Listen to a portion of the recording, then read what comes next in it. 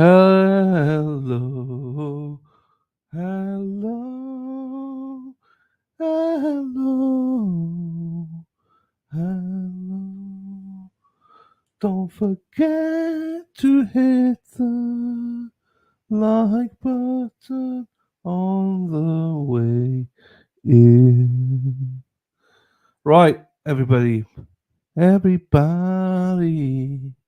You rock your body. You, everybody.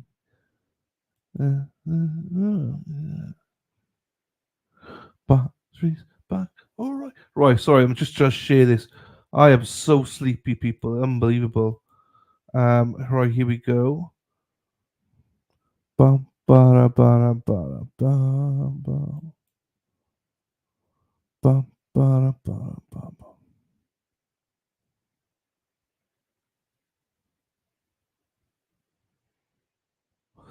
All right. That's that there. Hello, everybody. Thanks for being here. We got everyone coming over. Thank you so much, Sarah Peeve. Thank you for the uh, links and everything. Saspas again. Thank you for becoming a member. Kelly is here. She's been here all morning. Hey, Robin. Hey, Sass. Hey, Dennis, King of Canton. Let me just pin the coffee. Ba, ba, ba, ba, ba, ba, ba,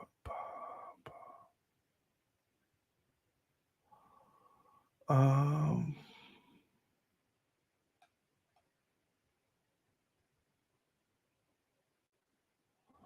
Right, so I've got that sorted.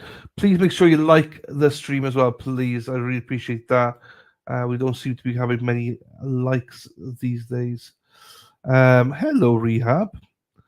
Work account. No, I appreciate it. I know. Patty, I know.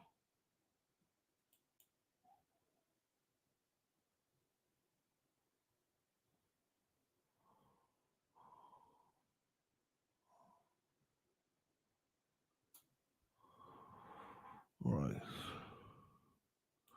Here we go. Right, here we are from the start. This is the boyfriend, I believe. So, Deb, hello, my darling. Right, where's that stream gone? There. This one is there. So yeah, we're about an hour and well, say 2 hours behind. There's a break somewhere. Yeah, there's a bit of a break, so which we can zoom through. I'm playing today at 1.25.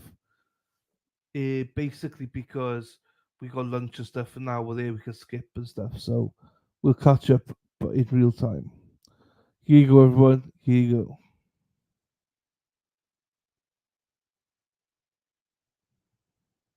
You were sworn in yesterday. You remain under oath at this time for cross-examination. Yes, sir. All right, thank you. Mr. Hilliard. Since yesterday, have you spoken with anyone about the case or your testimony? No. Thank you, sir. I'm going to approach, if I could, the witness at State Exhibit 9 and have you look at it real quick. You could just briefly state what that is. The layout of the house. Okay. On Buckhalter Road. And Deb, I boosted it for you. Ah, Lady Di got in as well. Don't forget to boost. I did until yeah. if you would, just explain to the jury where the front door is that the room that y'all lived in and slept in? Yes, sir. Okay. And if you would, how to explain where the front door is. We've seen pictures. Give me 1 second. I might can give you a better picture.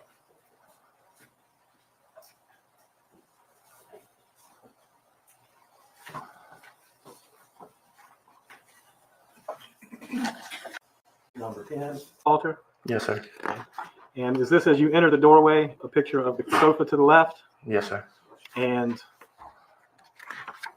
the picture to the right is kind of over in the corner. It's the race car. That's where Zane slept. Yes, sir. And this is the TV. Yes, sir. And I assume there's a little chair in front of it, correct? Yes, sir. And that's the crib that Quinton slept in, correct? Yes, sir. The Piper. And that's the pictures of inside the crib, correct? Yes, sir. I'm going to go all the way back here. And I don't want to put words in your mouth, but I'm trying to understand the back part of the room. Let me get to it. The back part of the room, as you walk in the door and look all the way to the back, is where the bed was, correct? Yes, sir. All right. And you have to walk past the bed in order to walk in and out the back door, the dining room. Let me rephrase that. Is this about where the bed's at in the back part of the house? Yes, sir. Okay. And this is where you have to walk through to get out to the dining room and living room, correct? Yes, sir. Okay. Now, on the night of October 5th, were you sleeping in that bed? Yes, sir. And was Miss Simon sleeping in that bed with you? At some point. At some point. Okay. So, again, not trying to put words in your mouth. The bed, in order to walk in and out the back dining room or living room door, you have to walk right by that bed, correct? Yes, sir. You have to walk by it. And it's in the back part of the room away from the children, correct? Yes, sir. Towards the window in the corner. Okay. And you say that's where you were sleeping, correct? Yes, sir. All right. So it wasn't upstairs. It wasn't a different bedroom. It wasn't anything like that. No, sir. So, what time did you wake up on the morning of October 5th? I would believe around right before I sent the text message to Miss Michelle. And that was, and I'm not trying to put 5:18. So 5:15, correct? Yes, sir. All right. And then you texted Miss Michelle, correct? Yes, sir. Okay. And when you woke up and texted Miss Michelle, I assume you then left to go to work, correct? I got ready and left. Yes, sir. Right. And what did you drive on the way to work? The Dodge Journey. And I'm going to show you some pictures. Mark the State's Exhibit 11. If you would look through State's Exhibit 11. Is that the Dodge Journey that you drove? Yes, sir. All right, so you left and you went to work, clocked in around 6:10, 6:15, correct?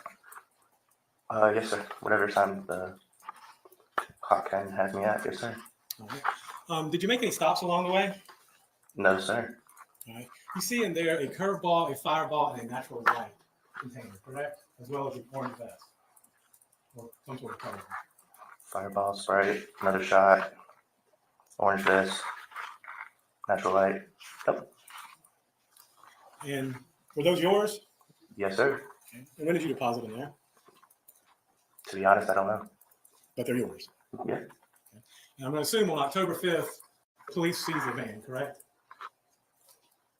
Yeah, I was in the parking in the driveway.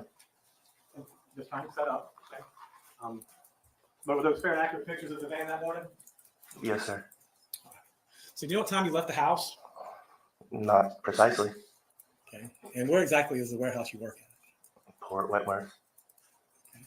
So that time of morning, what's the drive like? Pretty heavy traffic for the most part. How long does it normally take you to get there? 20, 25 minutes. 25 minutes? Okay. And I was curious, Mr. Dean played the video of you running in and then running out a short time later. What were you running in for? I was probably a few minutes late. You're already 10 or 15 minutes late though, weren't you? I don't know to be precise. Whatever time this clock in was. Whatever the clock says is what it was, but you're already late, right? Sure. Now, you said that you and Miss Simon met in 2020, correct? Somewhere along those lines. Okay. And that was in Dunn, North Carolina? In person, yeah. Right. And that was where you were at, right? Yes, sir. Okay. And she traveled up there. Y'all lived together for a minute, correct? Absolutely. How old are you, Mr. Youngkin? And today? Today, I'm 30. And how old would you have been back then? 28, 27? 27, 26. In 2020, you'd have been 26, correct? Yeah. In October of 2022, probably 28, 27, something like that? Yeah. All right. So when did you move back to Savannah?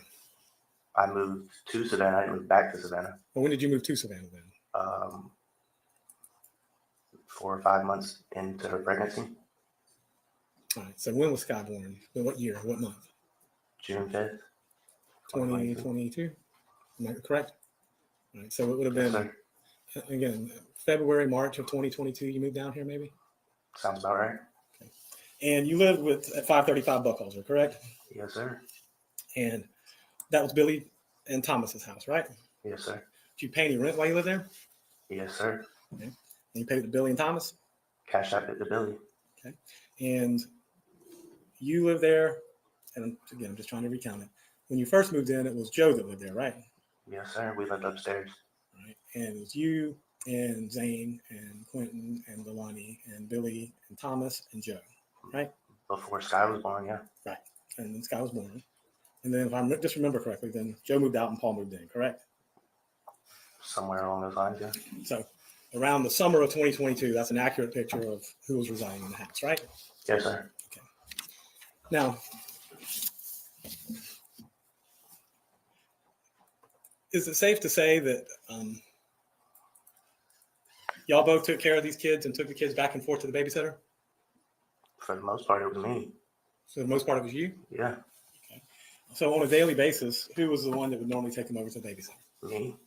All right. And how often would Leilani do it? Rarely. All right. So, and who would pick them up in the afternoon? Me. All right. If she worked, then both of us. If she worked. If she worked? Okay. And so it was not unusual that you were the one who took care of these children, correct? Correct. All right. And it's not uncommon that you were the one that interacted with the babysitter, correct? Correct. And now let's talk about how often would you drink? Daily. How often daily? As I stated yesterday, about 5 shots of Fireball and 3 to 4 25-ounce beers. Okay. And when did you normally drink? What was your routine?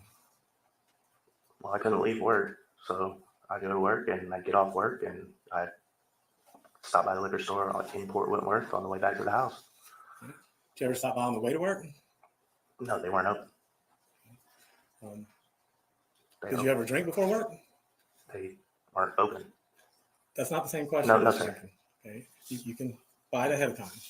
No, I drank to where there was nothing left. So it's safe to say that your drinking habits were mostly after work and in the evenings. Yeah, And you, by your own admission, drank 4 or 5 Fireballs, and at least in this case, we knew a Curveball and Natural Light. And then you said it's 25 ounce, right? yeah. Okay. And so now let's talk about the week leading up to October 5th. Were you and Leilani bickering or fighting that week? Probably. Okay. Well, let me ask a more refined question then. You said it was not unusual for her to go to Arkwright Road. Why is that? For her to what? Not unusual for, you said it was not unusual for her to go to Arkwright Road. Why was that? To where? Arkwright Road. 204. No, not unusual. Okay. Well, let me ask you this. After she had her wisdom teeth out on October 4th, did y'all go by 204 on the way home? Possibly. Possibly? Or I don't remember. You don't remember? No. All right. Well, do you recall saying that you did? I said it was a possibility, or probably did. I told you I went by the liquor store while she was at the dentist's office, so I had already drank at that point. Well, what type of drinker are you? Are you a blackout drinker or a pass-out drinker? Neither. Okay. So you just said you didn't remember. You'd already been by the liquor store. I was wondering what going by the liquor store would have to do with affecting your memory. I just don't have great memory. I used to do a lot of drugs. All right. What kind of drugs did you used to do, Mr. Youngkin? Cocaine and marijuana. And let me ask this. In the weeks, days, and hours leading up to October 5th, were you doing cocaine, marijuana, and alcohol? Not marijuana, but cocaine and alcohol, yes, sir. And when were you doing cocaine and alcohol? After work. On a daily basis? Yeah. So, a matter of fact, if you didn't drink and drug, it would have been unusual, correct? Yeah. All right. Now, when you did drink and drug, where did you normally do it at? In the house. Where at in the house? On a dresser that was next to the bed. All right. So you would do it in the room where the kids were. Unfortunately. Okay. And I'm not trying to pry or anything, just asking. So whenever you, and there's different ways to do it. You can smoke cocaine, No. sniff cocaine, Yes. you can shoot cocaine. No. How did you do cocaine? Sniff. Okay. So when you're doing that, wouldn't you have to explain how you would normally do that? How would you sniff the cocaine? What was your routine? I'm not sure I understand the question. Okay, well, would you buy it? Yeah. Or would you send Leilani to buy it? I would buy it, or she would go buy it. I don't get Okay. it. And did you have a dresser? You said the dresser that you put it on was in the bedroom. Yeah. Okay. Would you leave it on the dresser? Would you put it on a plate? What would you do with it? On the dresser, it would be in a bag, or sniffing out of the bag, or put a line on the dresser and sniff it off the dresser. So and that's kind of the point I'm getting to. It's either in the bag on the dresser and you sniff it from the bag. The dresser is like this tall. You know, that's fine. I'm just asking. The point is it was out on the dresser in the bedroom where the children were. That's my point. Sure. Now, is cocaine more of a stimulant or more of a depressant? Does cocaine give you energy or does cocaine make you sleepy? For me, Yes. sleepy, honestly. And that's a fair assessment. So cocaine makes you sleepy. Does alcohol make you sleepy or energize you? I kind of just evened out. So in your case, cocaine made you sleepy and alcohol would give you a little bit of energy and it kind of evened you out. Sure. Now, when you did cocaine, would you also drink? Yes. Okay. And how much would you drink at that point in time? I don't have an exact measurement. Okay. Did you smoke at the same time? No, I didn't smoke. I didn't smoke marijuana. I was not. Cigarettes? Cigarettes? Yes. Not often. But when you did cocaine and drank, would you smoke cigarettes? Sure. Okay. And when you smoke cigarettes, would you smoke the cigarettes in the house or outside the house? Outside. And why was that? So the house didn't smell like cigarettes? And it wasn't your house, was it? No, it wasn't. Okay. And I'm going to assume, and again, I don't think you had permission to smoke in the house, did you? No, sir. And I'm fairly certain you didn't have permission to do cocaine in the house either, did you? No, sir. Now, so you're not sure if you went to 204 after she had her wisdom teeth out. Y'all came home. You stopped by Cheddar's on the way home, correct? Yes, sir. Okay. Got something to eat, came home, and she took her medicine and knocked herself out, right? Sure. I'm not 100% sure. I honestly can't say for certain. But I mean, yeah, that's my recollection of it. All right. Well, let me ask you this. Y'all lived in this room, right? For the most part. Okay. It's an open room, correct? Yeah. The bed's in that room, correct? Yes, sir. The entertainment for the children is in that room, correct? Yes, sir. The place the children sleep is in that room, correct? Yes, sir.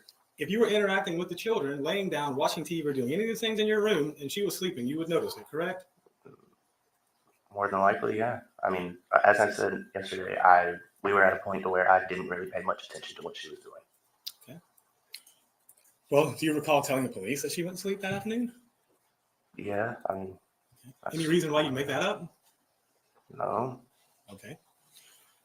So what time did she wake up that afternoon? I don't remember. All right. How did the kids get back from Michelle's that afternoon? I believe we both went and picked them up So, and what time was that? around 4:30 or 5. All right. Which is a normal time, right?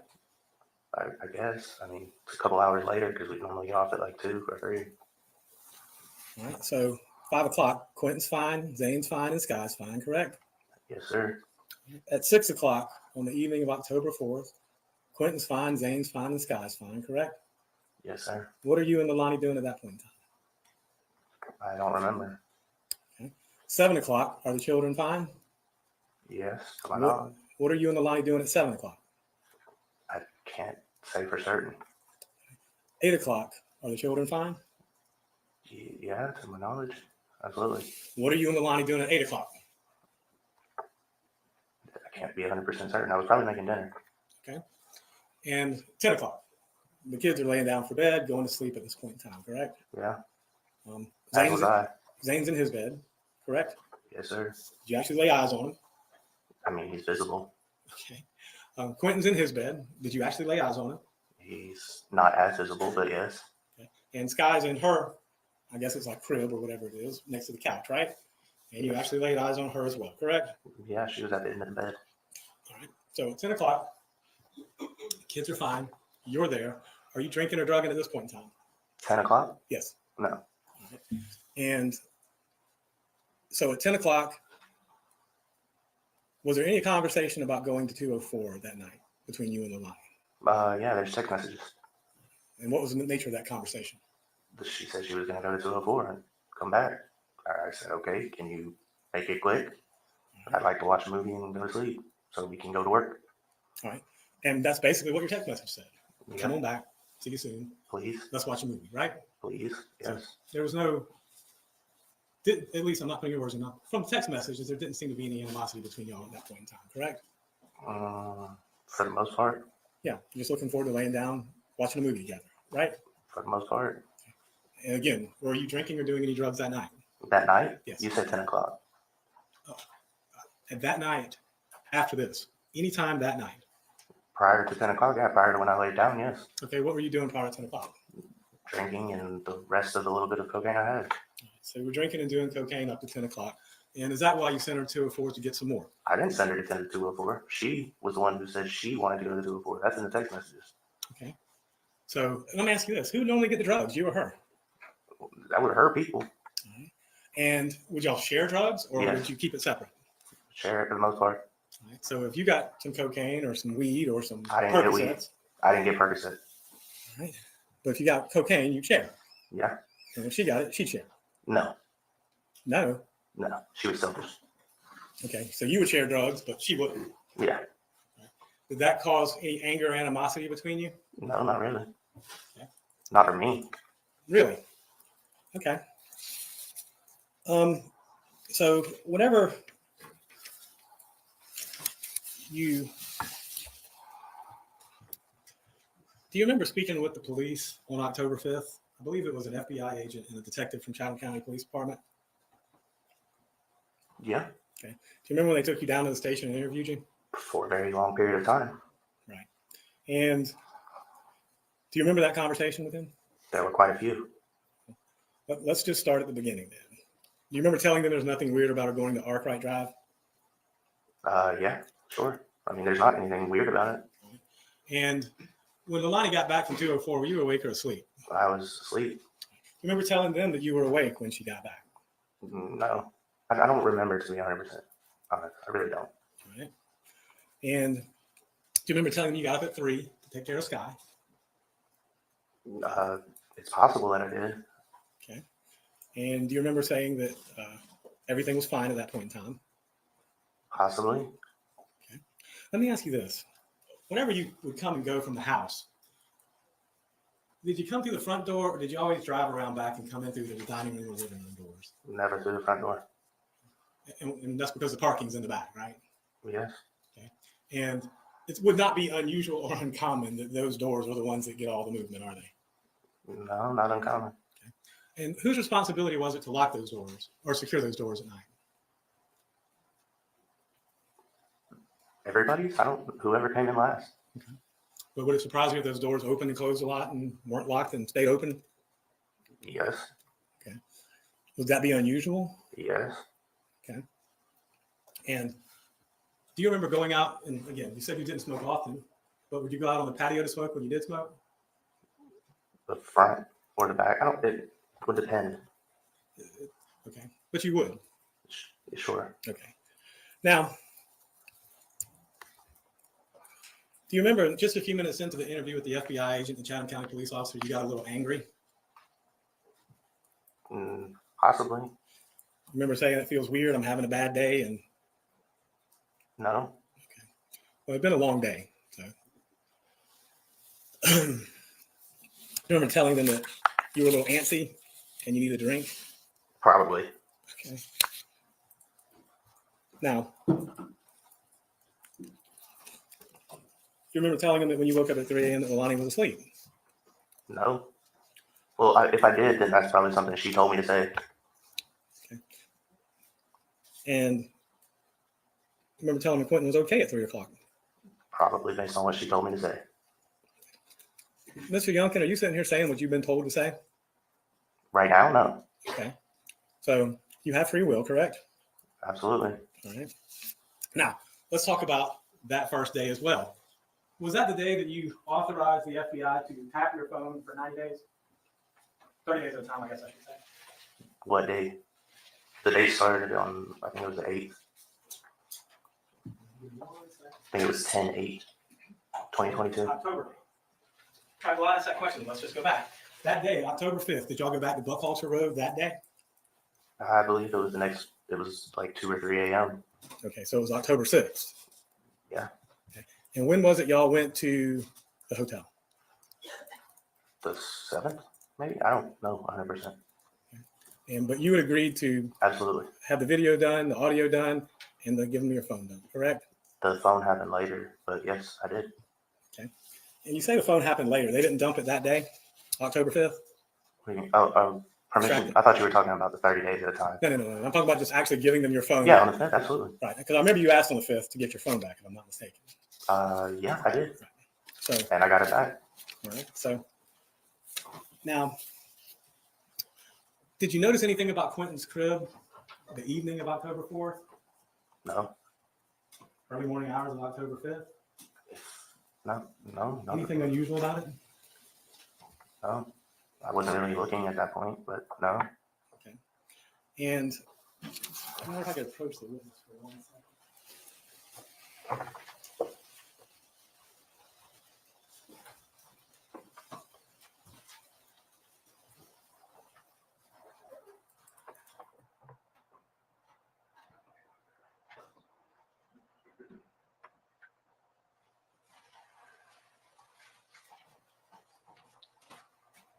If you would look through that real quick.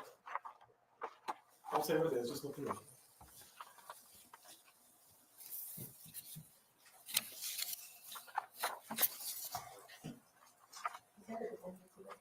It depends. Okay.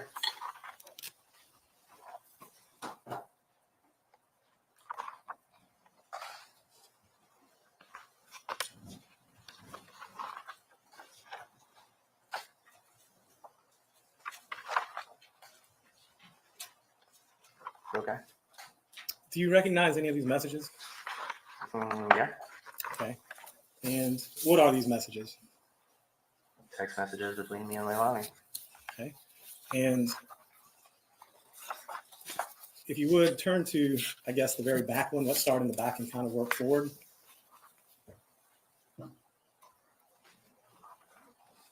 You see the one from September 30th at 8:04?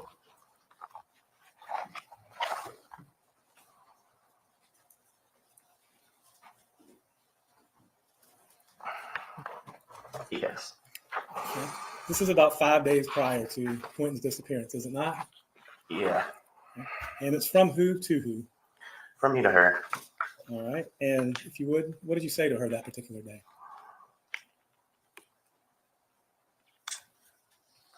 Like, I'm always supposed to deal with your asshole moves and the mean ass kids when you get mad and dip and take shit from me. What particular shit are you talking about here, Mr. Youngkin? Money, drugs. And which mean-ass kids are you referring to here, Mr. Youngkin? All three. Well, Sky's an infant, so I'm Yeah, fairly she was certain. being mean that day. How can an infant be mean, Mr. Youngkin? She wasn't being mean. She was just crying a lot. Okay. So how would Quinton or Zane be mean? They're children. Mr. Youngkin. Zane was a handful How's that? because he was always high energy and high strung and didn't want to go to sleep when we would say that. And I would be the one that would always deal with him. Okay. All right, let's look at the next one. It looks like this one's just a few minutes later, September 30th at 8:47. Yeah, I said, I'm such an idiot. I see it. Now, you said a little bit more than that, I am such a ducking idiot. I see it. and you meant to say something else, but Yeah, well, autocorrect. all right, let's go on to the next one on September 30th at 8:46. Yeah, That's from you to who? these aren't in order. No, they're not, admittedly. I said, still at 2:04. WTF taking so long? What's that referring to? Why was she still gone? Well, what would she go to 204 for? For herself, probably, So, or us both. all right, drugs maybe. Yeah, absolutely. I would be the only, to my knowledge. And so you were a little irritated because she wasn't back with the drugs, weren't you, Mr. Youngkin? I was just no. It wasn't because she wasn't back with the drugs. Because she wasn't back. Okay. All right. Well, let's go on to the next one, if you would. September 30th at 9. Yeah, and you fucking wonder why I'm just trying to drink, do drugs, and sleep. This was September 30th at 9 p.m. Yes, sir. Sorry, I apologize. Absolutely. So, did that pretty much sum up what you were looking to do at that point in time in your life? Yeah, honestly. I'm going to ask it's not a flippant question, but at this point in time, you're a grown man, 28 years old. Sure. Just leave. Just leave my daughter? Mhm. No. No, sir. So you understand it's an option, though. Not in my eyes. So, but you would rather stay, drink, do drugs, and sleep. I'd rather be there for my daughter. Well, I understand. Let me ask you this: when you're drinking, doing drugs, and sleeping, how are you there for your daughter? Not as well as I should have been. Oh, not at all. Really? Are you? That's an opinion. Is that your opinion? That I could have done better, yes.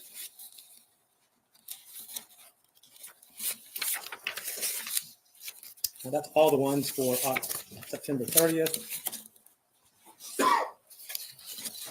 Let's look on October 1st. This is 4 days prior. At 12:26 a.m. From, Are you asking me to read all these? well, I'm asking you, who's this from and who's it to? What time? The 12:26. From her to me. And what does it say? You almost had your whole bag, and some of both of the bags that I had went and bought. What bags is she referring to? Cocaine, which was inaccurate. So you went through both bags. Is what That's this, inaccurate. it may be inaccurate, but that's what the text message says, correct? Yes, sir. It says you went through both bags of cocaine. According to her, Right. Well, let's go on to the next one that you sent back to her. no bag, no love, no niceness. Right. So basically, your mood was contingent upon the drugs you had, correct? That was inclusive with the no love, no niceness. Let's go to 10/1/2022, 12:27 a.m. That was from who to who? Her to me. And what was this referencing? Then expected. That's not in order. It says, and then expected me to come inside while you talk shit and share when you had a G yesterday. What's a G? A gram, All right. So she's saying that she wasn't going to share because you had an entire gram to yourself. which is not true. Look at the next text message from October 1st, 1:34, from you to Leilani. Yeah. Can't come in and lay down at 2 a.m. Just go out and fuck around and don't ask me or tell me shit. Me referring to her leaving in the middle of the night and not saying anything. Okay. You were upset, needless to say. Well, yeah. At the time. Then I gave up. So did it upset you whenever you noticed that she wasn't there in the middle of the night? Occasionally. Most of the time I just accredited it to do her doing whatever she wanted to do. Let's look at the next one on 10/1 at 1:34. It looks like from Leilani to you. You can go out and do what you want tomorrow night. And you said you wish you knew. Well, now you know. And that's basically saying you can go do what you want tomorrow night, right? From her, yeah. Right. Like I would do that. Well, whether you did it or not, I guess that's her giving me permission to leave the next night. did you leave the next night? Nope. And what was your reply back? You know damn well I can't do shit. And why is that? Because I'm the one that takes care of the children. And look at the next one from October 1st at 1:40. Like I said, it's not in order, but yeah. So to Leilani from you. Yep. And what does it say? Bet it'll be 3 a.m. before I see you and no beer. 3 a.m. drinking beer. Yeah. Was that unusual or uncommon? Depending on the day. If I didn't have to work the next day, probably not. And this is later. You want me to read this one? October 1st at 2:19. Yes, sir. But want me to be all over you when you run off at night like this and lie and don't respond. And that has to do with withholding sexual attention, correct? I assume that's what it means. What do you mean? What do you mean? Well, you tell me. I'm assuming that's what you mean. You want me to be all over you when you run off at night like this. What does that mean? Anything intimate. Right. So, Anything intimate, not just sexual, anything. so that was withholding affection, correct? That's what you're threatening there. That's what I'm threatening. I what it wasn't sounds like. threatening. Okay. That was me saying she wants that, but how am I supposed to do that when she does this? Let's look at the next one from October 2nd. You may remember this. You may not remember this. No, I don't know what this is. All right. And you see the picture there? Vaguely. All right. We'll go to the next one then. See if that helps. I guess it's a haircut. Were y'all talking about getting Quinton's haircut? It wasn't my choice. I think, Well, that's what Leilani was. That's from her to you, correct? yeah, I guess she was thinking about getting Quinton's haircut. And that was on October 2nd, correct? Mm-hmm. All right, let's look at October 2nd, that evening at 8:43. Yes, sir. Sorry, my fault. I'm so sorry. October 2nd at 8:43. That was from you to Leilani, correct? Yep. Should have gotten Zane to chill or left me something before you tell me to fucking chill. Left you what? Some drugs. Okay. And what was Zane doing that night? Being high energy. Wouldn't listen. Basically being a kid. If that's how you want to put it, yes, sir. All right. And October 2nd at 8:56, you sent another text message to Leilani? I want to know why I don't understand the context. I want to know why I wish I did, because I didn't get any when I even begged. I don't know. Maybe. You don't understand. You don't know what that's about. No, I don't know the context. All right. Let's look at the next one then and see if that helps put it in context. It doesn't, but I want to tell me why it looks like you touched my bag from her to me. Okay. And Also incorrect. so that, but put it in context, that may have been about drugs, correct? Could have been, possibly. All right. And let's go to October 3rd. This is the evening of October 3rd. I think this is the day before the wisdom tooth, if I'm not mistaken. This is 11:34 p.m. and it's from Leilani to you. And what does she say to you? This is backwards, so it's kind of hard to get everything in context. And some of it's not even in order. Well, that's fine. You can put it in order. But I don't have time.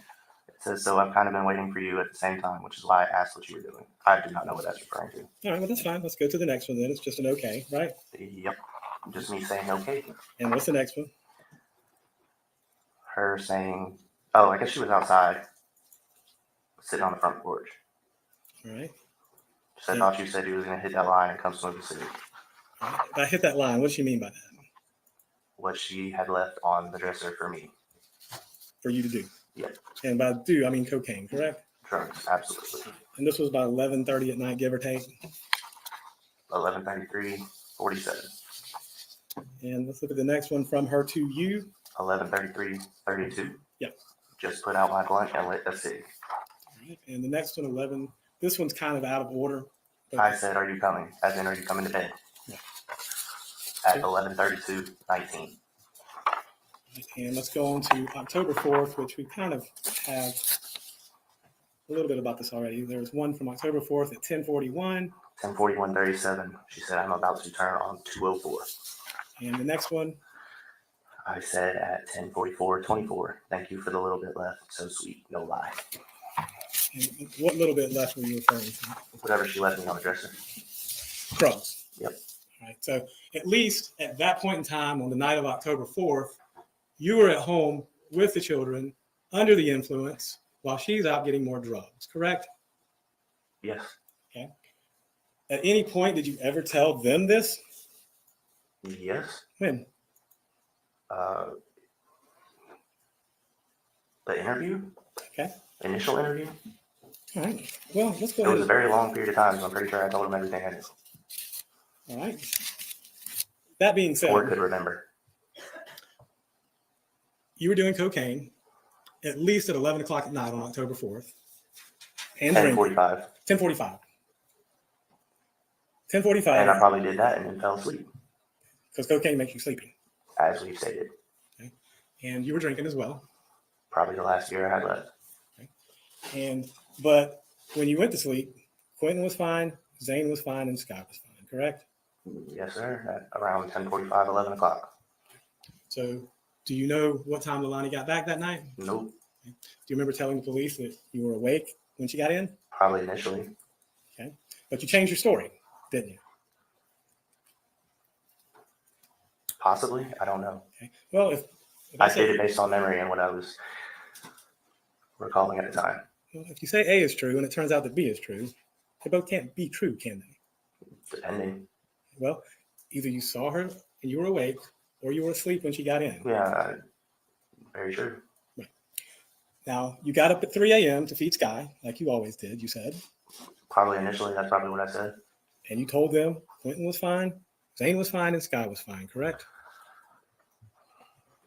Initially, I believe so.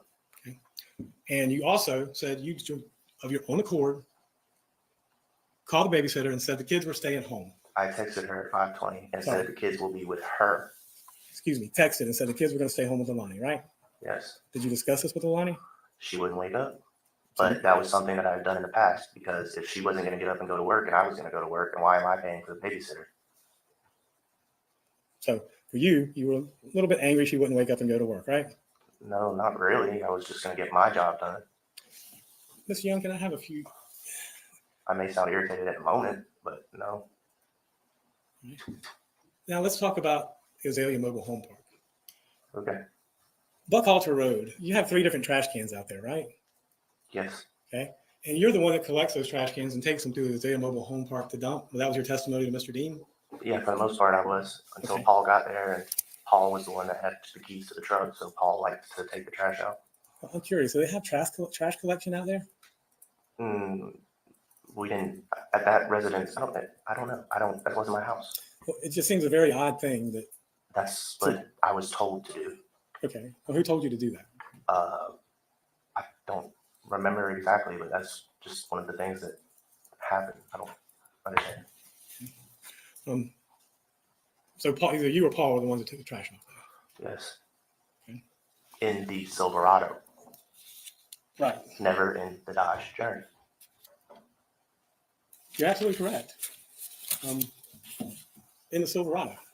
But you don't know whether or not there was garbage collection on Buckhalter Road or when they collected garbage? I don't believe they paid for that service. I think it's something you have to pay for. I'm not 100% sure. Do you know what the service is offered? No, I don't. Okay. Well, have you ever see garbage trucks up and down the road? It So it's wasn't my okay if you house. don't. Yeah, it's okay if you don't. But I mean, No, it wasn't my house. okay. You didn't pay attention to it, is what you're saying. No, I just did what I was instructed. Now, but you did agree to have the hotel room wired for 3 days, correct? Yeah, And and my cell phone. when did you leave Savannah after this?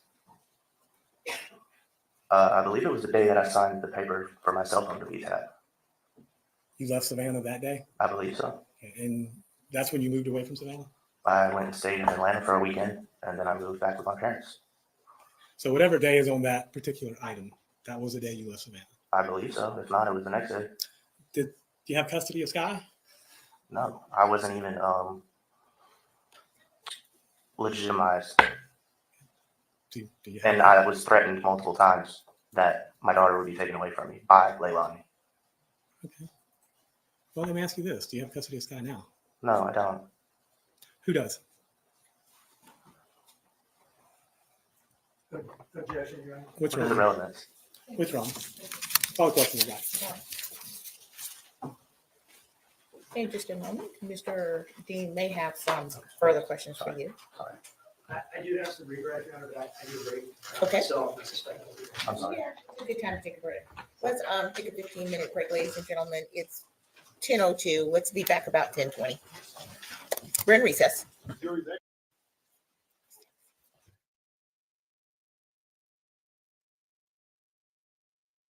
Instructions? All right, very well, thank you.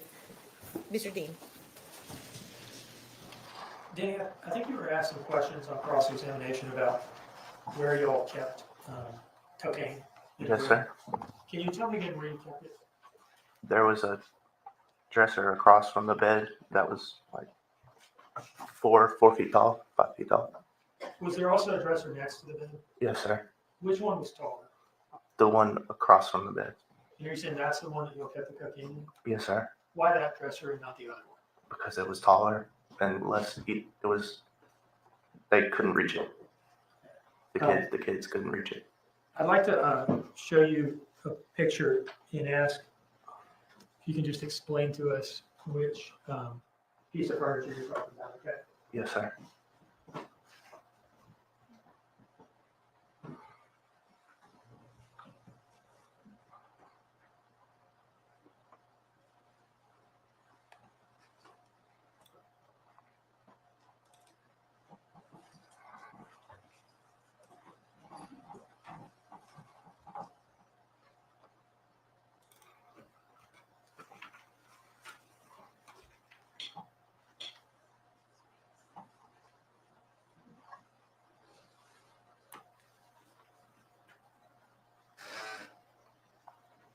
This is image 44 from State's Exhibit 10. Are we seeing in this picture the piece of furniture that you're talking about? Yes, sir. Where in this piece of furniture or on this piece of furniture would you guys keep cocaine? There's a shelf in there that's at the top, near the top, and then on top of it And how do you open that piece of furniture? with that door handle right there. Well, with that knob. So you have to pull that knob to open it, Yes, sir. And there's a shelf near that hinge, sort of at the bottom of it, like right here, like towards the bottom of it. Yeah. towards the bottom of the top hinge. Yeah, there should be a shelf in there. Okay. Did you ever see Quinton open that piece of furniture? No, never. If he had, was he able to open it to your knowledge? No, not to my knowledge. I believe it was taller than he could reach. And had he been able to open the door, would he have been able to reach to the top shelf? No. And are you saying that that's specifically why you kept it up there to keep it away from the kids? Yes, sir. Was Quinton able to get out of his pack and play? No, sir. How much were y'all paying for cocaine at this time?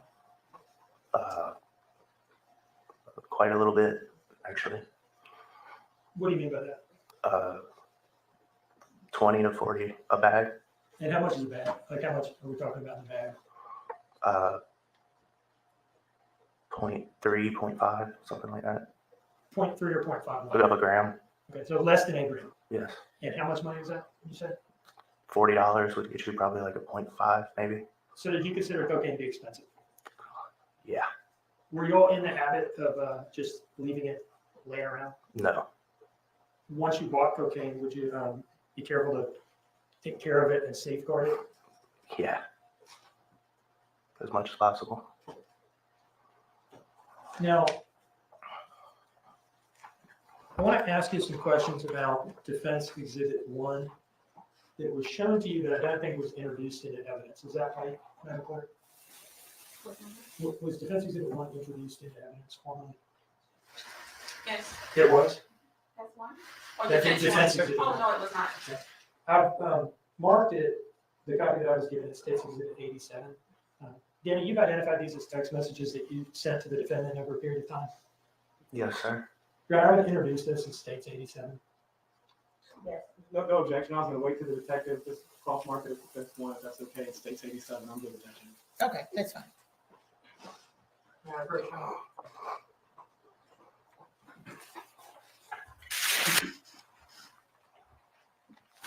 Now, given that copy to the witness, and I'm going to grab a copy on the clerk's table so that I can follow along myself, okay?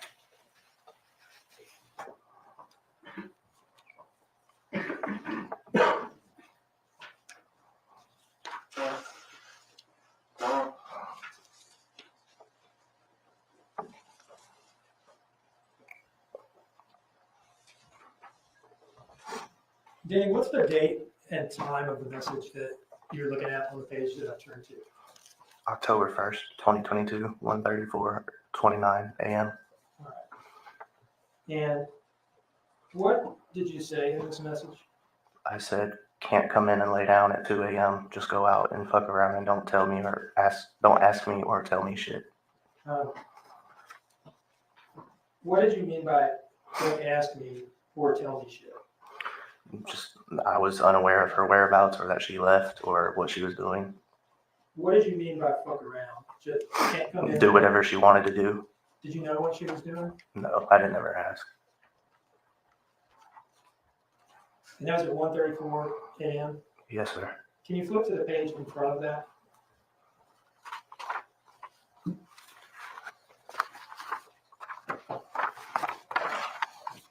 What's the time of this message?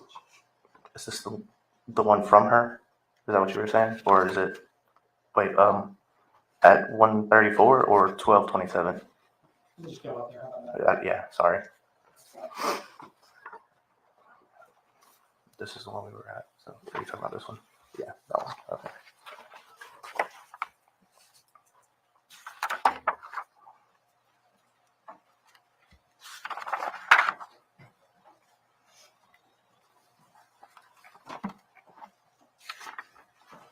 Now, I've flipped forward a couple pages. What is the date and time of this message? 10/1/2022, 1:40. 10:37 a.m. That's like 5 minutes after the last one that we read. Yeah. Yes, sir. Okay, go back to it, please. All right. And what did you say here? That it'll be 3 a.m. before I see you, and no beer. Do you remember where, if anywhere, she had told you that she was going at this time? No. Did you know what she was doing? No. Did you have any suspicion as to what she was doing? Yeah. And what was that? 204. For however long she felt like staying there for. All right. Can you turn to the next page? Yeah, the one in front of it. Okay, and this is what date and time? 10/1/2022 to 19:08 a.m. All right, so same morning, but like 40 minutes. 40 minutes later or something like that. 40 or 50, yeah. 40 or 50 Well, it's minutes. 135, so 220, so 25, 20, 45 minutes. Okay. Was she still gone at the time of this message? Yes, sir. And what did you say to her? But want me to be all over you when you run off at night like this and lie and don't respond? And you thought she was at 204, Yes. right? And that's where y'all would get drugs from. Yes, sir. I can take that back.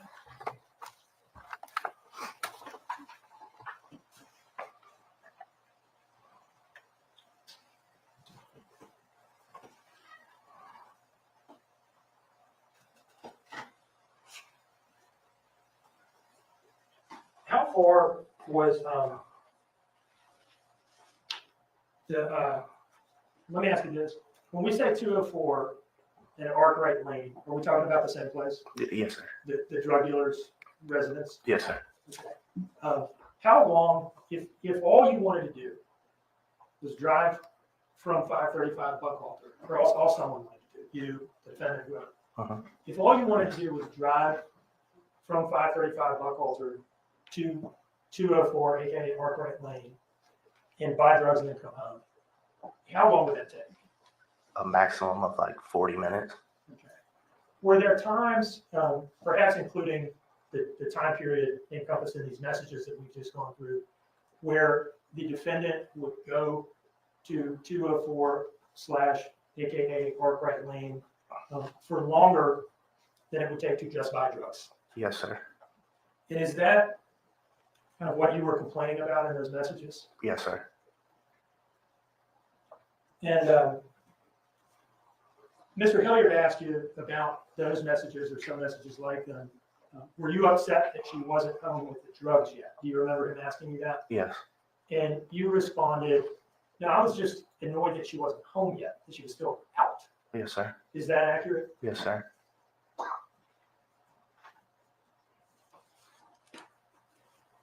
One moment, please, Your Honor.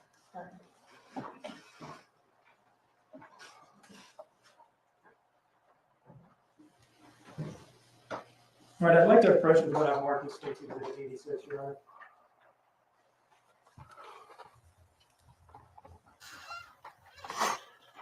Has 86 been entered? Has it been admitted into evidence? Yeah, Your Honor. And then let me know when you're ready to talk about that document, okay?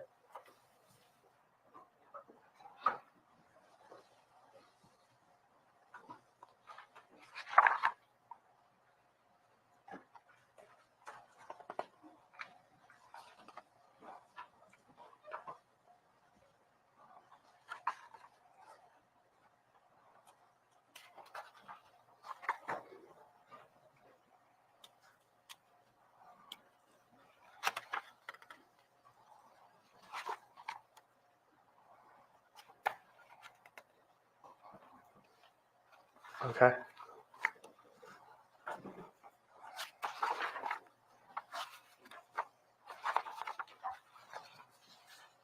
Do you recognize that, Danny?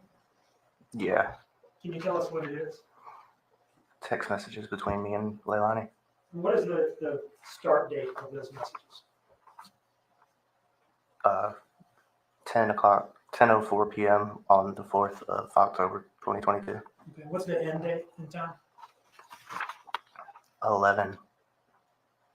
My last text message was 11:01 p.m. Her last text message was 11:10 p.m. on the 4th of October, 2022.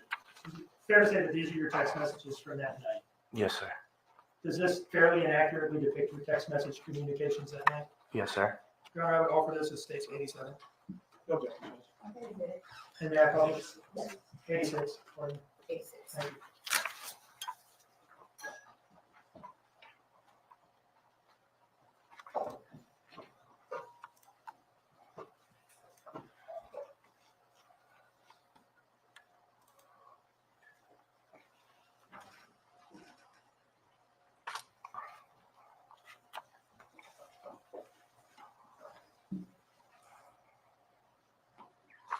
All right, I'd like to start on towards the bottom of page 4. And let me ask you this: can you see the screen from where you're at? You turn to the side, can you see it? Yes, sir. And can you read off of that screen all right? I don't know if it's one of those screens where if you're at an angle. No, I can see it. Okay. So from here on out, can we just work off the screen together, please? Yeah. I think that'd be easier. Absolutely. This green message here, can you tell us the time of this? 6:20:06 p.m. 10/4/2022. Okay, so this is the evening of October 4th. Yes, sir. But this would be some hours before she left on this 204 trip, correct? Yeah. Yes, sir. And the next message here, what does this one say? I'm gonna run to 204, I guess, at 10:32:20 on the 4th of October, 2022. Okay. So is it fair to say then that this message right here is basically like your first nighttime text message Yes, sir. between you and her? I know it's not your text message. Yes, sir. Scrolling down, what time did you respond to that? 10:32:41, so 20 seconds later. Okay. And what did you say? Oh, ... Okay. Now, Space ... can I take from those two messages, well, the fact that she texts you, gonna run to 204, I guess. Can I take away from that she was already gone from the house at the time she sent that message to you? Yeah, it was either that or she was sitting on the front porch. Okay. I'm not 100% sure, to be honest. And your response, oh, okay. Why did you respond that way? Because I was already laying down and ready to go to bed for the next morning to go to work at 6. Were you surprised that she was Yes. all of a sudden going to 204 at this time of night? Yes, sir. Okay. Considering that we had work and that she had just gotten her tooth pulled earlier that day, And I just said, be safe, I guess. that was how long after, oh, okay. 2 minutes and 8 seconds on the 4th of October, 2022. Now, what time was the next message? And you can drop the seconds. The next minute after, and she said, I will be, so she was responding, I'll be safe and I'll be quick, I promise. And what did you say to that? I hope so. And that was like the same minute. 21 seconds left. Yes, sir. And what did you say next? 3 minutes later, Paul showed up and is going to bed. And can I presume that the defendant was still gone at this point? Yes, sir. What did she say to that? Wow. Okay. And then what did you say? He said something about telling you he was on the way and then you leaving and him getting threatened to get ran over. Can you just kind of explain to us what it sounds like? That's a reference to some. Yeah, I think he had like an incident on the road on the way back to the house or something. And then what's her next message to you? At 10:41, she said, I'm about to turn onto 204. And I said, okay, at the same minute. And what's the next message? She said, no, he said in a little bit. What is that a reference to? I believe it's in reference to Paul. I'm honestly not 100% sure. And then your next message, maybe that'll clarify. I don't know. That's what I said. Oh, yeah, I remember. Sorry. Can you first read the message and tell us what this particular part of the exchange means? That's what I said. You said, he said. But he said something about it was something about no, it was I'm on the way or something. Was there, let me just ask you this, does this exchange refer to some sort of like miscommunication between the defendant and Paul about when exactly Paul was going to get home? Yeah, that's what I'm gathering from it. Yes, sir. And then At 10:44 at the top of page 7 of this document, what did you say? Thank you for the little bit left. So sweet, no lie. And what were you referring to here? She left a little bit of coke on the top of the dresser for me. Was it in a bag or not in a bag or what? I think it was a little line left out. How much was it? 0.05 gram. Was it the last? I'm going off of the text of the message here. Was it the last of what you had in the house at that point? Yeah. Okay, and did you use it? Yes. I think. Well, let me ask you this. Earlier, I think Mr. Hilliard may have asked you, were you drugging and drinking at that time? And I think you said no. Was that an intentional misrepresentation? No, it was not.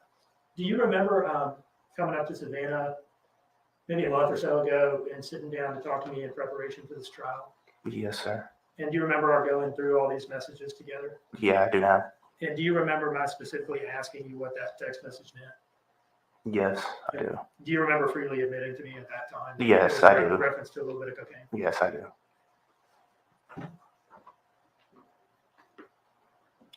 What's your next message here? I just noticed it. Paul asked if soda was free to drink because of kids only on Hawaiian Punch. Sounds like I'm sleepily texting. Why do you say that? Because I barely understand what I'm saying. Now, was this the point in the night where Paul was getting something to eat or drink in the kitchen? Yes, sir. And how did she respond to that? Yeah, just tell him not to be excessive with it. And what did you say? Gotcha. Now, this next message, what time are we at here? 10:45. And read to us what you say to her. I love you. Please come back so we can crash together. Number of R's on the end of together there. 4. What are you wanting to do at this point? Go to sleep. Do you know where you were in the house when you sent this message? Laying in the bed. What if anything was holding you back from going to sleep at this point? Her being back. You know, scrolling down to the top of page 8, 6 minutes later. and what did you say to her? Or not. Has she responded to your last message about come back so we can crash together? No. So you say or not, and what does she say? I love you. And what does she say next? And I'm about to be walking to the car. And what time was that message sent? 10:51. And your response? 1 minute later, I said, oh, okay. And your next message? I guess I'm gonna eat this food and stay up for a few. So I guess I was sleepy. Do you know what food you were referring to? I believe it was spaghetti. What were you doing at this point in time? Laying down in the bed and trying to wait on her. As far as you were concerned, was the day pretty much over at this point? Yes, sir. And what was your next message and when? 10:56. I said, I don't want to be tired or you be tired either. They. And that was how long after the last message where you said, I guess I'm going to try to stay up for a few minutes? 4 minutes. You're still wanting to go to bed at this point? Absolutely. You're just wanting her to come home so you can do that. Yes, sir. How did she respond to that? I know, maybe. And what did you say? I know you don't feel great. I don't know how you're still up. And I wanted to watch a movie. Sad moment. And what time did you send that message? 1 minute later, exactly. How are you feeling at this point? Sad and tired. Did she respond to that message? No. What's the next message? 4 minutes later, I said, moi. What does that mean? I don't mean to embarrass you. I just don't know. A who kiss. knows. All right. It's a text message representation of the kissing noise. Yeah. Okay. And when did you send that message? 4 minutes later. What time of night? 11:01. All right. 11:01 p.m. on the 4th. Yes, sir. Did she respond to that message immediately? No, it was 9 minutes later. And what did she say? The same thing. Is that the last text message you sent to anybody that night? Yeah, I believe so. All right. And at the time that you sent this message at 11:01 and didn't get a response, what were you doing? I believe I went to sleep. Okay. So if there has been maybe some lack of clarity at times as to whether you were Awake ready or asleep. asleep or going to sleep when she gets home from 2:04, Could that be because you're sort of in the process of going to bed at that point? Yes, sir. Based on my text messages and spelling, I can see that as well.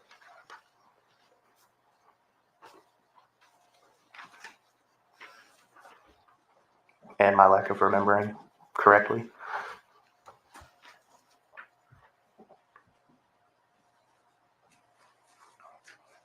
You mentioned that this was not a one-time thing where she would kind of go out and be gone and you don't know exactly what she's doing. Yes, sir. Is this sort of normal type of text messages for you to send to her during that time frame? Yes, sir. Does anything in these text messages suggest that anything abnormal had happened in the house at this point? No. Now, going back to the morning of October 4th, before these messages, so let's go back to the dentist, okay? Oh, yes, sir. Or actually, let's go to work before the dentist, all right? Yes, sir. The two of you, did you drive to work together in the journey? Yes, sir. And I think you've talked about how you clocked out early to go to the dentist. Yeah, to take her. Did the two of you drive together in the journey to the dentist? Yes, sir. Do you remember who was driving? Me. And then while she was at the dentist, you testified that you went to the liquor store. Yes, sir. And did you then come back to the dentist? Yes, sir. All right. When you went to the liquor store from the dentist, did you walk or did you drive in the journey? I drove in the journey. And when you came back to the dentist, did you therefore drive back in the journey? Yes, sir. And then I think you said from the dentist's office, you guys went to Cheddar's. Yeah. Yes, sir. I believe it was in the same area. Did you drive to Cheddar's in the journey? Yes, sir. And then you testified that from Cheddar's, you went home, right? From my memory, yeah. Okay. In any case, there was more driving in the journey that day. Yes, sir. And then at some point you're home. Yes. Okay. At any point that day driving that car around, did you smell anything in the car? No. Smell any old food? No. Smell anything that caused you to go look around the car and see what that smell is? No, sir.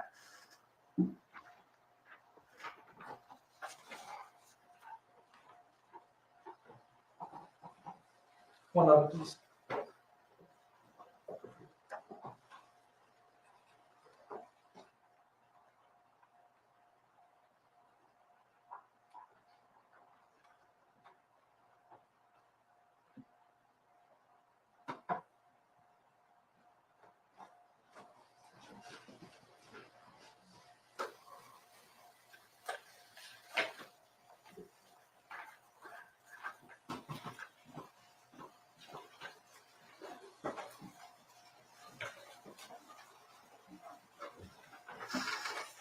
So I'm showing you image 33 of State's Exhibit 10. This has been identified by other witnesses as apparent vomit on Quinton's pillowcase, as photographed by the police on October 5th. Have you now gotten a look at that? Yes, sir.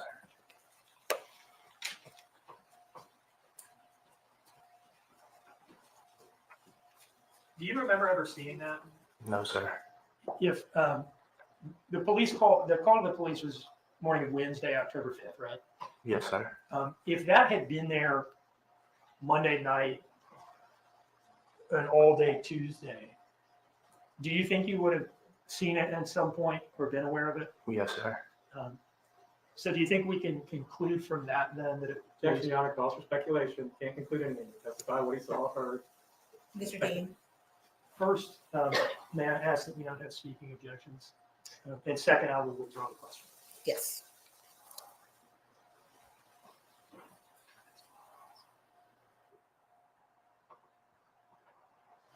Do you have any recollection of an incident involving an accidental explosion of a package of rice cereal in the back of the Dodge Journey? No.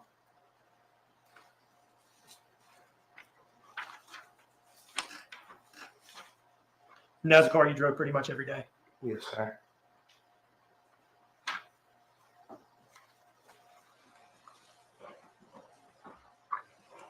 No further questions, Your Honor. Mr. Cleary? Thank you, Judge. Mr. Youngkin, it's your testimony that you slept in that room the entire evening of October 4th until the early morning hours of October 5th, correct? Yes, sir. The same room that Quinton, Zane, and Sky were in, correct? It's two rooms together, but Are there any walls that divide it? no. It's wide open, correct? Yes. You testified that you saw the kids okay, and you told them You saw the kids okay when you left at 5:30 that morning, correct? I was mistaken. Well, you're mistaken now, but you weren't then. The first time you spoke was on October 5th, wasn't it, Mr. Youngkin? Objection, Your Honor. I was mistaken then. Mr. Youngkin, just a moment. Your objection? Two objections. One, asked and answered previously. Two, beyond the scope of recross examination. I'm going to allow Mr. Hilliard to ask those questions. I won't, Judge. It's not that big of a deal. Mr. Youngkin, you testified on redirect a minute ago that you were a responsible cocaine addict and you only put the cocaine on top of the test. I didn't correct? say I was responsible. Okay. Well, you put it in a place that only the kids couldn't get it. Well, let me ask you this. You also testified a few minutes later, didn't you, that you couldn't read your own text messages because you weren't making sense. You were either tired or intoxicated, correct? Yes or no? I was tired. Well, that's your explanation, but you're also intoxicated. You admitted to doing cocaine and alcohol that evening, correct? That's a matter of opinion.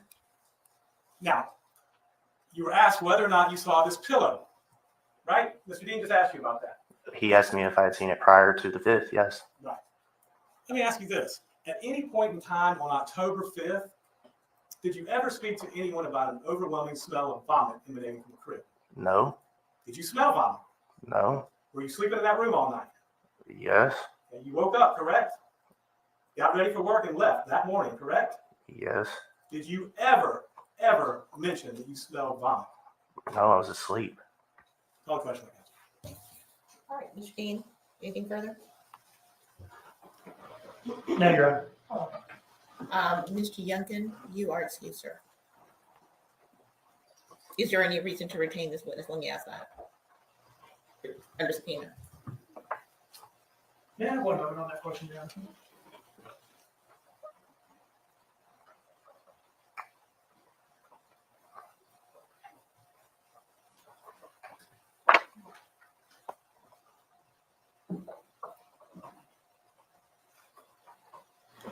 No, Your Honor.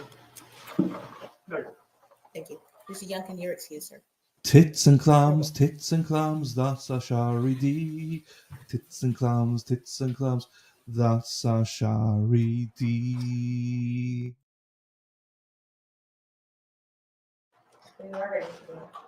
Good morning, sir. Could you please introduce yourself to the jury? Hi, my name is David Mullen. Normal spelling of David. Yep, David, last name Mullen. And what is your city and state of residence, sir? Currently Springfield, Georgia. What do you do for a living? I'm a warehouse manager.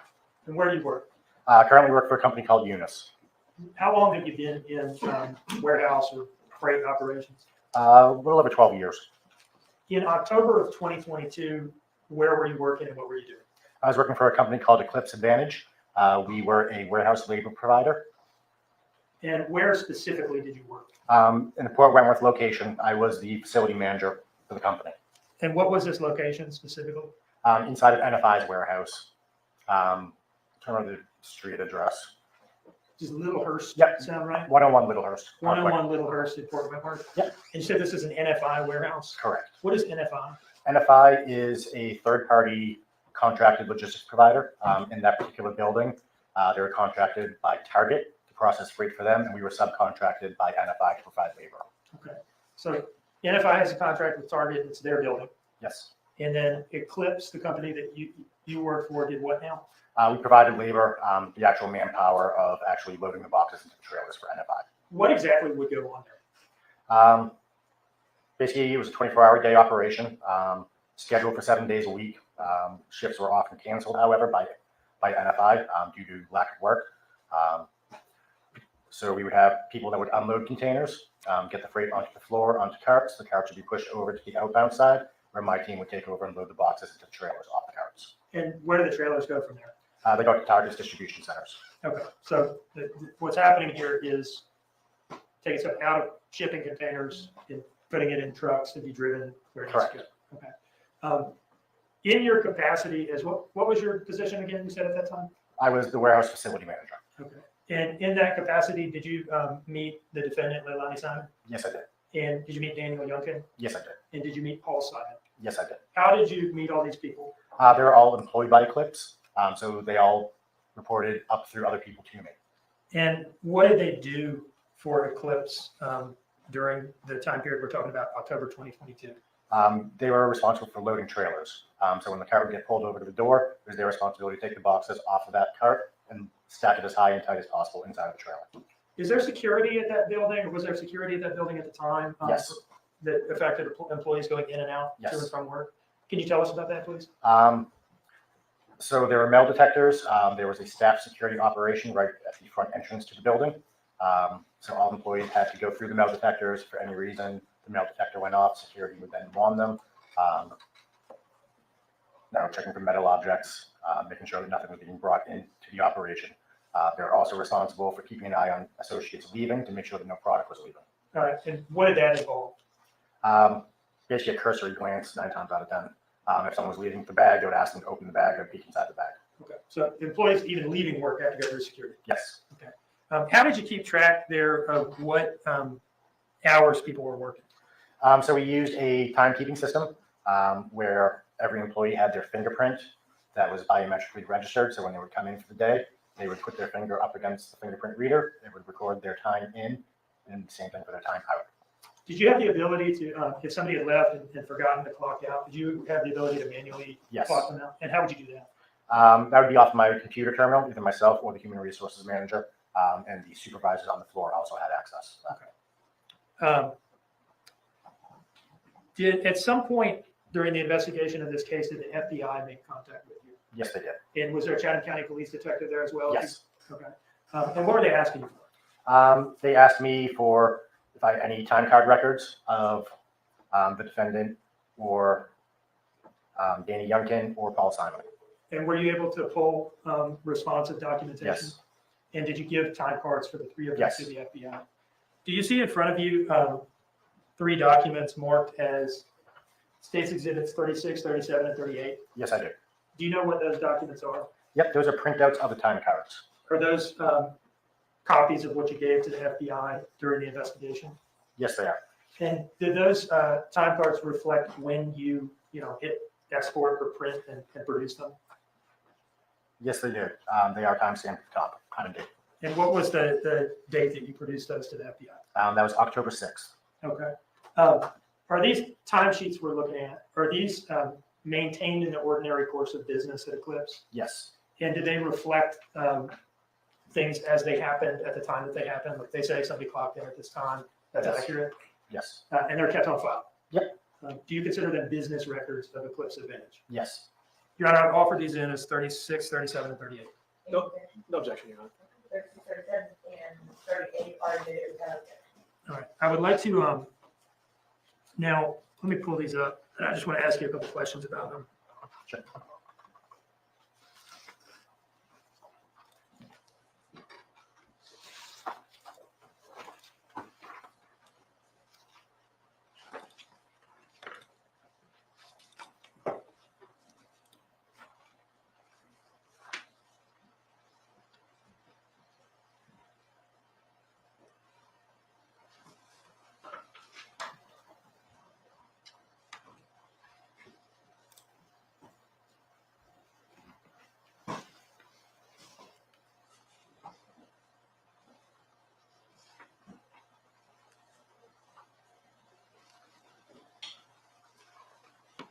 All right, this is State's Exhibit 36. Whose time card is this? That is Leilani Simon's. And can we see here the date and time that you produced this document? Yep, October 6th, 2022 at 3:54 p.m. Okay, so that date and time reflects when you printed it out or something. Correct. If it was produced on Thursday, October 6, 2022, can I take it then on the last page at the bottom? That is the day represented by this Thursday here? Yes. Okay. And that would make this Wednesday above it Yes. October 5th? Yep. Okay, and then the Tuesday above that, October 4th? Correct. Okay. Now, this column over here, what does this reflect? That was the scheduled time that was input by one of the regional managers. Okay, so we're talking about the second, just so the record's clear, I should be a little better about this. We're talking about the second column from the left. Yes. Okay. And let me actually back out and just have you talk about these columns generally, so I am jumping around a little bit. Yep, certainly. Leftmost column says date. Yep. Pretty self-explanatory. Yes, Next column says schedule, and you just talked about that, right? correct. What does the next column mean? That is a system notated absence. And the next column? That is their pay code. So if an employee who typically would work on first shift works on second shift, you would see a pay code update there. And the next column? That is the amount of time. And then I think the next few columns are the ones that we're most concerned with. As he in, out, transfer, in, out, transfer. Can you tell us what those things refer to? Yep. So that is the actual punches. So for example, looking at what is on the screen, that very first in punch you see where it says 6:09, that was the clocked in time for that particular day. Okay. And then the next column would be the clock out time or punch Correct. out time? Okay.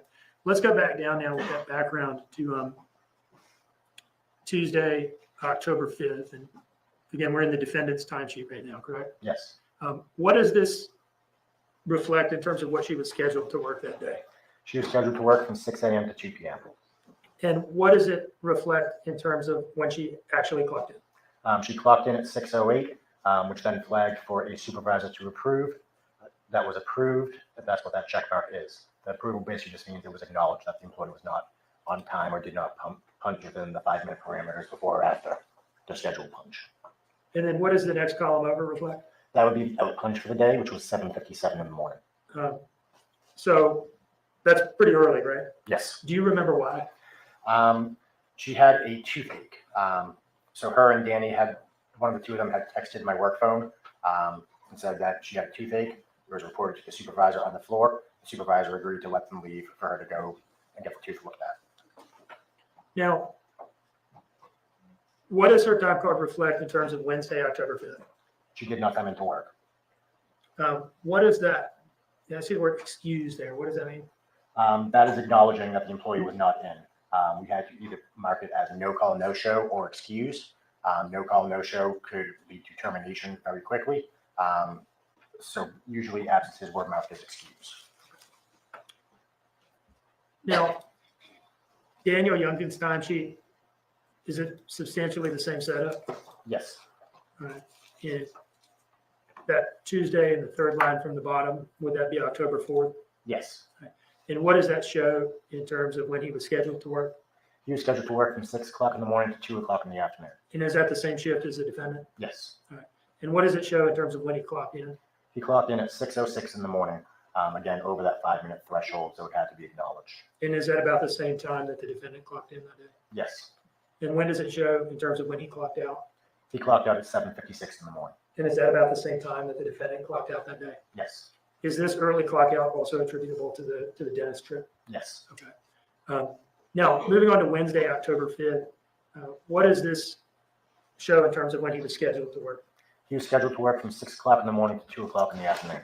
And did he complete that shift? No, he did not. When does it show that he clocked in? He clocked in at 6:11 in the morning. And then what time was the clock out? The clock out was at 9:15 in the morning. What does this little check mark mean up here? That means that was manually entered because he did not hit the time clock. Okay. Did you do that? It was either myself or it was Chris, the human resources manager. I believe it was myself though, because I encountered him. Do you know why he didn't manually clock out when he left that day? He was in an extreme rush when he was leaving. I actually encountered him as he was leaving the building. Can you tell us about that encounter? Sure. As I was walking into the building, security popped their head out the door and said, "Hey, someone just ran out the door." I looked over and saw Danny getting into his car. I walked over to Danny and said, "Why did you run out the building? You have to let security check you out." Were you able to observe his demeanor and appearance at this time? Yes, he appeared frantic. Is probably the best word I can use to describe. He was crying, very upset. You could hear it in his voice. Something was not right. Did you see tears coming out of Yes, his I did. face, out of his eyes, and Yes. were they coming down his face as well? Yes, Did it appear genuine to you? very Actually, much. not. Cause for speculation.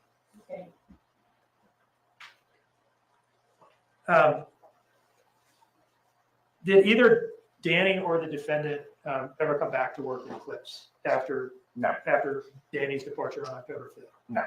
Did he leave anything at work that day when he ran out and you saw him frantic in the parking lot? Yes, he did. He had left a jacket with a pack of cigarettes in it down in the dock.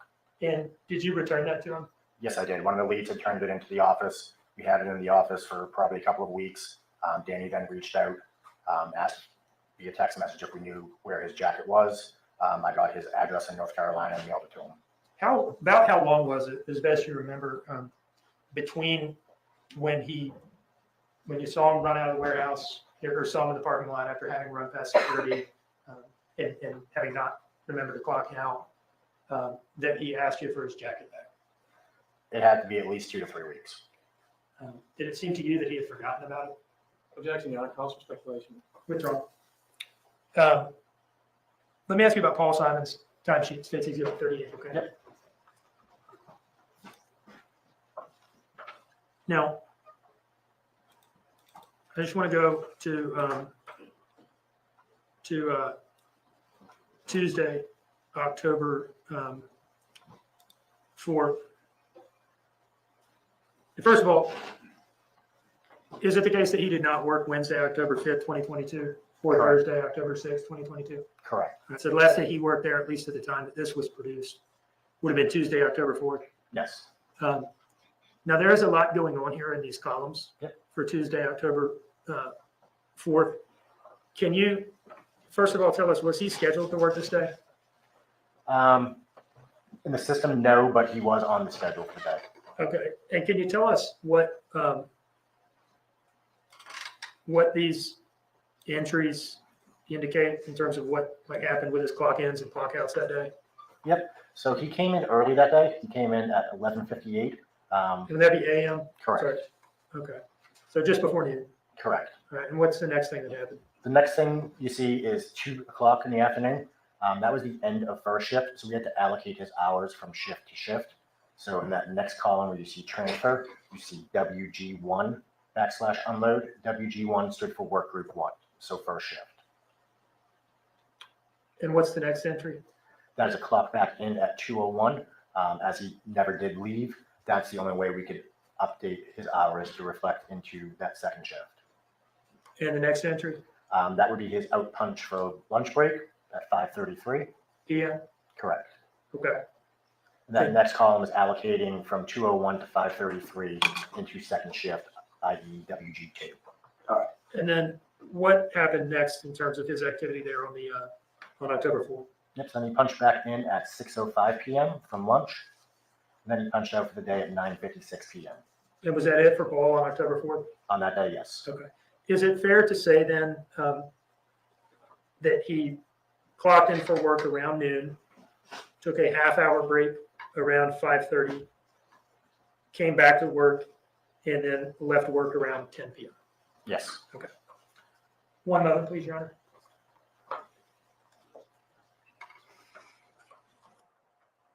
No further questions. Good morning, Mr. Mullins. My name is Mark Hilliard. How are you, sir? Good. So you were the direct supervisor for Paul Simon, Leilani Simon, and Danny Youngkin back in October of 2022, correct? I was a dotted line supervisor. Were you the one that they mostly interacted with regards to clocking in, checking out, getting excused, things like that? Myself or the supervisors. Well, I guess let me just jump to this. Did you know Miss Simon back then? Yes. Interact with her? Yes. Did you know Mr. Paul Simon at that point? Yes, I did. By looking at him?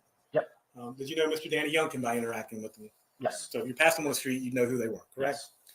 Yes. I didn't see this on the sheets, but the regular shift was from 6 to 2 Yes. for Mr. Youngkin and Miss Simon, correct? Yes.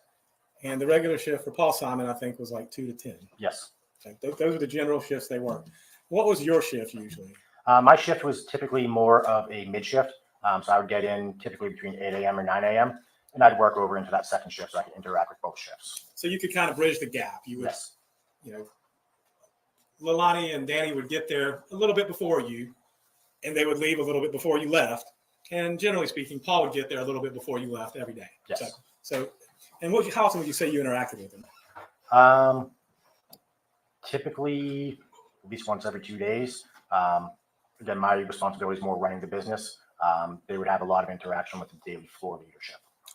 And You said if they were more than 5 minutes late, they had to get a supervisor to check their timesheet and to approve it, correct? Yes. So it sounds like there was, anytime that you were late, and I guess it didn't matter if you were clocking in, going to lunch, or whatever, the supervisor would have to approve that, and that's what those little check marks Yes. were. Did y'all have any policy about smoke breaks or anything like that? No firm policy. If the team was sitting around waiting for work, they could go have a cigarette. To do that, they had to leave the floor, go through a security checkpoint, but still stay within the premises of the building. And so was it like a designated area that they would Yes. have to go to? And is that where all the employees and supervisors had to go to smoke? Yes. All right. And did you ever see Ms. Simon out there smoking? Yes. Mr. Simon? Yes. Mr. Youngkin? Yes. Okay. And I'm not trying, I'm an ex-smoker, but did you smoke with him as well? Yes. Okay. And how often would you see him out there? I'm not, it's no, would you see them once a week, once a day? I mean, That's usually where I interact with them the most, honestly. So once every 2 days. so On that's, average. that's where you'd see them always out there smoking, correct? And you said you returned Mr. Youngkin's jacket to him, Yes. and in the jacket was a pack of cigarettes? Yes. And what type of cigarettes did Mr. Youngkin smoke? I don't recall. I want to say, I'm not positive, but I want to say there's like a Marlboro menthol or something. And you smoked with him on more than one occasion in the Yes. smoke break, I guess the smoke break area? Yep. Thank you. That's all the questions I have. Thank you, Mr. Moore. Thank you. Thank you. Anything further, Mr. King? No, Your Honor. Any reason to hold this witness under subpoena?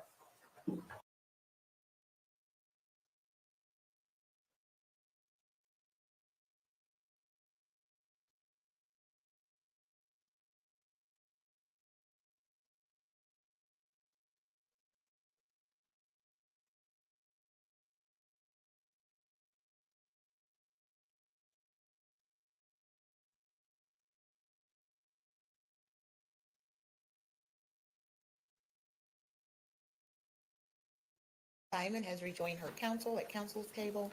The state is present at their table as well. And you mentioned Kogichi Road, Yes, Oguchi Road. and then I think you said Azalea. I can hear you, but I'm not sure that everybody can. Okay. So could you just, closer to the microphone would be good. Is that good? Yeah, Yep. that's much better. Thank you. Can you repeat your answer to that last question? What general area do you live Highway 17. in? And you mentioned Kogichi Road, Yes, Oguchi Road. and then I think you said Azalea as well. Azalea Trailer Park. Now, how long have you lived there for? I've lived there for about 4, maybe going on 5 years. And in those 4, maybe going on 5 years, have you lived in the same residence at Azalea the whole time? Yes. Do you, or at some point, did you know the defendant, Miss Simon? I met her at my job, And what job was that? at the job that I used to have, which was Bojangles. Was she working there as well? Yes. And is that how you met her? Yes. Roughly, how long did y'all work together at the same Bojangles? Probably around 3 or 4 months, if that. And do you have any nicknames that you go by? Yep. What nickname or nicknames do you have? Missy. Missy, Missy. Missy. Exactly. Anybody ever call you Misty with a T? No. Do you remember a time where an FBI agent came out to your house at Azalea to talk to you about when was the last time you had had contact with the defendant? Yes. Do you remember that FBI agent's name? Yes. What was his or her name? Brad Snyder. Okay. And where did y'all meet and talk? He came to my house. All right. Where at your house did y'all interact? In my parking lot, in the driveway. Okay. I want you to go back, kind of take yourself back mentally to the day of that conversation, the first conversation you had with Brad, okay? Mhm. At that time, how long had it been, roughly, since you had seen the defendant this time? How long had it been since I talked to him the first time in my driveway or at my job, Bojangles at the time? I mean, where was the first time that you talked? The first time I met Brad? him, and I think Miss Lemons was at my job, Okay. Bojangles. The first time that you talked to them, and thank you for clarifying. Mhm. The first time that you talked to them, did they ask you how long it had been, or when the last time had been that you saw the defendant? I think so. And at that time, about how long had it been since you had last seen her? I'm guessing roughly around maybe a month or so, It- roughly. It had maybe been roughly a month. roughly, yeah. Do you remember telling them it had been like July of 2022 that you last saw them? Yes, Okay. And were you telling them the truth at that time? Was that accurate? yes. Okay. And that was closer in time than we are now, right? Right. Okay. What were the circumstances of your last contact with the defendant? First of all, was the time that you were telling them about Ben, is that the last time you ever had contact with her? I mean, in other words, have you had any contact with her since the police began talking to you? No. Okay. So then that was the last time you would have any contact with her? Yes, Now, what were the circumstances of that last contact with the defendant? Why did you have contact with each other? because she came to my house around 12 midnight or 1 o'clock in the morning, asking if we had any money, me and my husband, for gas, because her vehicle stalled on that back road behind me. I can't remember the name of the road right now. And we didn't have any money, but I was going to go to my stepfather's and not my stepfather's, my father-in-law, and ask for one of his gas cans to see if he had gas in it, and if he didn't, if we could take it up to the Inmark to put gas in it. And right now you're describing something that occurred in like July of 2022. Yes. So what happened to the gas can? We got the gas can from our property manager's yard because we had called her to ask her instead. And she said, yes, there should be one right there in the yard, went and got it. And me, Leilani, and my husband walked up to Inmark to go get the gas. And what happened to the gas can from that point? Of course, when we got there, she said that someone was coming to get her, to take her back to put gas in her vehicle that was on that road. So me and my husband, we left, okay? And I told her that I needed the gas can back. Sometime after that, did you send her some text messages asking for the gas can back? Yes, I did. Did you get a response to those text messages? I did not get a response at all until actually, no, I did not get a response at all. Okay, so let me just ask you about that. Was that those text messages to the defendant asking to get the gas can back? Did you ever have any in-person contact with her after that? No. Okay, and again, this all happened in like July of 2022. Mm-hmm. Okay. I would like to approach with what I've marked as, well, let me ask you this. Did you show those text messages to Brad, the FBI agent? Yes, I did. Okay, he got a look at them. Yes, he did. And did they support what you were saying? Yes, they did. Your Honor, I'd like to approach with what I've marked as Stacy to 35.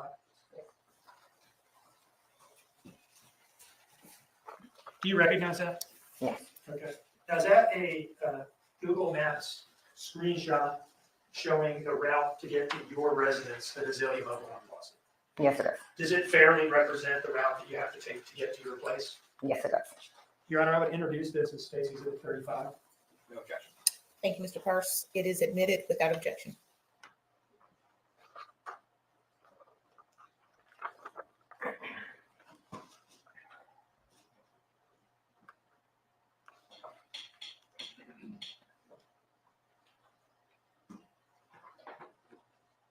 All right. Do you see that main road at the top there that I'm highlighting with the little arrow? Mm-hmm. Is that Odici Road?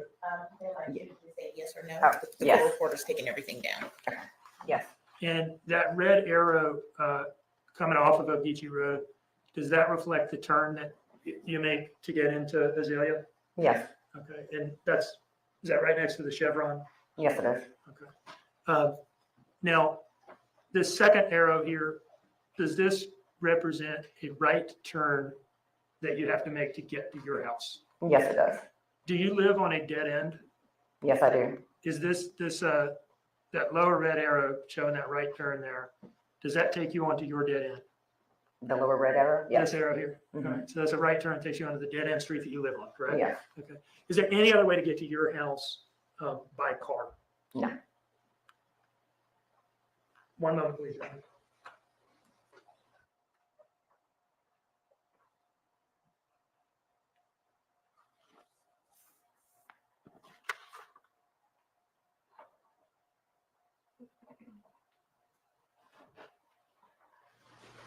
Was there ever a time where she came and met up with you in the middle of the night to get Oragel from you?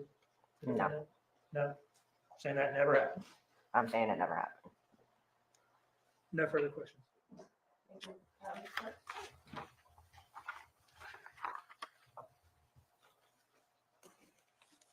Good morning, Ms. Bray. Good morning. I want to walk up and look at that map, if you would. As I understand it, this is Ogeechee Road. Right. This is I guess that's a left turn. And the second arrow goes down there. Where is your residence in this area? I am, let's see, Do you mind showing me up there so everybody can see? sure. I should be probably somewhere either this or up underneath these trees. Okay, thank you. And is that a Chevron station that you mentioned? Yes, That, for the record, is that, looks like a big square to me. yes, And you live in the Azalea Mobile Home Park. yes, sir.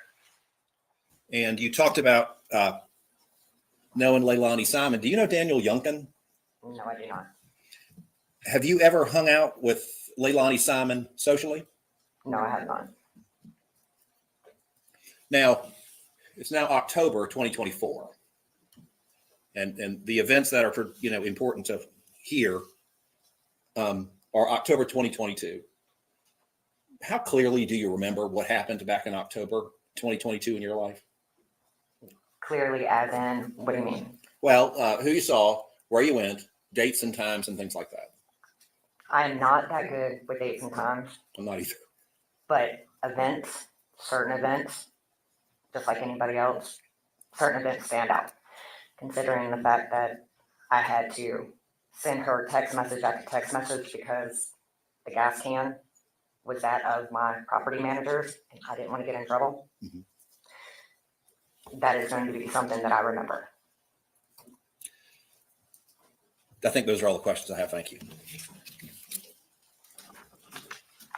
Anything further from the state? No, Your Honor. Ma'am, you may step down and you are excused.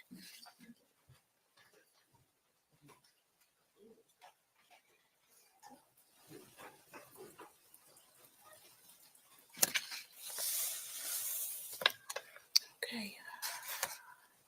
Mr. Dean, is your other witness ready? No, Your Honor, this is going to be a longer witness. I would ask that we take our break now. If the court's okay with that. Okay, as we discussed. This is going to be at the time that we take the lunch break, ladies and gentlemen. So I am going to excuse you for lunch. I'm going to ask you to comply with the court's instructions. Do not discuss the case with anyone. Don't allow anyone to discuss it around you. Please don't do any research. Okay. The time now is 12:04. Let's meet back and begin again at 1:15. All right, you're excused. You're exiting.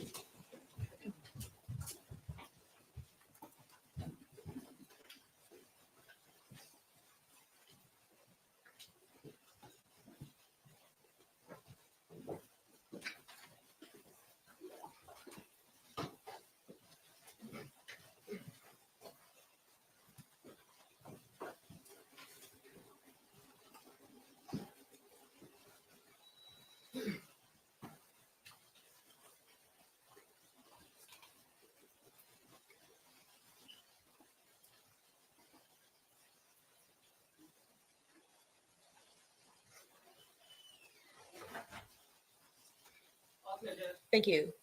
All right. We'll resume at 1:15. Thank you. We're in recess.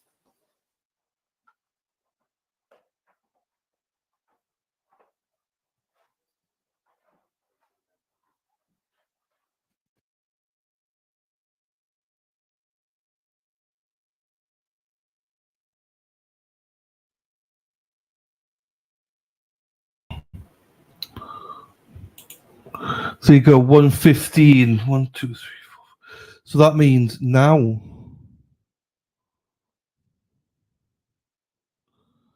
115 because it's Eastern. 115 is now 116, I believe.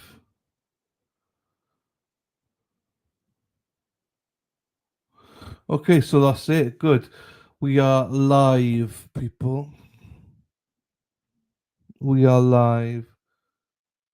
Heather Taylor. Heather Taylor. Potty Mouse in the house. Oh, that's good though. We're all caught up. So tomorrow we'll zoom it again. But today we're all caught up. There's no point me putting anything on then. Just leave it at this.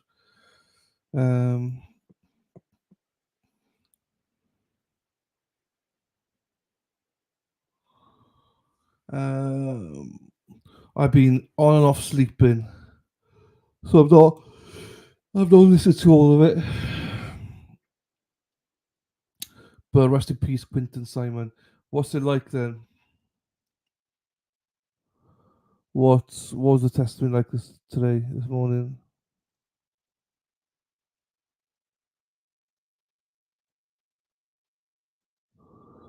Okay.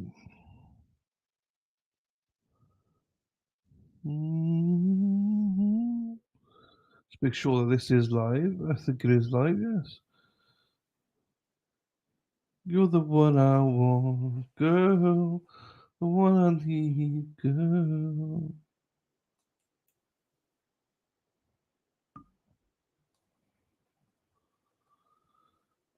Boost it ready for Deb and well now not little G, Lady Di. Oh, this is dangerous. When you got Maxi texting Steph, referring to each other, that is very dangerous.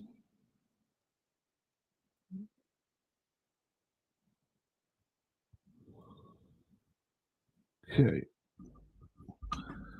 For those who just joined in, so the other trial, Melody, whatever you call it, that is resuming tomorrow at 9 o'clock.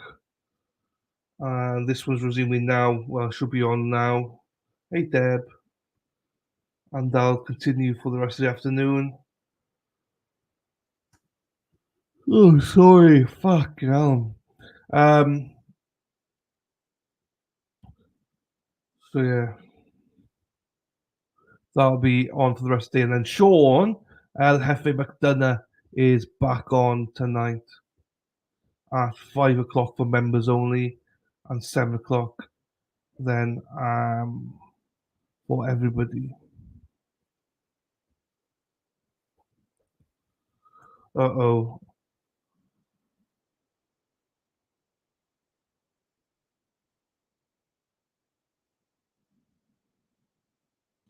Never good when Heather Taylor messages you.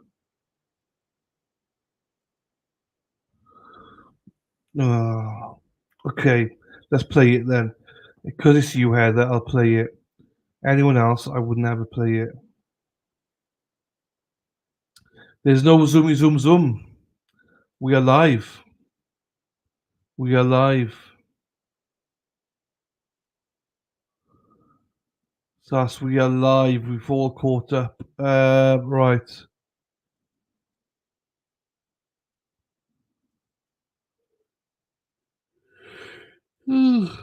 You're the one that I want. You are the one I want. Ooh, ooh, ooh, honey, the one that I want. You are the one I want. Ooh, ooh, ooh, the one I need. Oh, yes, indeed.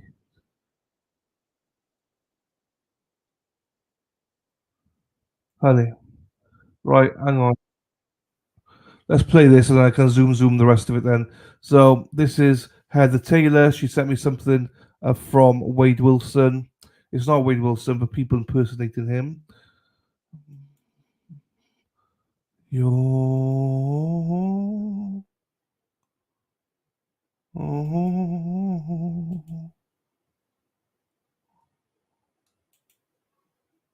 Call me Poppy. Call me Poppy. Call me Poppy. You know you wanna. Excuse me, sir. You need Yeah, to you know you. You're not Poppy. Can we talk? Can we try to talk to Barry tomorrow? Like maybe we've been infiltrated a little bit deeper than we thought. Okay. You know I'm exactly who I say I am, though. I've let you into my Okay, life. well, here's the issue. Here's the fucking issue. Here's the goddamn issue. Here's the goddamn issue. Shut the fuck up. Here's the goddamn issue. Shannon fucking wants to know why the fuck who the fuck's in charge of my funding? Then she's like, who has power of your attorney? Why the fuck is she asking me questions like that anyway? Why the fuck is Shannon telling me that you're not who you say you are? And she's scared for me. You seriously saying that? Hey, baby. Hello. Hey, baby. Oh, sometimes I just want to punch you for some reason. Where? What? Well, I'm just saying. But if you did, like, where on my body? Like, where would you do that at? Probably your dumb face. Let's start there. That's a great answer. Hey, Barry. Hey, yes, Wade. Hey, listen real quick. Hey, so I'm on social media and I'm seeing all these people making fun of me, man. This fucking Reno 69, Jumpsuit Pablo, the Meg. All these people on here making fun of me, man. They're slandering my name. They're making fun of my legacy. This fucking Reno down here with his fucking fake laugh. He sounds nothing like me with this.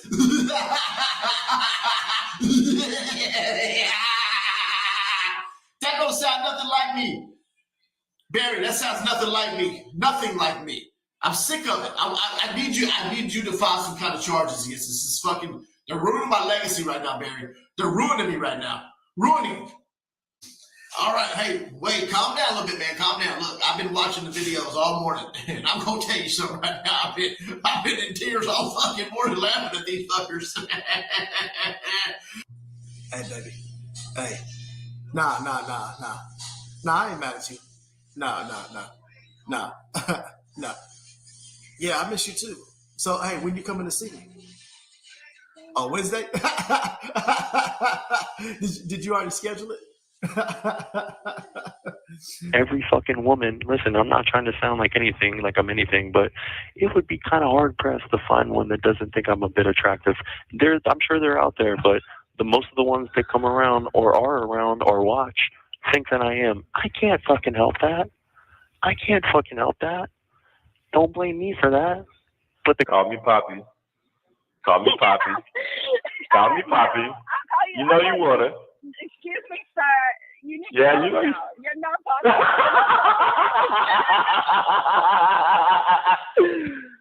I want to stick in your mouth. Oh my God, stop it.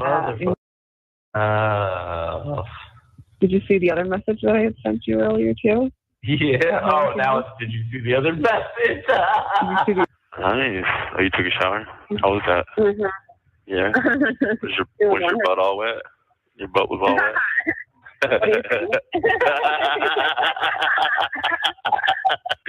Man, I just want to spank. She said that's right. She said that's right. She said that's right. This is the relationship. Oh, yeah. That was hilarious. I don't think I told you we got into That was funny. Shannon? Hi, Shannon. Yes, for the 18th time today. Wade is fine, okay? But we'll check on him together on the phone just for your peace of mind, okay? Okay, here we are. Hold on.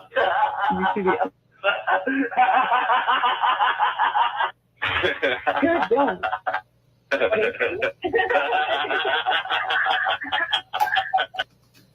Sergeant Nix? Yeah, Sergeant Nix, we need to turn the air down in his vents. Yeah, we need to turn the air down. Something weird is going on in there. We need to turn the gas down. I mean, air. Turn the air down. There you go. Right. I don't know. I might be ill. I didn't. Heather, your sense of humor normally matches aligns with mine. I don't know. I didn't think that was funny, but maybe because I'm not feeling the best, I didn't feel. But normally I do find whatever. Anyway, right. Doesn't matter as long as you guys enjoyed it. That is the main thing. All right. Let's put that there. Let's put this in here. That was good though, Heather, in order to pass on a little bit of time.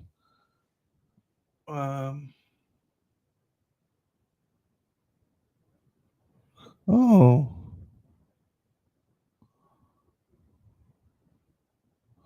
Right. Okay, so no.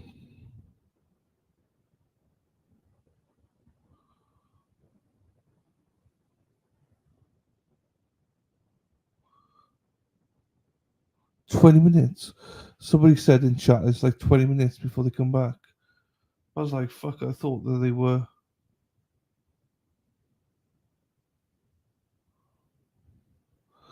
They've been out for 50 minutes. They might be.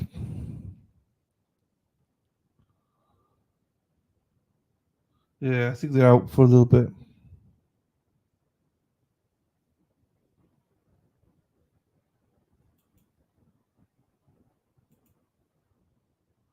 They've been out for 51 minutes. So they're probably out for a little bit longer, maybe. I don't know. Let's have a look what else is on then. Because you're the one I want. Hang on, here we go. Who's the handsome guy in the grey shirt? Hey, hey! Hey, big spender, Dana Leonard. Dana's a big spender. Da, da, da, da, da. Oh. Mm-hmm. Dana Leonard, he loves it, and he does. Dana Leonard, boom, boom, boom, boom. He's the worst half of them, Dana Leonard. Right, let's watch this then. It's 8 minutes, but which is fine. True. I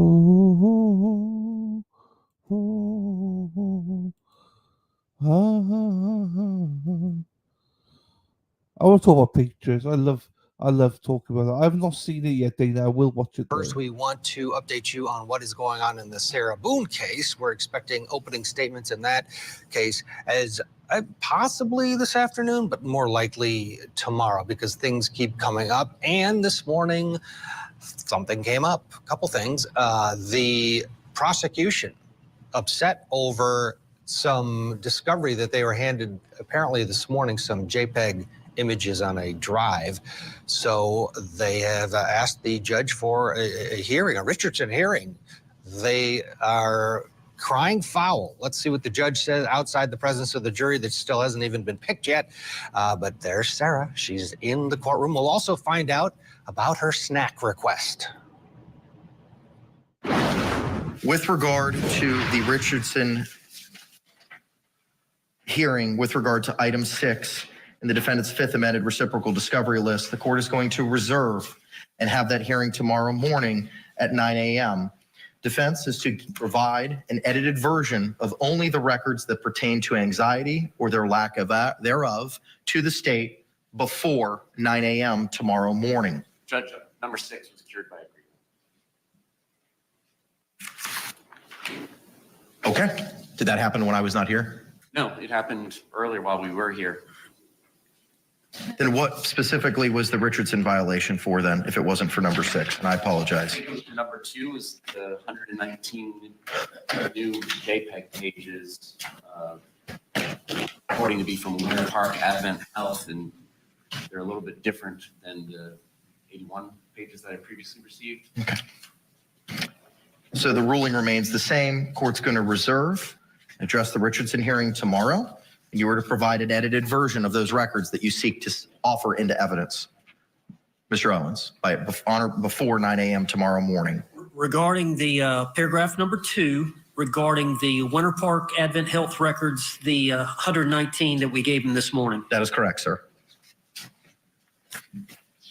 With regard to the witnesses that have been identified by the defense in paragraph 60 of the state's response, those witnesses will be excluded if not deposed prior to being called as witnesses, and the defense shall pay for any and all expedited transcripts. All right, Judge, the same as should apply to them. There were 3 people that they gave us late that we didn't have before: Rachel Fenner, Meredith McCaskill, and Victoria Shelton. State response. Meredith McCaskill is an FDLE analyst that is substituting for an analyst that is unavailable during the trial period. So in an effort to not continue the case, we've got a substitute analyst. So that's our reason for the late disclosure on her. And who were the other two? Michelle Fenner and Victoria Shelton. And those are the 911 dispatchers. If we end up having to call them, then that's fine. We will pay for the expedited transcripts. And what I would expect will not be lengthy nor expensive. Okay.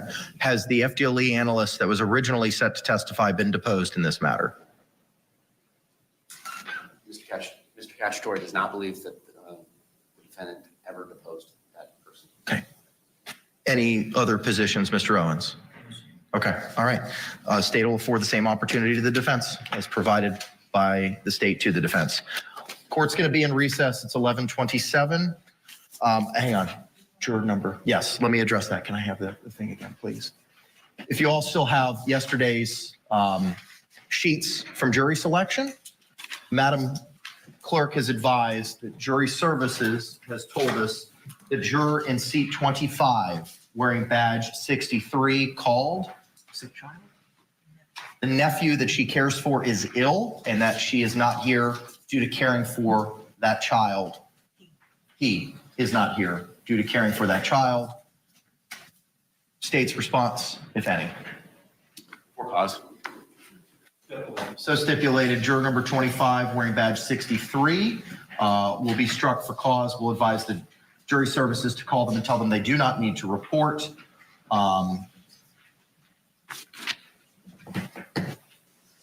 With regard to the Ora Tennis motion, as to Ms. Boone's request for snacks, the Ora Tennis motion is denied. Ms. Boone is being provided all the same services as to any other inmate being transported for the purposes for trial.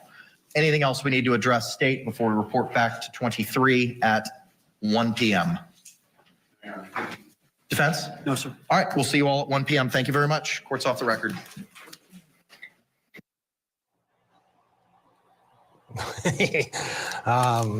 Sarah Boone with a look there. She didn't react right away with to the motion for snacks being denied. She will receive what everybody else receives. That is the ruling for the judge. If you missed it, she asked for some specific snacks in this case because she felt like she needed them. Let's watch that to remind everybody what she said. You know, they get commissary there at the jail. She's asking that the officer that escorts her be allowed to bring her commissary. She's asking for 2 juice packs, 5 peppermints, 2 bags of chips, a bag of candy, and a bag of either cookies or a Pop-Tart to allow her through the day. So that was the ask, and the answer was no. So there you have it. Eric Schwartzreich with us. Your thoughts on Sarah's snacks? Hungry mouths do not get fed unless they ask. Let's snack on this. And she's asking for things. I mean, what's interesting are there things that typically you might expect a child might want.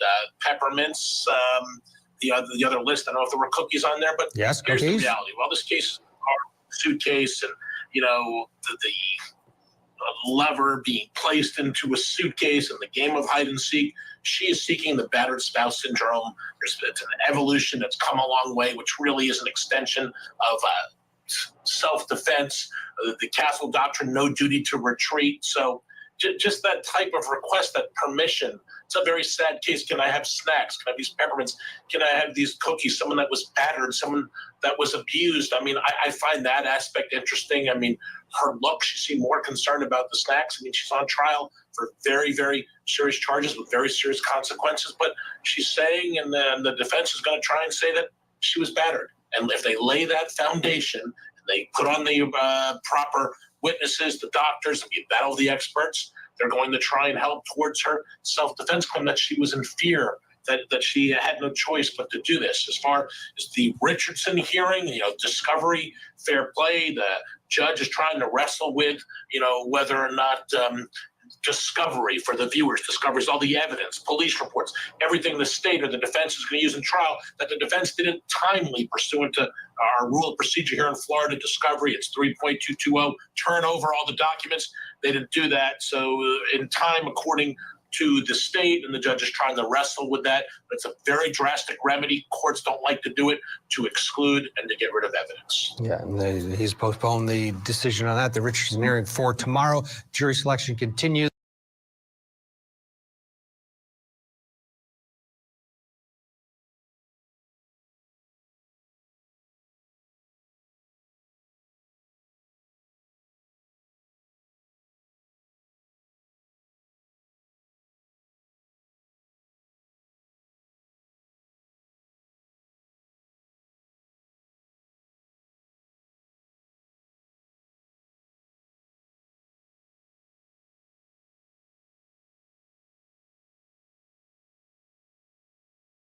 Fuck's sakes, every fucking time now.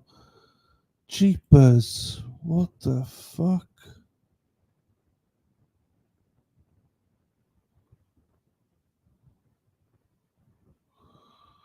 Oh. That's a nightmare. Always muted.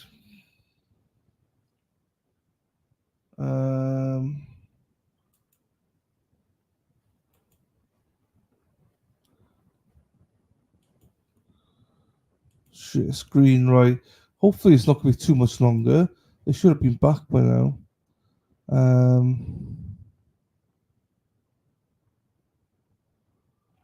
Da, da, da, da, da, da, da. Da, da, da, da, da, ba-da-ba. Da-da-da.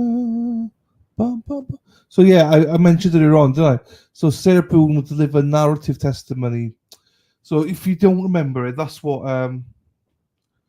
Robert Tellers did. So literally, you are gonna be there listening to Sarah Boone for probably a day or so.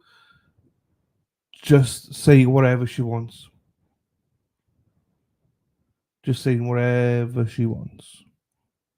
For about a day.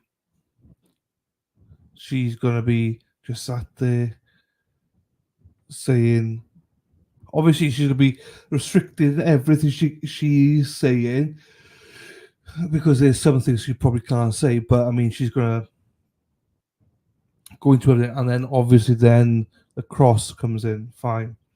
And then she gets to do redirect for herself and starts talking again.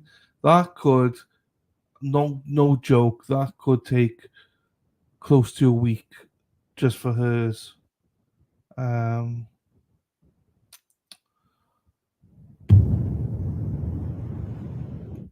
Probably can't, but I don't.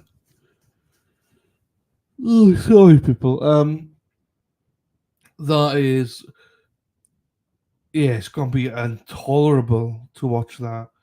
Do you remember when it was Robert Tellers doing it? We were all like, "Fucking hell, just shut the fuck up." Oh, the course, I think the course there. So I can imagine with Sarah Boone, it's going to be very similar, I think.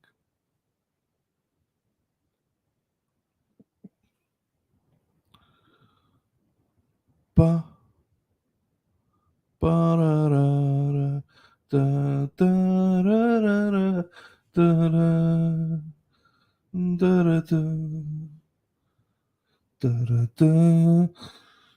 da da. Oh, by the way, I also might have a guest joining me tomorrow for a little bit. Just jumping on for a little bit. Not for long, just a little bit. Just a little bit. Wiggle it.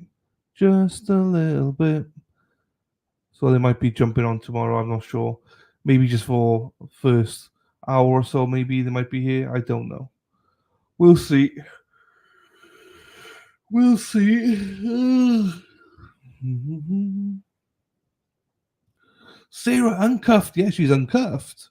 She's uncuffed. She's been uncuffed for several of these now.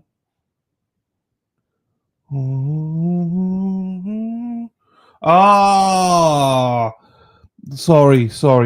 Corn Pop, that is very good of you, Corn Pop. That's very good of you, Corn Pop. That's actually very good. Do you know, I started singing it and I didn't know what it was. I didn't know what it was. Like, why have I got this song in my head? And what is it? And then Yeah, I realised what it was. Dina, I love that. Can you imagine making Dina stand up all the time? People are gonna be like, Dina, Dina, you okay? Yep.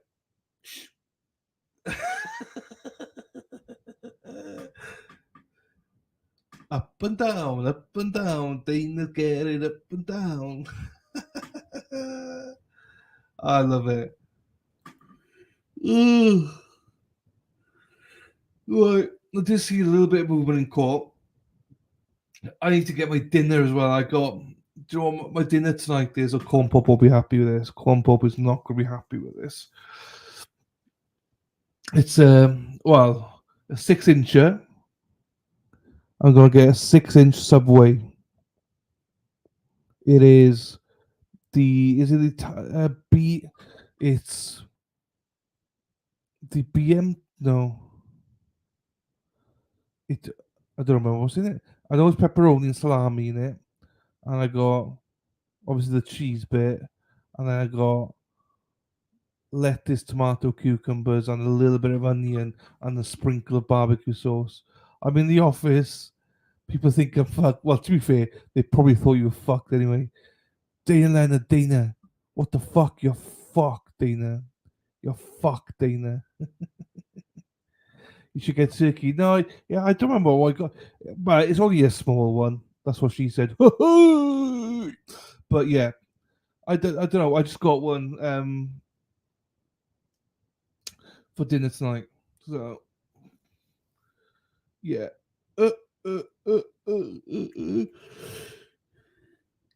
Jazz hands. I need to close the curtains as well and put the lights on. The lights are off, but I am home. Oh, baby. I need to get up.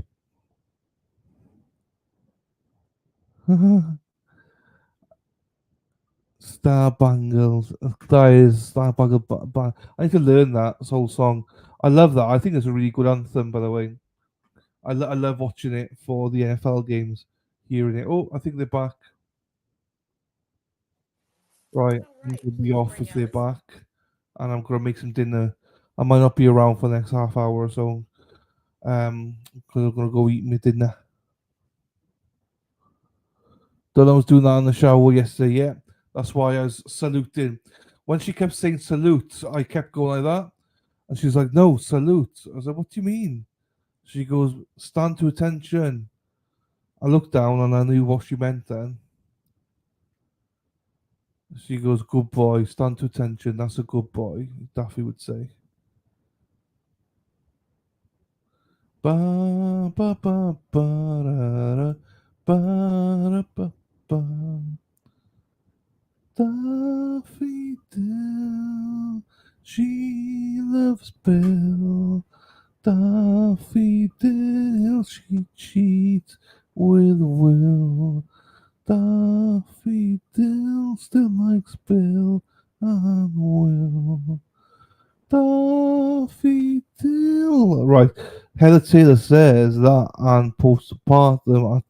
Oh, here you go. Is there anything we need to take up before bringing in the jurors?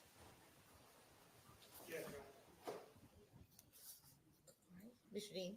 I would like to revisit the admissibility of the nature of the defendant's relationship with Craig, the drug dealer. And the reason that I'm asking to do that is because we believe that the defense has, I mean, I've always thought that it was an issue, but if it wasn't, it is now, by virtue of some of the text messages that the defense showed to Danny Youngkin and questioned him about, and some of the suggestions that were made in that line of questioning. The text messages were shown to him, and he was asked about them to suggest that on some of these prior nights, and perhaps on October 4th as well, that what she was doing was picking up drugs for the both of them. And what he was doing is impatiently waiting for her to get home with drugs for the both of them to use. That was the clear suggestion. As to the October 1st text messages and some of the October 4th text messages. Now, I think they did this in part because they kind of misread what these text messages signify in Defense 1, which I put in as State's Exhibit something. What they show is the defendant out having, and Mr. Young can kind of testify to this, although he claimed not to know exactly what she was doing. Maybe he just didn't want to believe it or didn't want to speculate. These messages show that, and here I'm talking about State's Exhibit 83, the Craig messages show that she was not out getting drugs for the both of them, and he was not at home waiting for her to come home with drugs for the both of them to use. She was out visiting her paramour, Craig. Again, they put these messages into issue. We weren't admitting any of these night of October 1 messages where the defendant says, bet it'll be before 3 a.m. and I see you. You can go out and do what you want tomorrow night. Can't come in and lay down at 2 a.m. Just go out and fuck around and don't ask me or tell me shit. They're the ones that put these into evidence. We need to be able to prove what all this was about to get around the suggestion that they've made about what Danny was doing in sending those messages on October 1 and what he was up to on the night of October 4. Remember, we say he's just home waiting for her to finish this trip so that they can go to bed. And they're suggesting, no, he's home impatiently waiting for drugs because he's going to stay up and use them with her. So this is really what exactly was going on is now at issue. I want to point the court back to State's Exhibit 83, page 9, line 123. Does the court have a copy? I'm just going to ask the Madam Clerk to hand it up. Okay. Once again, Mr. Dean, which page? Page 9. Okay. 123. Mm-hmm. And the following messages and the ones that come before. These are in UTC time. So to get to Eastern Standard Time for these messages, you subtract 4 hours at this time of year. So line 123, it says it's at 7:23 a.m. on October 1st. You would back off 4 hours. It's at 4:23 a.m. on October 1st, in which she's referring to this sexual encounter that just happened between them.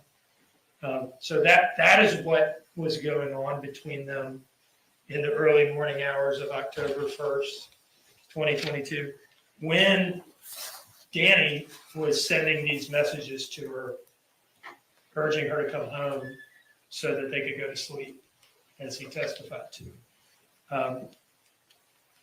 We think it's very likely that she wasn't just getting drugs from Craig on the night of the 4th at this point. Beyond that, and she's there for the GPS evidence will show that she's there for 10 minutes. Doesn't take 10 minutes to buy some drugs from Mr. Craig. And so in any case, I think they've thrown it into issue and we think it ought to come in at this point. Okay. So State's Exhibit 83 has not been admitted into evidence. No, I haven't offered it into evidence because the court has to this point excluded the messages and the general subject matter. And I want to be sure that, okay, so it's not in evidence. It has been excluded thus far. And specifically, you want the unredacted copy to come in. There is no redacted copy. Well, there is no redacted. And I- Would and you I- like it to come in without redaction? Absolutely, because to redact it would be to redact out the relevant evidence that we're seeking to introduce. I mean, it's a little salacious, but it's the facts of the case that she created. I mean, I didn't write these messages. I didn't go visit Craig.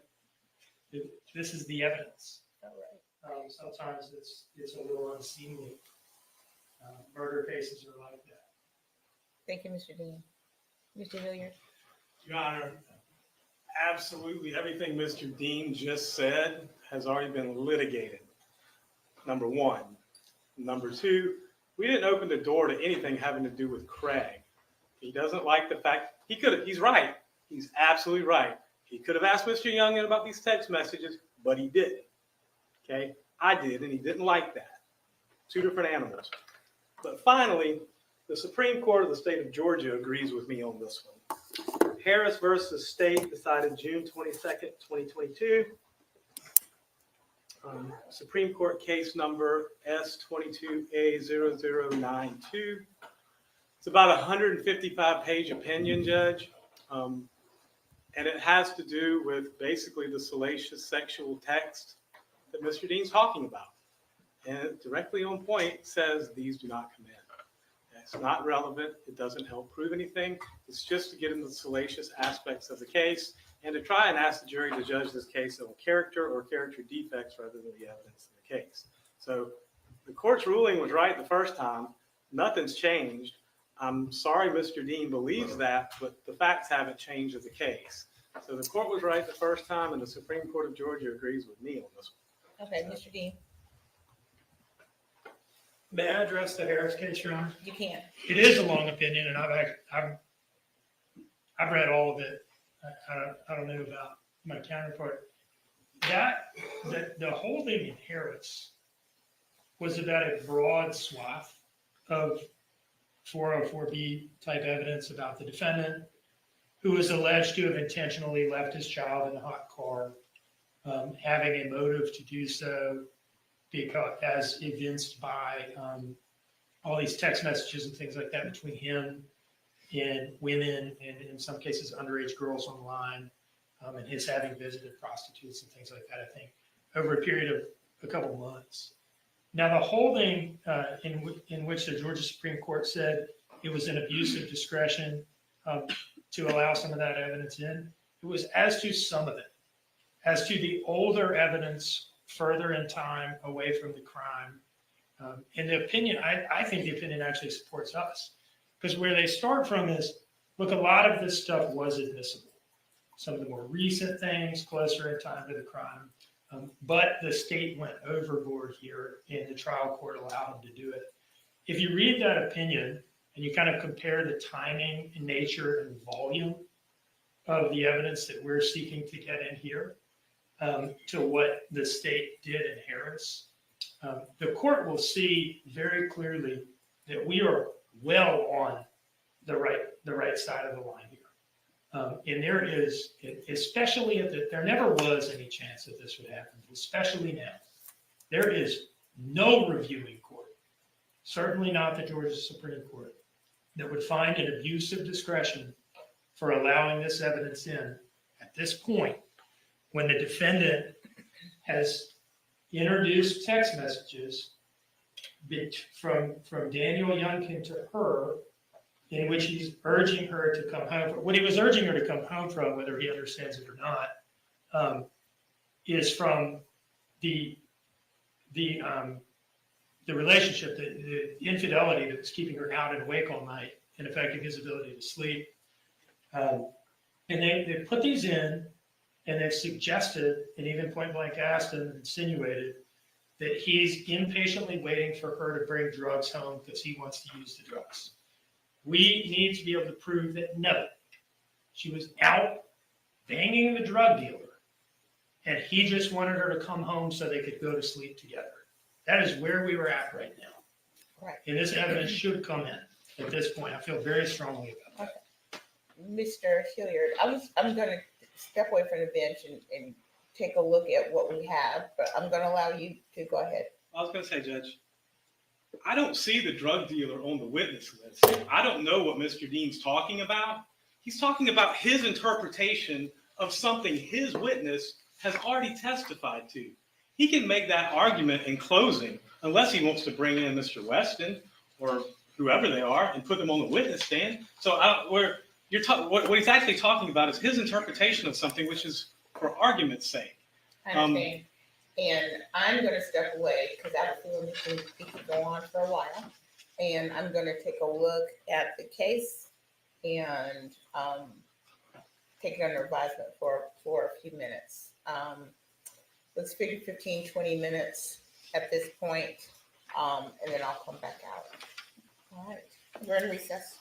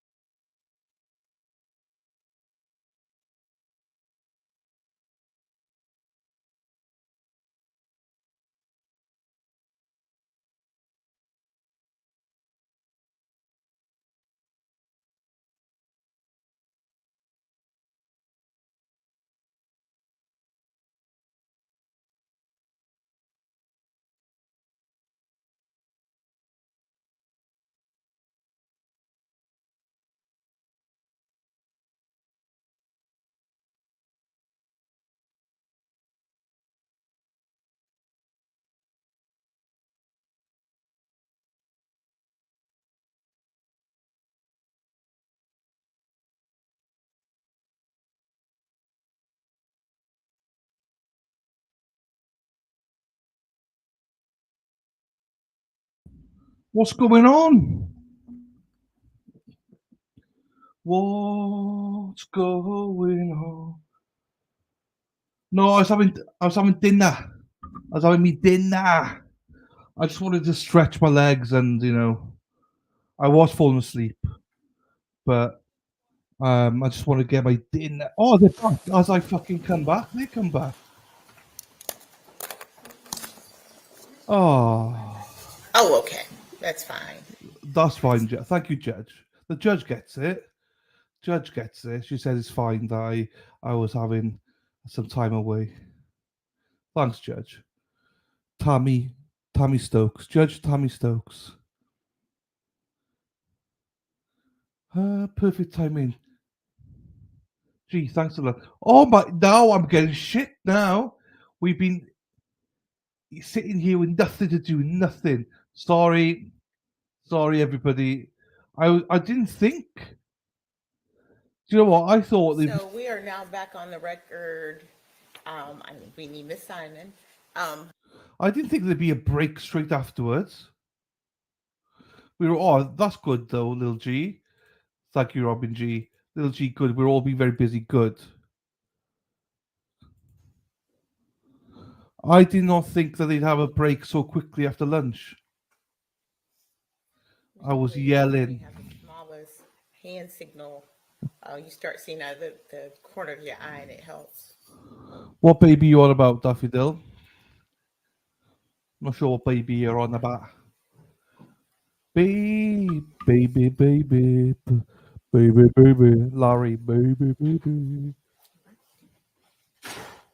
Little G need to know we're back. Now back on the record in SPCR 22-03364J6.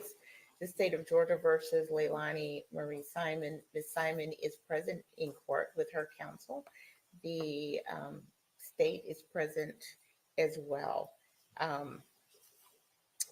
So the issue came up on the text messages presented in State's Exhibit 83. The court had reviewed the issue on admissibility back pre-trial.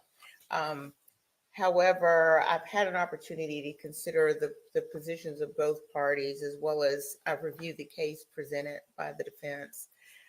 In light of the evidence that's been testified and admitted at trial at this point, and after applying the Rule 403 balancing test, the court finds that the text messages are admissible, since the probative value outweighs any prejudicial effect to the defendant. So I'm handing State's Exhibit 83 back down to Madam Clerk.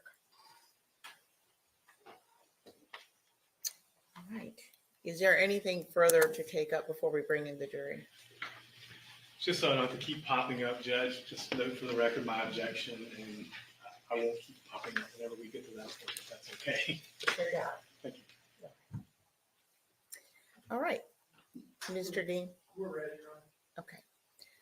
Please bring in the jury.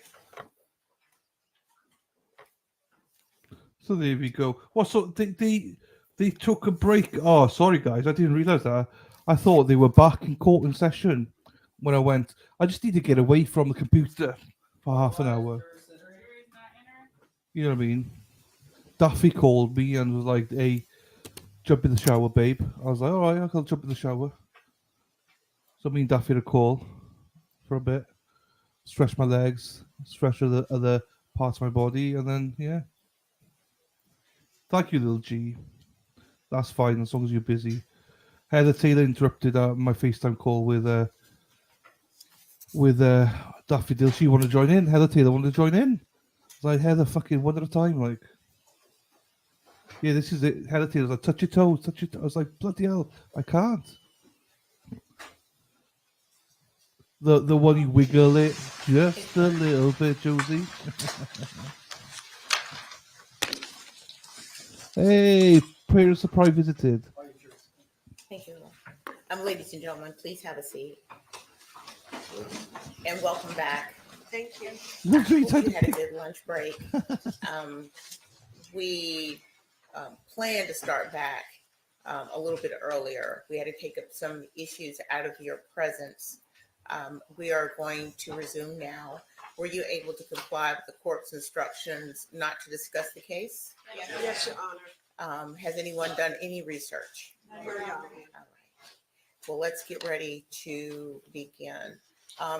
The state may call its next witness. Dr. Amanda Fuentes.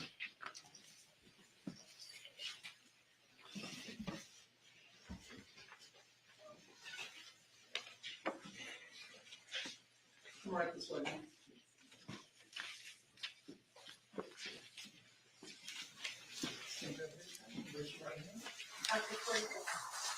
The evidence you shall give the court and the jury of the trial. This issue shall be the truth, the whole truth, and nothing but the truth, so help you God.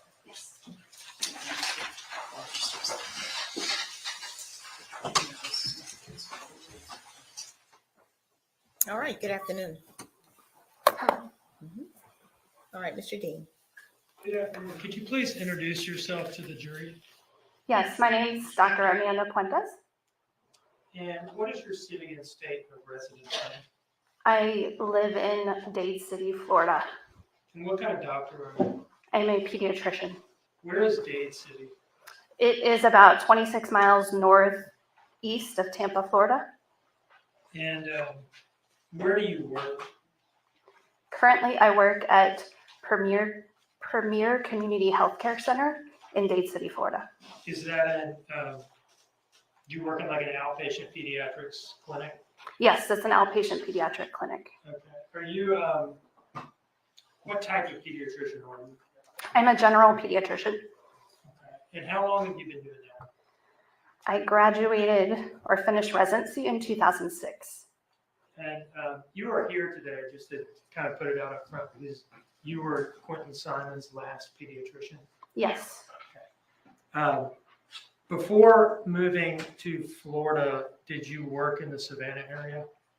Yes, I worked in Savannah, Georgia from 2017 to 2023. And where did you work in Savannah during that time period? I worked at J.C. Lewis Primary Healthcare Center, and we have our own building that's dedicated to pediatrics. Okay. And that's an outpatient pediatrics clinic? Yes, it's an outpatient.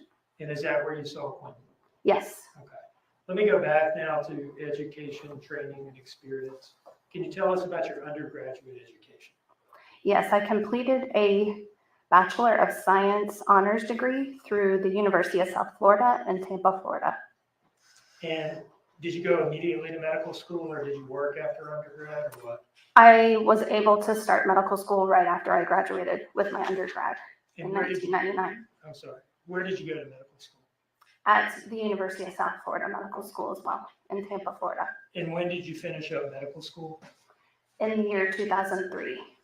Now, after graduating from medical school in 2003, did you do a residency? Yes, I did a pediatric residency program in the University of Nebraska, Omaha, and Creighton University. Dual program in Omaha, Nebraska. What is a residency? A residency allows a doctor to kind of more specialize, or the first step to specialize in a certain area.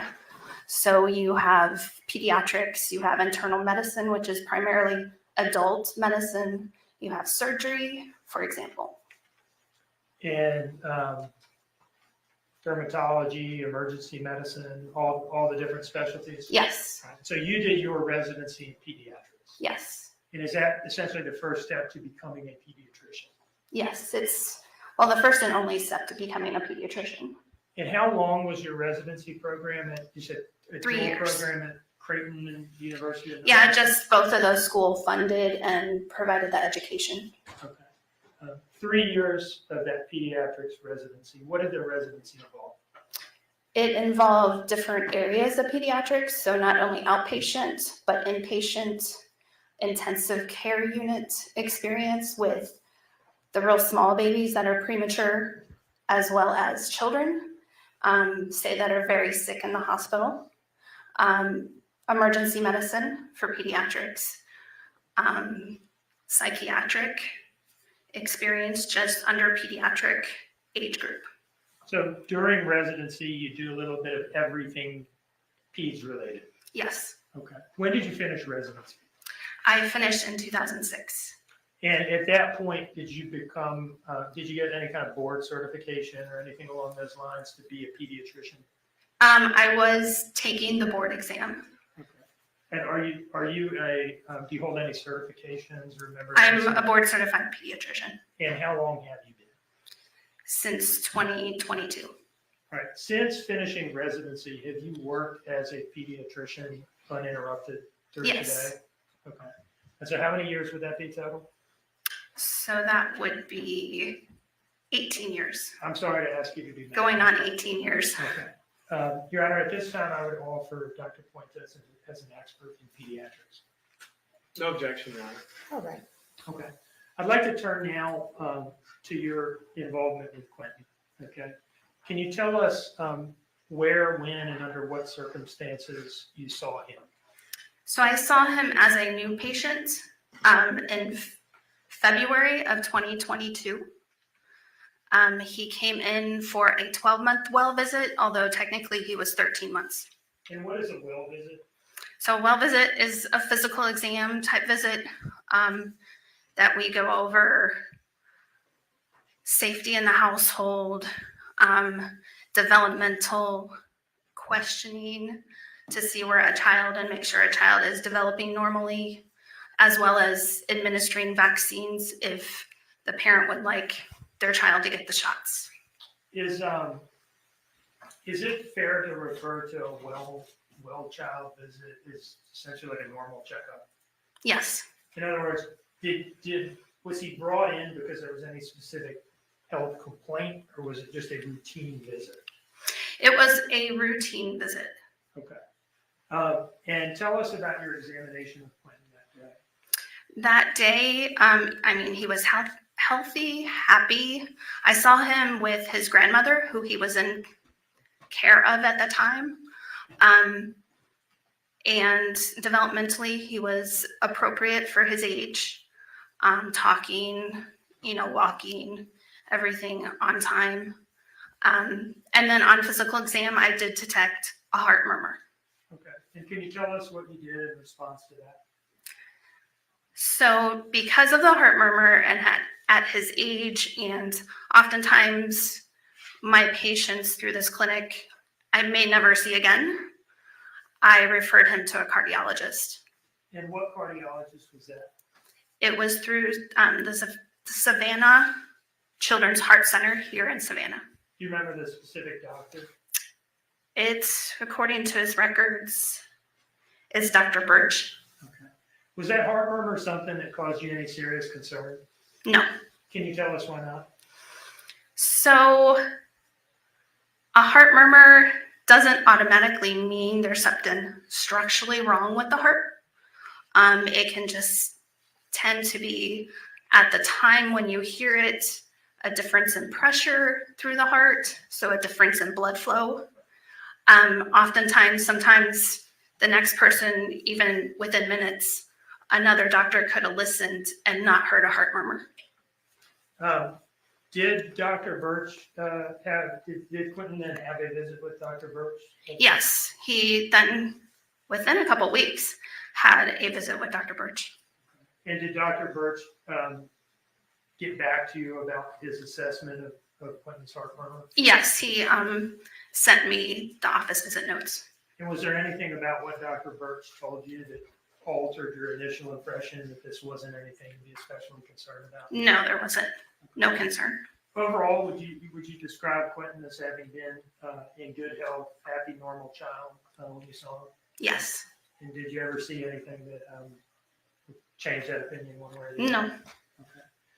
Prior to your testimony in this case, did I ask you to review essentially all of his medical records from his entire life? Yes, you did. Did you review his birth and neonatal records from Flowers Hospital in Atlanta? Yes, I did. Did you review some prior pediatrics records from a clinic in Waynesboro, Georgia? Yes, I did. Did you review some records for an emergency room visit at either St. Joseph's Hospital or Candler Hospital? Yes, I did. And what were those for? What was that visit about? The visit at St. Joseph's Candler was an acute visit where he had cough and runny nose. pretty normal for a and kid. fever. Very normal for emergency room visit. And did you also review the complete records from the Savannah Children's Heart Center? Yes, I have. But after that review, did you identify any documented condition that might have been life-threatening or anywhere close to life-threatening? No. Any reasonable medical possibility that Quinton just died in his sleep on the night of October 4th? Objection, Your Honor, calls for speculation. She's been tendered and admitted as an expert, Your Honor. She can testify in the form of an opinion. It's the ultimate issue in the case, Judge. That's not the ultimate issue. I'm going to allow the question. Any reasonable medical possibility that Quinton would have just died in his sleep for no reason on October 4th, 2022? No. Thank you. Yes. Dr. Quinn says, let's pick up where Mr. Dean just left off. Okay. Does anyone just die for no reason? No. Yes. Okay. Who? What would be the no reason that could occur where someone would die for no reason? There's reports of adults, elderly, that will get a sudden arrhythmia and lead to sudden death. But wouldn't the arrhythmia then be the reason for the death? Yes. Okay, so it's a nonsensical question, isn't it? There's always some reason for a death, correct? If it can be proven. Correct. What if it can't be proven? What if you don't know the manner, method, time? Does it mean someone's less dead? No, it doesn't, though. No, they're still dead. Okay, so, but since you're a pediatrician, you're board certified, correct? Yes. And since Mr. Dean asked the question, I'll ask the question and take it a little bit further. Do you ever do postmortems on children? No. Okay. Have you ever done postmortems on children? No. It's not something you're trained in? No. Okay. The manner that you treat children, is it usually the health and wellness checks? Or have you ever done like emergency room visits or treatments? A little bit of both, because some of the acute care can be involved enough to even call the ambulance to come to the office. Okay. So, and whenever those children are in your treatment, okay, have any of those children died? No. Okay. So when you did treat them, it was usually something that required some sort of immediate intervention, correct? Yes. And you got it for them, correct? Yes. And then they recovered, correct? Yes. Okay. So let's talk about Quinton Simon in particular. You said you reviewed all of his wellness records and all of his medical records, correct? Yes. So the heart murmur was of concern and note, but you referred him to the heart center and treatment was followed up on, correct? Yes. And Dr. Birch, I believe it was, didn't seem to be concerned and neither did you, right? Exactly. Okay. So with regards to the Wayne County records, anything of note there? No. Okay. And I think you said you also reviewed the birth and neonatal records from Atlanta, correct? Yes. Anything of note there? No. Okay. Did you see anything in the birth or neonatal records that would raise your hackles or be of any concern to you with this child's health or well-being? No. Okay. Now, who was it that brought the child in to see you, I guess, in February of 2022, or do you not know? No, his grandmother did, along with what grandma referred to as a nanny. And that was in February, correct? Yes, 2022. And you also had a June 6th visit as well, or was that a different doctor? That was the emergency room visit. Okay, but that wasn't you. No, that wasn't me. But again, you reviewed those records, and again, nothing of any note or concern beyond, I guess it was a cough and runny nose, you said? Yes, no concern. Okay. And you're a mandated reporter, aren't you? Yes. Okay. Can you explain to the jury what that means? So I'm obligated to report a suspicion of child abuse or neglect. any concerns, I'm supposed to report it to law enforcement. And is there any special training you go through to do this job, to be a mandated reporter, or is it just part of your normal medical training? It is, I guess, tutorials, a few hours of explaining mandated reporter, cases that it would come up or that might lead you to be suspicious in order to report, and then also how to report. At any point in time, did you report any suspected abuse or neglect on Quinton Simon? No. That's all the questions I got.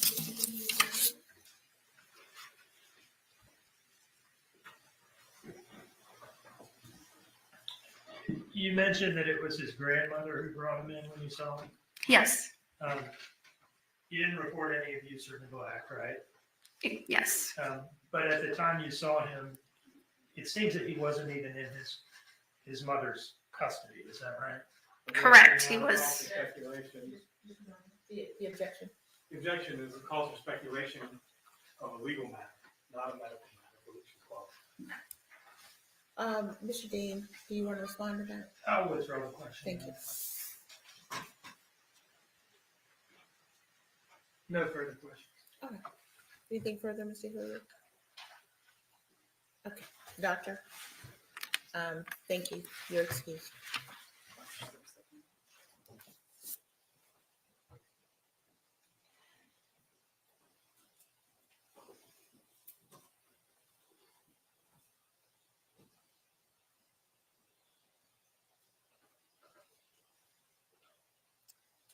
The state may call its next witness. Dr. Kenneth Birch.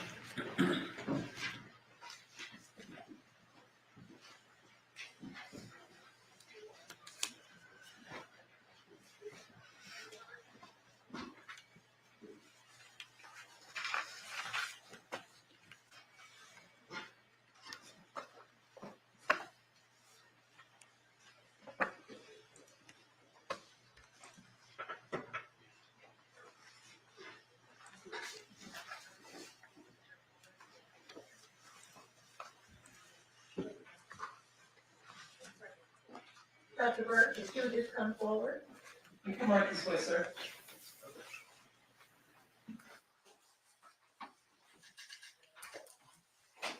Stand right here for me and raise your right hand. Madam Clerk, swear you in. The evidence you shall give the court and jury in the trial of this issue shall be the truth, the whole truth, and nothing but the truth, so help you God. Yes. We can make this way. Why don't you step in there? Okay. You can adjust this microphone and speak clearly. All right, good afternoon.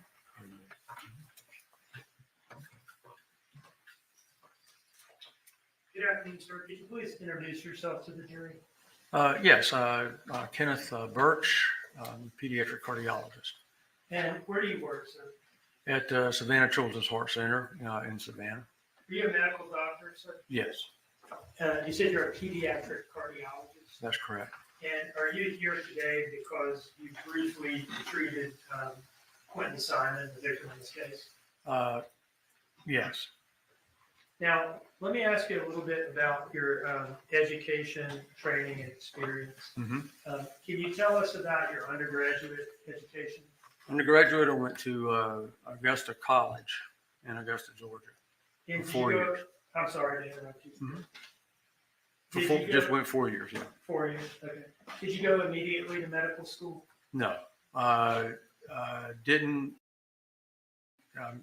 had a year before I was accepted. And then I went to 4 years of medical school. Then I did 3 years of pediatric residency and then 3 years of pediatric cardiology fellowship. Where did you go to medical school? Medical College of Georgia, And when did you graduate? 1982. You mentioned that you did was it a pediatric residency or a Mhm. cardiology residency? Well, a residency was general pediatrics. Okay. So I did 3 years of that at the medical college there. And then I was fortunate that they thought enough of me to go ahead and offer me a fellowship in pediatric cardiology there before I was halfway through my second year of residency. So I stayed and I did 3 years there. Our last in witness, fellowship. I'm sorry, our last witness, Dr. Quinton, has explained to us what a medical residency is. But I don't think we've heard what a fellowship is after residency. Can you tell us what a fellowship is? Well, a residency, you sort of do a lot of different things. But when you do a fellowship, you're specifically focused on one particular subspecialty. In my case, it was pediatric cardiology. Is it fair to say that in your residency, you gain your specialty, but in your fellowship, you get a subspecialty? That's correct. Okay. When did you finish your pediatric cardiology fellowship? 1988. And have you been working as a pediatric cardiologist uninterrupted since then? Yes, sir. Tell us where you worked as a pediatric cardiologist. Well, initially was employed, if you will, by Memorial Medical Center starting July 1988, and worked in the pediatric department there doing pediatric cardiology until 1995, and I went out in private practice April 1st, 1995, and formed Savannah Children's Heart Center. I've been there ever since. Now, as a pediatric cardiologist, how do you get patients? Where are these patients coming They're from? referred. Referred by who? Typically, other general pediatricians. And what causes a general pediatrician to refer a child to a pediatric cardiologist? What kind of things? Well, they're very different, various different reasons. One of the most common, particularly in a young child, is because they hear a noise or a murmur when they listen. We also see kids for passing out, chest pain, all kind of other complaints. But now, can you tell us about Quinton Simons being referred to you? I believe that Dr. Prince heard a murmur, and I think it was a new finding, from what I gather. And so he was referred for us to evaluate. And tell us about that evaluation. Okay. Well, how much? What do you want to know? Everything, or just? I'm not. I mean. Can you do like a 1 minute? Yeah.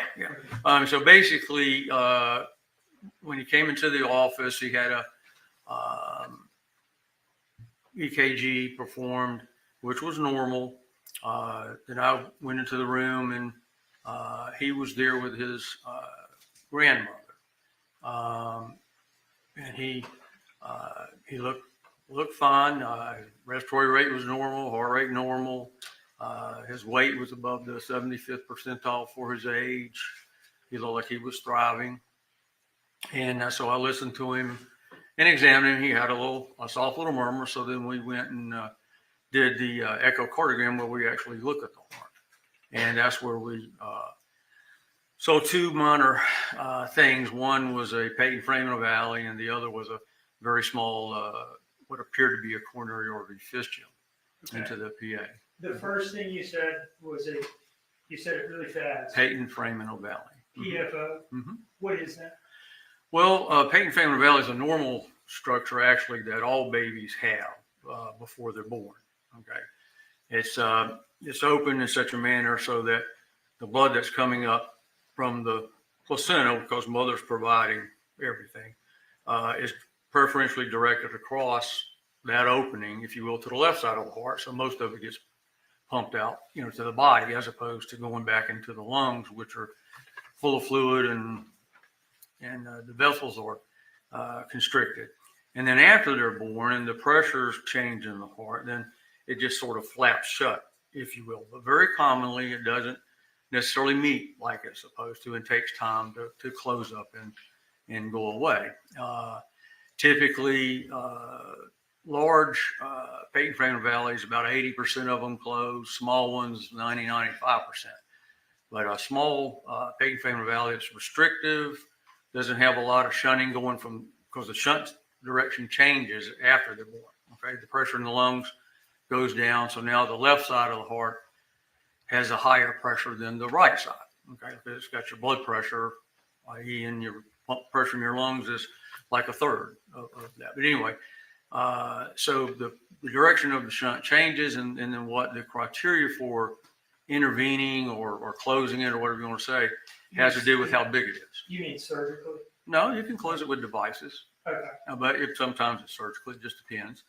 But if it's small and restrictive and the right side of the heart is normal, you leave them alone, because you're actually probably going to do more harm than good closing it, if you will.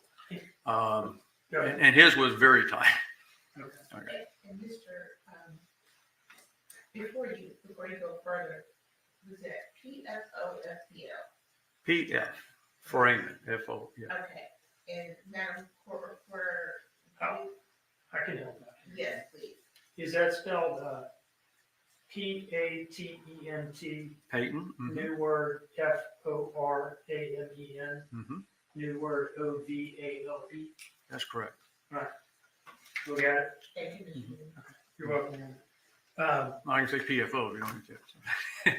So was any intervention indicated for Not for that, no. Okay. Would you consider this a minor issue?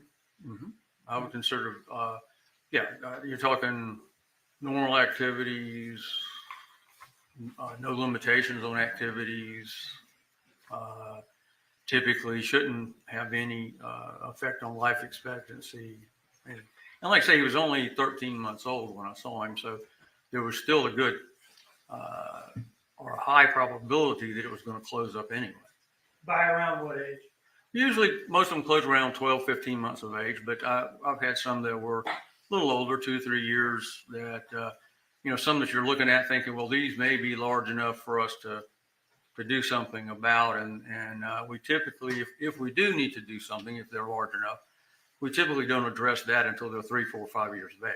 So Is that because you're waiting for it to just resolve? Waiting for it to resolve, as well as getting the child older, so everything is easier to do, particularly if you're going to do it with a device. Now, you mentioned, I think, also coronary artery fistula Mm-hmm. that you observed. Can you tell us about that? Yeah, that's a very rare type of finding, in the sense where I think it's about 0.01, maybe 0.02%. You see a congenital. Now, this is a congenital one. There are coronary fistulas that you may see in adults that are undergoing bypass surgery and other kind of things. But I'm talking about a congenital one. And basically, when the heart forms, basically it's a single tube actually when you first start, and then involutes on itself and so forth. So a lot of the structures are very close to each other. And sometimes, most commonly, the left anterior descending coronary artery may not actually totally close up from the pulmonary artery. So you may have a connection there, and that's called a fistula. And the size of the fistula dictates what you do, meaning that if it's a small coronary fistula, less than like 1 centimeter or much less than the size of the coronary artery, I'll put it that way, then we just watch those. And most of those will even close up and go away on their own. Now, when you talk about larger ones, moderate to large, those are a little different. Those many times will need to be taken care of. But typically you'll see signs and symptoms with that. So it's not just looking and saying, oh, this is a small one. You're looking at other things as well. If it's a significant shunt, which means it's a big one, okay, into the pulmonary, then the left heart's going to be dilated. There's going to be increased flow to the lungs. The child's going to be short of breath. He's not going to eat well. He's not going to gain weight. You see what I'm saying? Yeah. And so forth. And obviously, though, and of course, one of the risks with it, if it's a large one, is that once they get up and start playing sports and so forth, that they could have an issue with ischemia or lack of oxygen to the heart. So you will repair those. Small ones, you watch. Sometimes they don't go away. So typically when they're 10, 11, 12 years of age, when they reach that age where they're going to be affected by peer pressure or parental pressure to continue to compete. Whereas when they're little, they get tired, they stop. When they get a little older, they try to run that extra lap or whatever. that's when you can get in trouble if you have an issue. So we'll exercise them if, and make sure everything is okay, depending upon the size of it. But I mean, I've had kids with small coronary fistulas that play, competitive athletics, high school, college, and so forth. What Never about have an Quinton's? issue. What about His Quinton's? was tiny. Tiny? Tiny. Yeah. Would either, now you. And you almost don't even want to mention it, but it's there, so you have to. Does that make sense? We called you in here just to cover all bases. Okay. That's why you're here. Were either of these findings that you've described of any serious concern to you? No.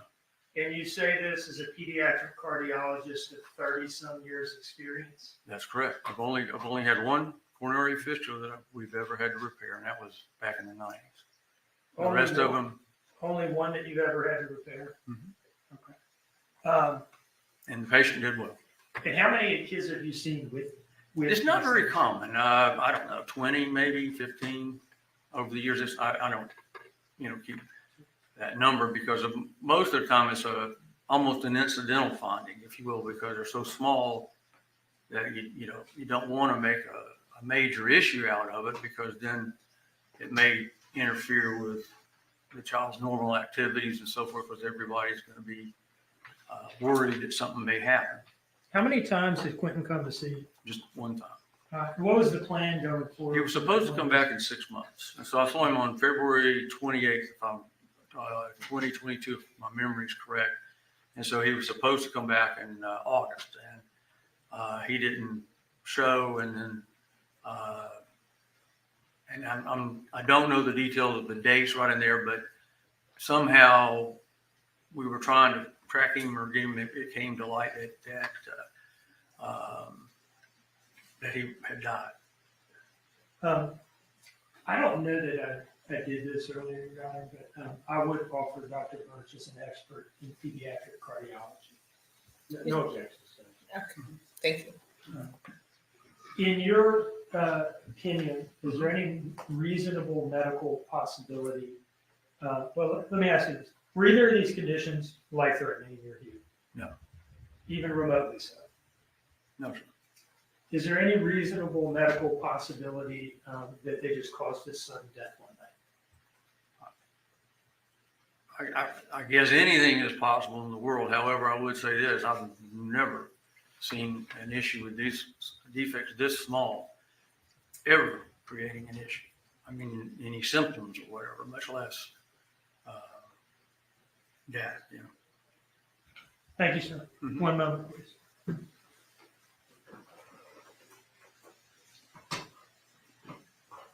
No further questions.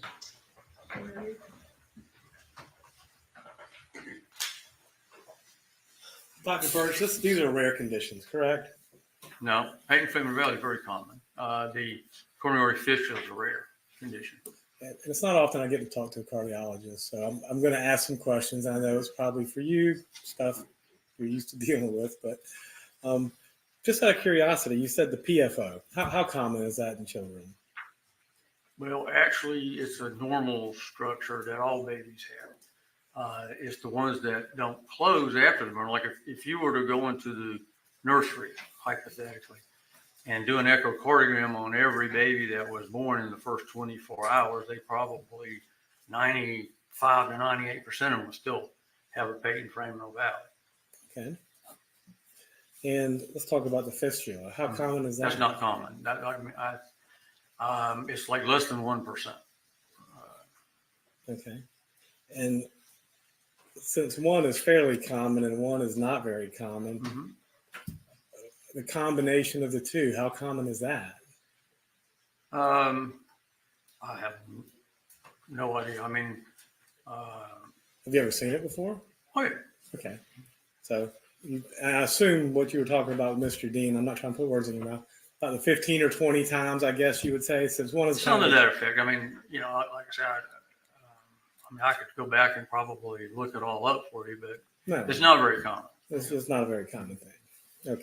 Although I will say this is becoming more common because our technology is a lot better. When we look with the echocardiograms and the color flow, then you're seeing more things now that you didn't see previously. Does that make sense? And so so you're seeing them, but still, it is not necessarily, anything that you would certainly do anything about unless it's, moderate to large in size. Well, and let's talk about that. So technologies, you've been a pediatrician now, I believe, since the 80s, so probably 40 years now, right? 82. Okay. So, and I assume technology advancing does help in the diagnosis and treatment of a lot of these disorders, correct? Yes, sir. So I guess, 40 years ago, these things wouldn't have been diagnosed or as common as they are now, correct? The moderate to large, you would probably hear them, okay, because it'd be more of a continuous murmur. Mm-hmm. And if you got one large enough, then you'll hear it. I mean, I have a patient that has one that you can definitely hear, but hemodynamically it's not significant enough that, I referred her to be considered for having it closed, and they did the catheterization, looked at it, came back and said that it wasn't large enough to warrant intervention at this time. Okay. So, well, and let's talk about, what was it, the fistula that you said that could become an issue later on if it didn't close or do what it's supposed to do? no, I didn't. Or is it PFO? No, not PFO. Okay. As you can tell, I don't know much about this. No, it's okay. That's okay. The PFO typically will either close them, go away, or stay the same size. They don't typically get bigger. Okay. The coronary fistula, the real small ones, like Quinton had, typically close up and go away, or mainly stay the same size. Okay. The moderate to large ones, they can increase in size over time. So that's why you would address those sooner. Now, someone like Quinton with a very small one, you would watch him just to make sure that it doesn't progress, and look at the size of his coronary arteries and make sure there's no dilatation and so forth and so on, just to make sure that you're not going to have or try to prevent any issues. I'll put it that way. But unless you're seeing some significant shunning and so forth, these are typically patients are typically asymptomatic. And let's talk about the opposite of that. I mean, most of them are asymptomatic, but if something was going wrong or there was shunning, and what would be the signs and symptoms? How would you know? As I mentioned earlier, particularly in the small child like Quinton, he would actually be in what's called congestive heart failure. Okay, and that's a bit of a misnomer when you talk about congestive heart failure, like in someone like me, because the heart is still functioning fine. The problem with it is a lot of the blood is, when it goes in the coronary artery, it goes out the fistula to the artery to the lungs, and then it comes back to the left side of the heart. Does that make sense? It does. Okay, and so the left side of the heart will begin to dilate, and but also you have what's called pulmonary overcirculation, and that's where the symptoms come from. And you can get edema, so they're short of breath, they're easy fatigability.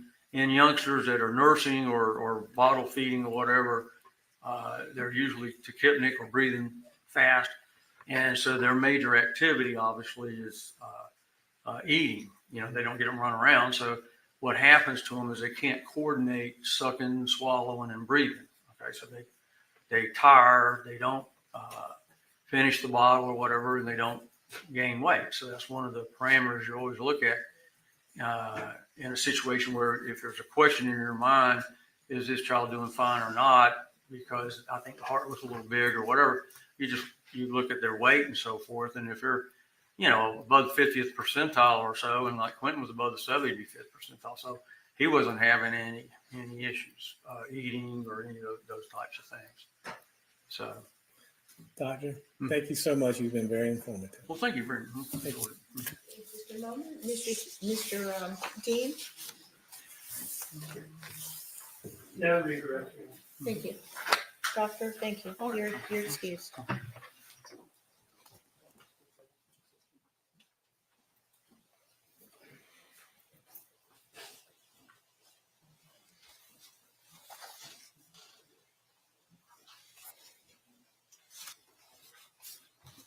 Okay, the state may call its next witness. Paul Simon.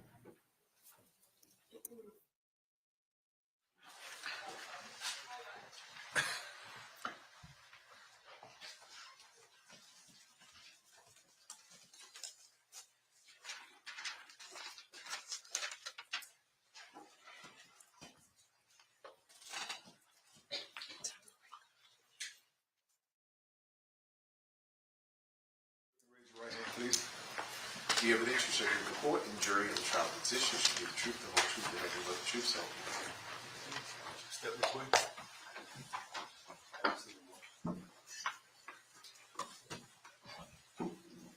Good afternoon. Good afternoon. How you doing today?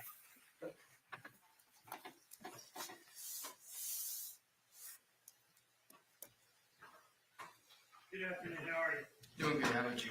Doing pretty well. Could you please introduce yourself to the jury? I'm Paul Simon. And you are the defendant's brother? Yes, sir. All right. Do you mind if I call you Paul? Yes, sir. Go ahead. If you prefer Mr. Simon, let me know. No, you can call it Paul. Okay. How old are you, Paul? 23. And what is your city and state of residence? Where do you live now? I live in Eden, Georgia. Do you work? Yes, sir. What do you do? I do construction and I'm a manager at AutoZone. Did you grow up in the area? Yes, sir. Where'd you go to high school? New Hampstead. I want to draw your attention to fall of 2022. Mm. Do you remember the general time period I'm talking about? Yes, sir. Okay. Where were you living in the fall of 2022? 535 Buckcarter Road. And whose house is that? My mother's. Okay. And where were you staying in that house during that time period? Upstairs and towards the back side of the house. When had you started living there? 3 to 4 months prior. Prior to what? Prior to the incident. Okay. Now, where had you lived before that? With my aunt. Okay. What's her name? Jackie. Okay. So you lived with your Aunt Jackie and then you moved back in with Mom at some point? Yes, sir.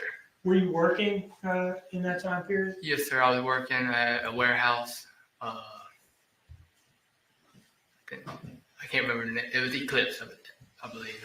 Okay. Was it the same place that your sister and Danny worked? Yes, sir. Okay. Tell me about a normal day there. What did you do? We loaded packages up onto trailers and moved them around the warehouse into different trailers all day. Just stacking them and wrapping them and sending them off. Now, when you moved into your mom's house a couple months before what you described as the incident, were your sister and Danny and the 3 kids already living there? Yes, sir. Had Sky already been born at that point? Yes, sir. Okay. Tell me, what was it like living there with everybody in that house? Well, pretty much every day, from what I heard and saw, it was just arguing every day. I mean, not between the kids or nothing like that, but it was between Leilani and Danny. Okay. What about your mom? Whenever my mom was there, they did argue quite a good bit. And who's that? Leilani and my mom. Okay. Let's go to the morning of, well, let me ask you this. Tell me about the kids, the 3 kids, Zane, Quinton, and Sky. Zane, hyper, want to be in everybody's business. Well, I mean, that's average for his age, you know what I mean? Mm-hmm. And then Quinton, he was an angel. Like, you could change his diaper. He'd lift his butt right up for you. No problem at all with it. You put the diaper, you tell him to lower his butt. He'd lower it, let you clean them all up. No problem at all. Zane, that boy had crap all up his head one time, and Lonnie made me clean it in the back of the car. Man, that was a whole, I don't know how I managed that one. Can I ask you this? Did you participate in the child care at all during your time living in the house? Kinda. It was on and off. It was whenever they needed me. Yeah. Tell us about your interactions with the kids. So a few times I had to take them to doctor's appointments, which wasn't a problem because, people was at work, and I happened to have the day off or whatever, So I'd take them to the doctor's appointment because I didn't have to be at work till 2. And then I'd drop him off at the babysitter. And then whenever Leilani would need me to watch him, I'd watch him upstairs. I'd bring some toys upstairs into my room and let him play with it. Tell him, hey, that's your area. Don't mess with none of my stuff. You know? So, tell me about watching them upstairs in your room. They just sit there, play with their toys, want a whole lot of snacks. And of course, I wouldn't give them snacks right away. You know, you ain't about to be all hyped up on me. Does this include Sky, or are you talking mainly about Zane and Quinton? Zane and Quinton, I didn't actually watch Sky. She was still, you know, relatively young, you know, like 3 or 4 months old, somewhere around there. So I didn't actually watch Sky, but I watched Zane and Quinton quite a bit whenever they needed me to. Did you ever help them, you know, and maybe not because of the shift you work, but did you ever help with getting them dressed in the morning, getting them fed, getting them bathed and put down at night or anything like that? I bathed them once or twice when I was there. And as far as feeding, I would help with that, but it was more so when I was there, because I was working from 2 to 10. So they usually eat between 6 and 9 at night, give or take those time periods. And you started saying some nice things about Quinton earlier, and I did not follow up, and I guess I'll do that now. What was your relationship like with Quinton? Well, he loved me. I mean, he'd come up to me, he'd put his arms over my knees, and I'd just sit there and bounce him for a good hour or two till my legs got tired. You know, he weighed a good 20, 30 pounds. But, I mean, I loved him. I mean, I'd tell him to shut up. But, I mean, that was about as mean as it got towards him with me, you know what I mean? You know, kids don't want to stop talking. What did your, during the time period that you're working at Eclipse and working the 2 p.m. shift that you've mentioned, what did a normal day look like for you? Not talking about any particular day, but just kind of give us an example. I'd get up in the morning between 9, 10 o'clock-ish, usually, and then watch some TV, get up, take my dog out, let him use the bathroom, bring him back in the room, continue watching some TV, and then get ready and go to work. I mean, it was just, you know, out of TV, we're playing a video game. What about after work? After work, I'd get off. Just like I said at the police station, I'd get off, roll me a blunt, and go on about my day. Tell me about the blunt rolling and going on about your day. I'd sit there in the parking lot because I wasn't going to try to drive and roll at the same time, you know what I mean? So I'd sit there in the parking lot, roll. Then as I was driving down the road, I would light it up and smoke on the way home because my mom had a strict rule of no smoking in her car. So you'd have to roll down the windows and be able to smoke in the car. What car were you driving around the time of the incident? The 2012 Silverado. Okay. What color is it? White. Okay. And is that the truck that was parked next to the Dodge Journey when the police arrived? Yes, sir. Okay. Tell me what you would do when you get home. I'd get home, I'd go upstairs, let the dog out, then probably smoke again, and then go to bed. Watch a little bit of TV if I had enough time, and then go to bed. Tell us about the dog. When did you get the dog? I got the dog when I was still working at FedEx in 2019. He passed away January 1st this year from advanced heartworm disease. Oh, I'm sorry to hear that. Yeah, and but he was my pride and joy. Loved that little fool. You said what now? He was a little fool. He was a little retard. That's what he was. What? Pardon me. What was the dog's name? Rimshot. Rimshot. Mm. Are you a drummer? I'm not, but you know that's a name from Ernest. Have you ever seen any of the Ernest movies? Like Ernest Saves Christmas. Ernest Saves Christmas. Yeah. Ernest Goes to Jail. Ernest Saves Halloween. And there's a character named Rimshot in this movie. It's his dog. And that's okay. So that's your dog's namesake. Mm-hmm. Okay. I know you had told me before that the dog was named Rimshot, but I don't know why. Okay. Where did the dog stay when you were at work? He would stay. Leilani would watch him whenever she was home, or he would go outside and stay on the lead. Okay. On the lead, can you tell me what you're talking about? Long 25, 30 foot leash. And what was that attached to? A ground hook. Okay. And where would he stay when you were home? He would stay upstairs with me. Is that where he slept? Mm. Let's talk about so we've talked about kind of your general typical day, right? Mm.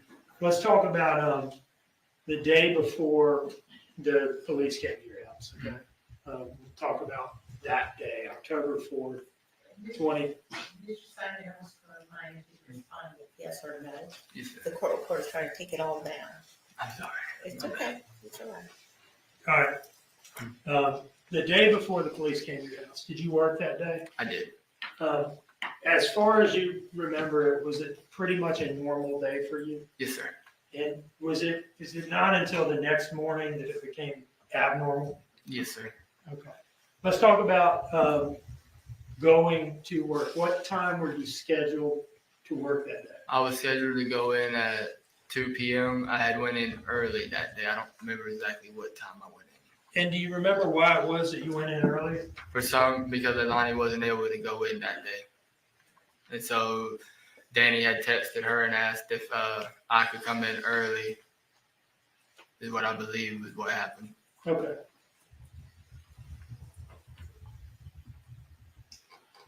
Your Honor, I'd like to approach with what I've marked as State's Exhibit 88.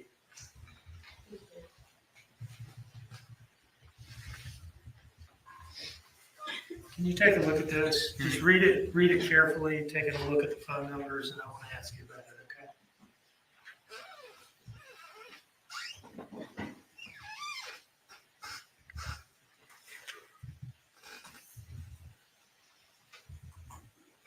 That's my old number, and that was Danny's number.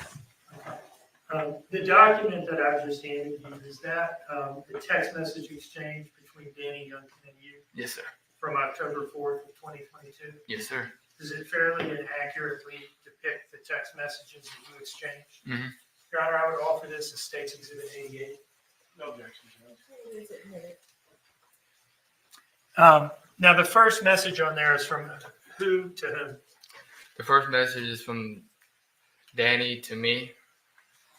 And what was the time of that message? 10 in the morning, Okay. 10:15. And what did Danny say to you? He said, yo, Dave wanted to know if you go in at 12. I'm at the dentist with Leilani. She just got her tooth pulled. Young Dave wanted to know if you would go in at 12. Mm-hmm. Is that Dave Mullins? Or Yes, sir. Mullen? It was the GM that was running Eclipse. Okay. Was he your boss, or at least one of your bosses? He was one of them. He was the morning shift boss. Okay. And did you respond to that message from Danny? Yes, sir. I said I'd be in. And what time did you send that message?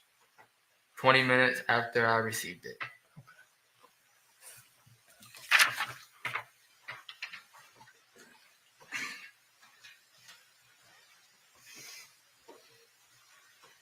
So from there, did you go into work? Yes, sir. I got there probably about 11:30. And was it a normal day at work? Yes, sir. Okay. Now, tell us about finishing up work and getting ready to come home. So I got out of work. I went and sat in the car, and that night I got stopped by a train. So I ended up getting home at 10:50 instead of my normal time, which was 10:30. Okay.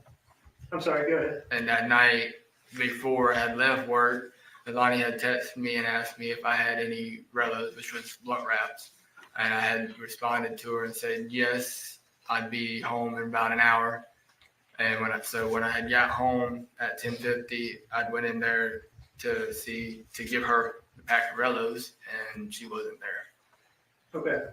So you said that she texted you before you. It was either a text or a phone call. Okay. And asked you if you. Would bring her a pack of relos, which was blunt wraps. What is that word you're saying? I'm sorry. Relos. Relos? Cigarillos. Oh, okay. Cigarillos. Yeah. Is that what GAR means? Mm-hmm. Okay. Cigarello? Yeah, yeah. All right. Thank you.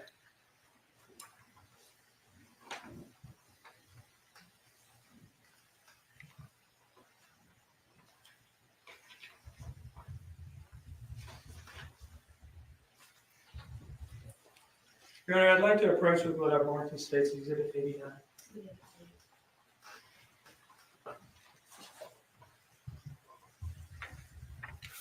Can you take a look at this document and let me know when you're ready to talk about it? Take a careful look at the numbers and the messages and so forth.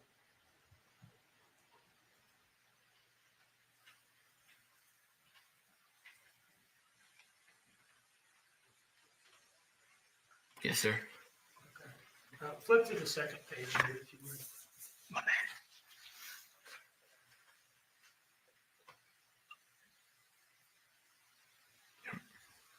All right, do you recognize those messages? Yes, sir. Are those messages between you and your sister on the night of October 4th? Yes, sir.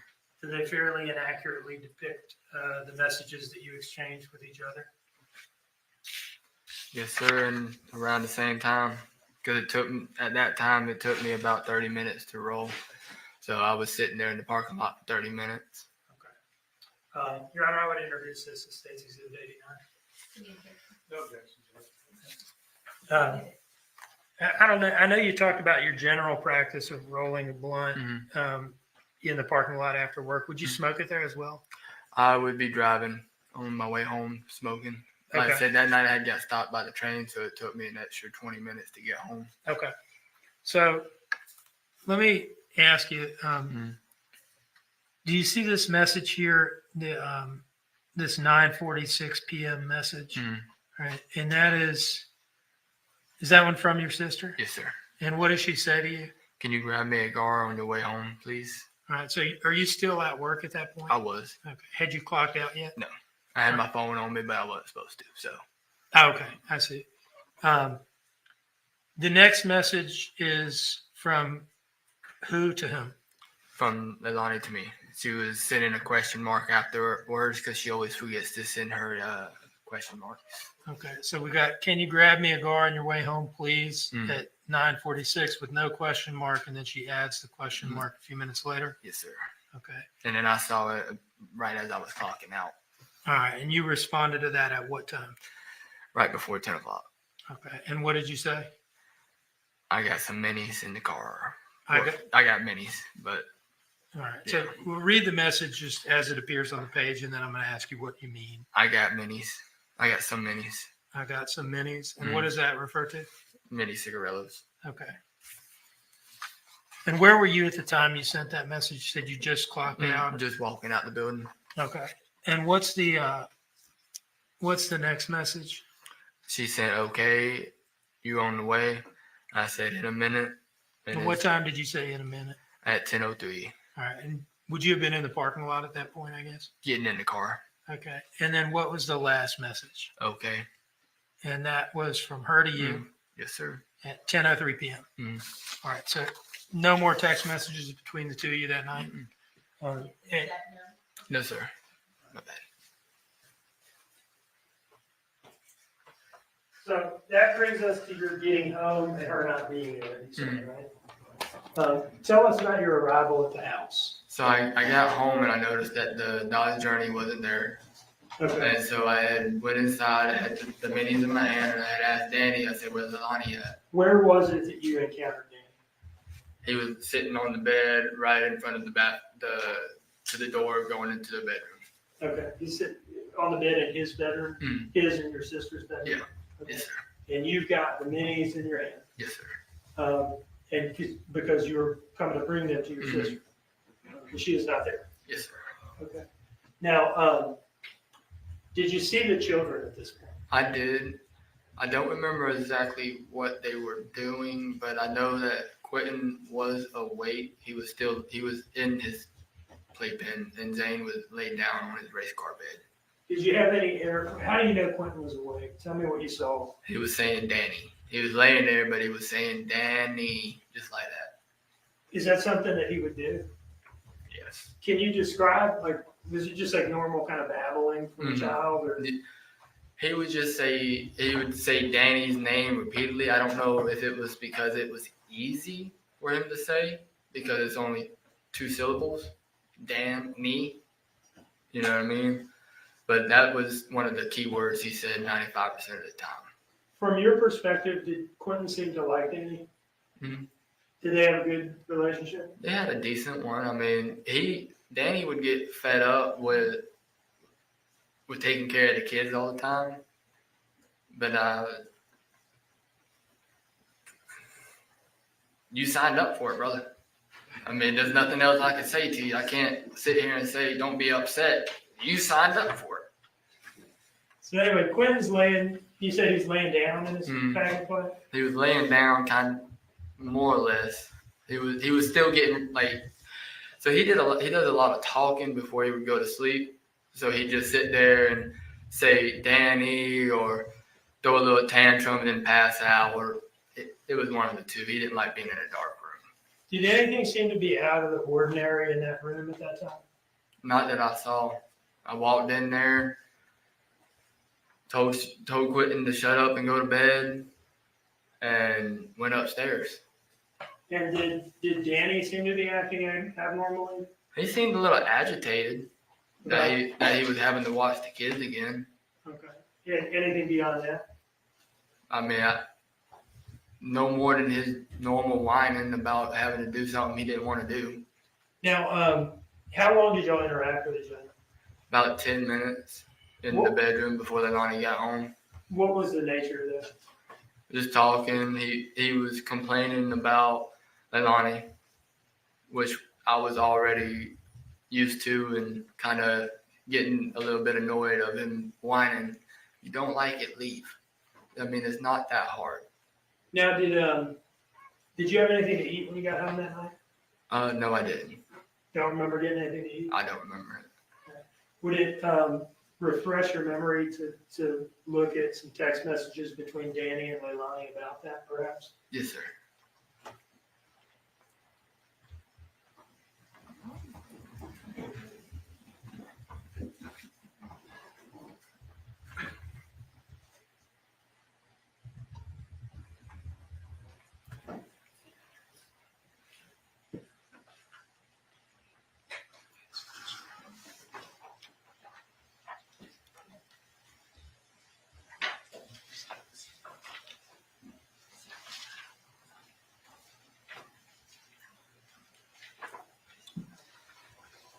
Madam Clerk, do you have State's Exhibit 86 somewhere?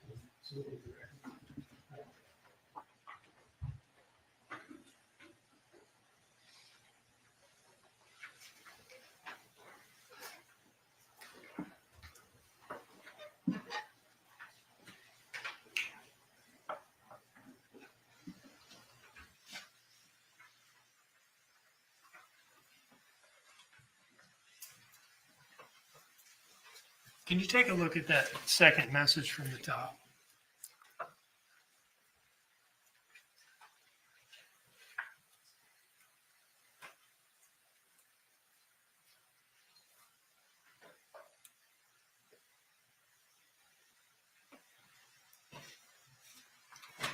You good? Yeah. Okay. And if it doesn't, it doesn't. But does that refresh your memory as to whether you had anything to eat or drink that night? I probably grabbed some Hawaiian punch. Okay. Leilani was a little stingy about the kids' drinks and food now. Now, after you probably or possibly had some Hawaiian punch, what did you do? Went upstairs. I watched the episode of One Piece. What is that? One Piece is an anime. Okay, it's an anime show. Mm-hmm. It was 23 minutes and 42 seconds exactly. And what did you do after that?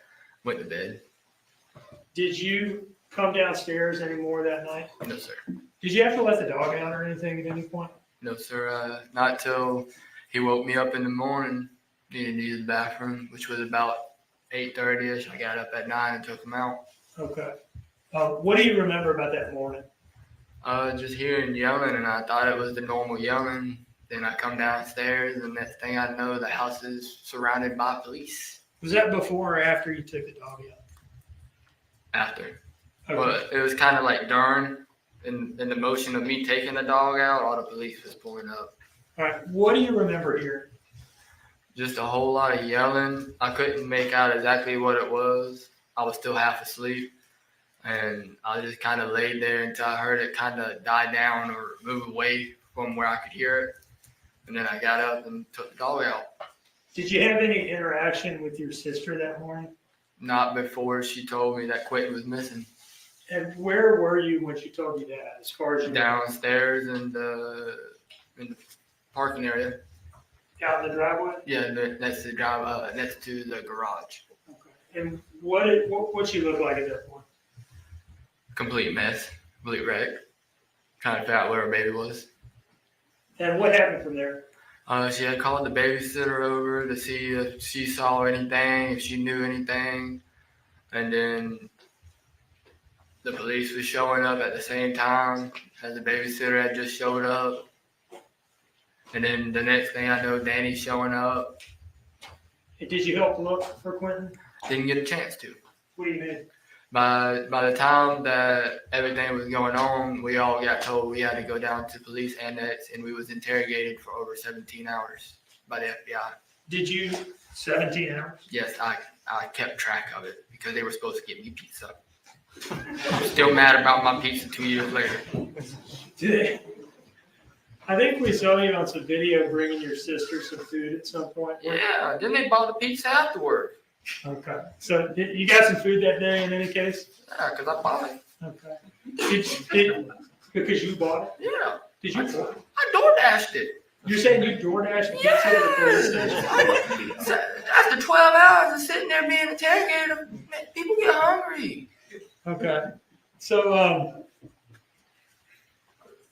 regardless of whether you had a good time there that day, did you cooperate with the police questioning? Yes, the sir. FBI questioning? Anything they asked me, I told them whatever I knew. Okay. And did that continue to be the case over the coming days and weeks? Yes, sir. Even while they hooked me up to the lie detector test and everything. One moment, please, John.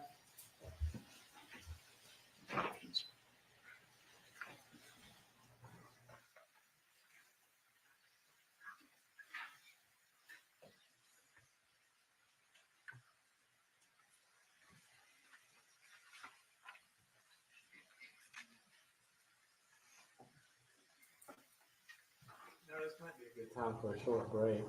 Matt, just finish up a couple of things, John. Yes. Do you look? I'd like to approach with what I've marked as State's Exhibit 90.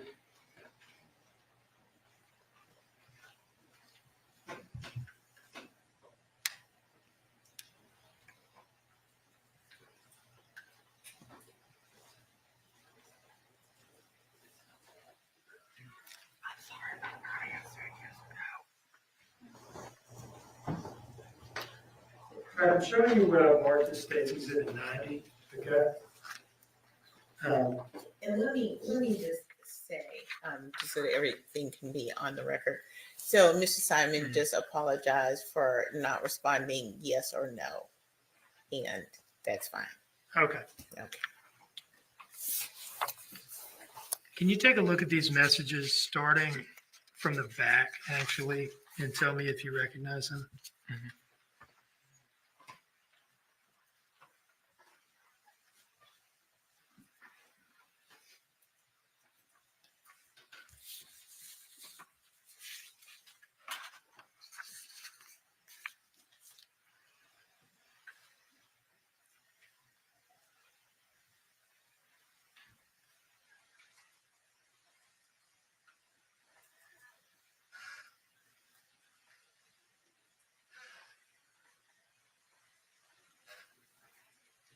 Okay, so these are not text messages between me and Leilani. These are text messages between me and a coworker, and about a girl that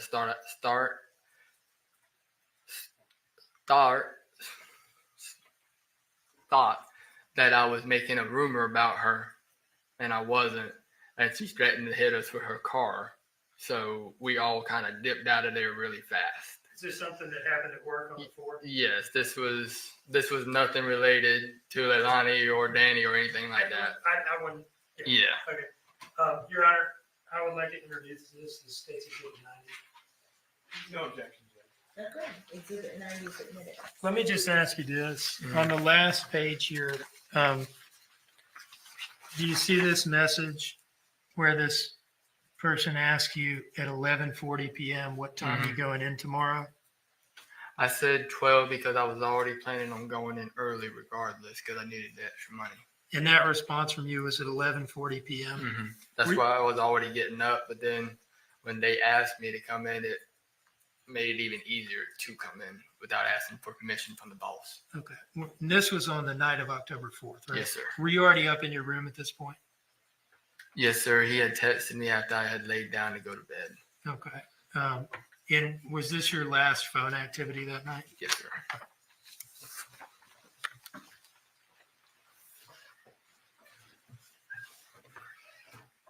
And Your Honor, if I have not already formally offered 88, I would do so at this time. Those were the Paul Simon, Daniel Youngkin text messages. I believe it may already be in. Madam Clerk? Thank you. And is that the case for 88, 89, and 90? Not 90. 90 is just admitted. 90 was just a minute. Okay. One moment, please.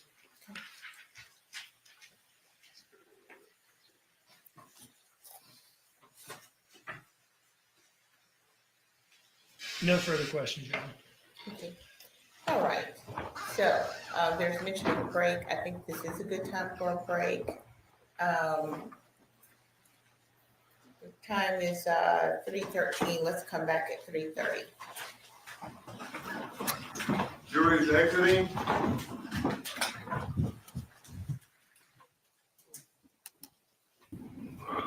Okay. Wow. He's a little bit hyper. See if the judge got something to say.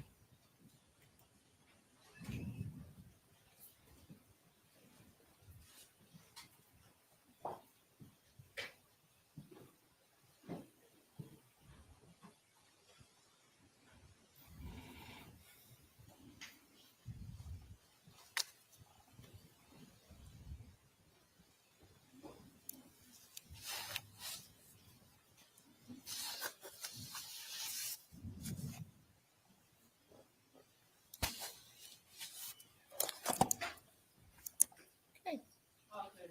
Thank you, Birch. We're in recess until 3:30. Yes. Oh, I'm sorry. Step down, please. We touched on it briefly, but weren't supposed to get into the polygraph. Right. I don't think it was anything Mr. Dean meant to elicit or Mr. Simon, but just make a motion in limine if we could just kind of make sure that the witness doesn't mention that. I'm not going to ask any questions about it, but I just don't want to circle back around. So, Did Mr. I Simon. let Mr. Simon go? Did he leave? It's okay. We'll have him back on the stand. That's fine.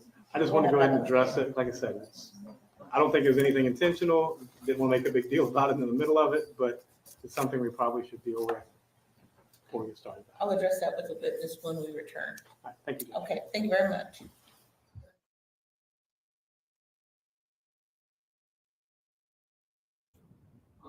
I was like 3:30. What? But yeah, we are. So this is being filmed, and now I remember it's been filmed with a half-hour delay. This is a half-hour delay. That's why lunchtime when they said we're back at Corpus One, I was like, where the fuck are they? It's because they are recording this with a half-hour delay. Oh, that makes more sense. That makes more sense, people. I get it now. I get it now. I remember reading it as well. I didn't remember it was for this trial though. I have no idea, those of you, why it's on delay. No idea. Maybe because of, I don't know, to retract some stuff. I have no idea. No idea. Because all the children's names are out there, so I don't understand that bit. So yeah, I don't know. But anyway, that's what it is. This is on a half-hour delay, people. That makes sense. So it's because I was looking at it going, 3:30? 3:30? It's fucking 4:45. That's what I didn't get. But we're okay. We're okay. Right.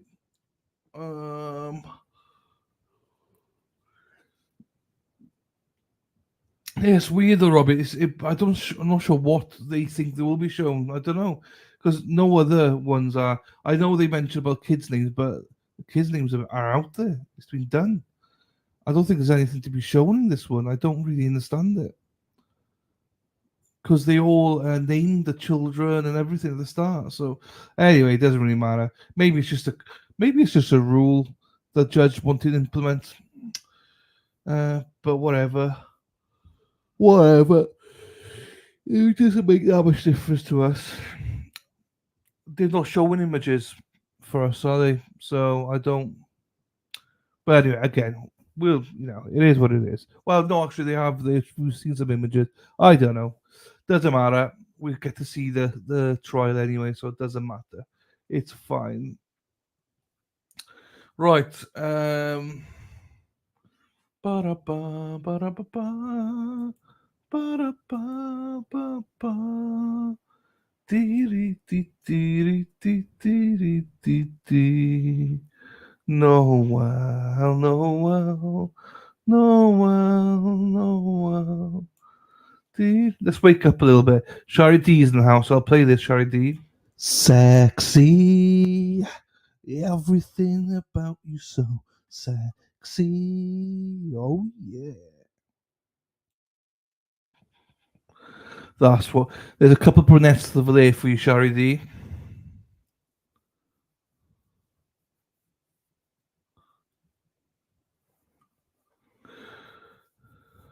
I thought Shari D like that. It's quite standard, no questions about polygraph testing because they're inadmissible. As in, you can't introduce anything about. Even if she passed it, you can't introduce it because they're so unreliable. They're not. You can't use polygraph tests. Because what is it, 50-50 or 40% of people fail or something, even if you're innocent. So it's just nothing. Here you go, Shari. Sexy. Everything about you so sexy. Oh, yeah. Tits and clams, that's a Shari D. Tits and clams, that's a Shari D.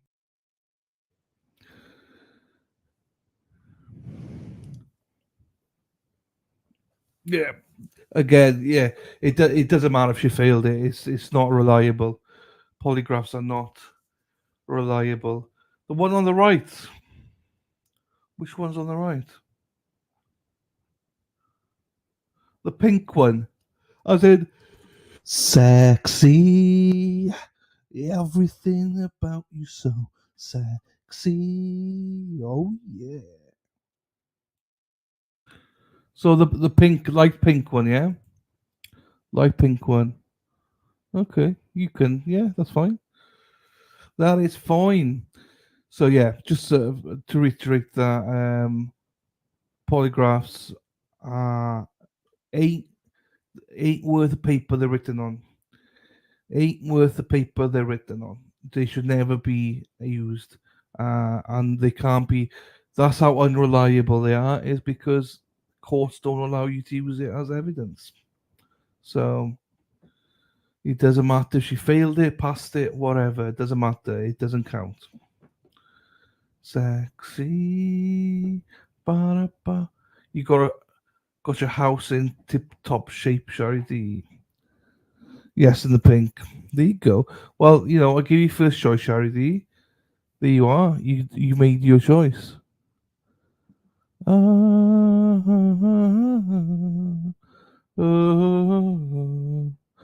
Dane and Dennis. Dane and Dennis. They're walking down the street. Dane and Dennis. The best you'd like to meet. Dane and Dennis.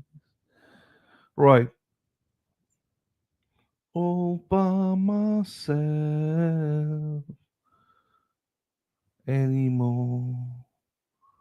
Ah, I'm lagging a bit today. I was up early today. I was up early yesterday and today, so that's why I'm a little bit more tired.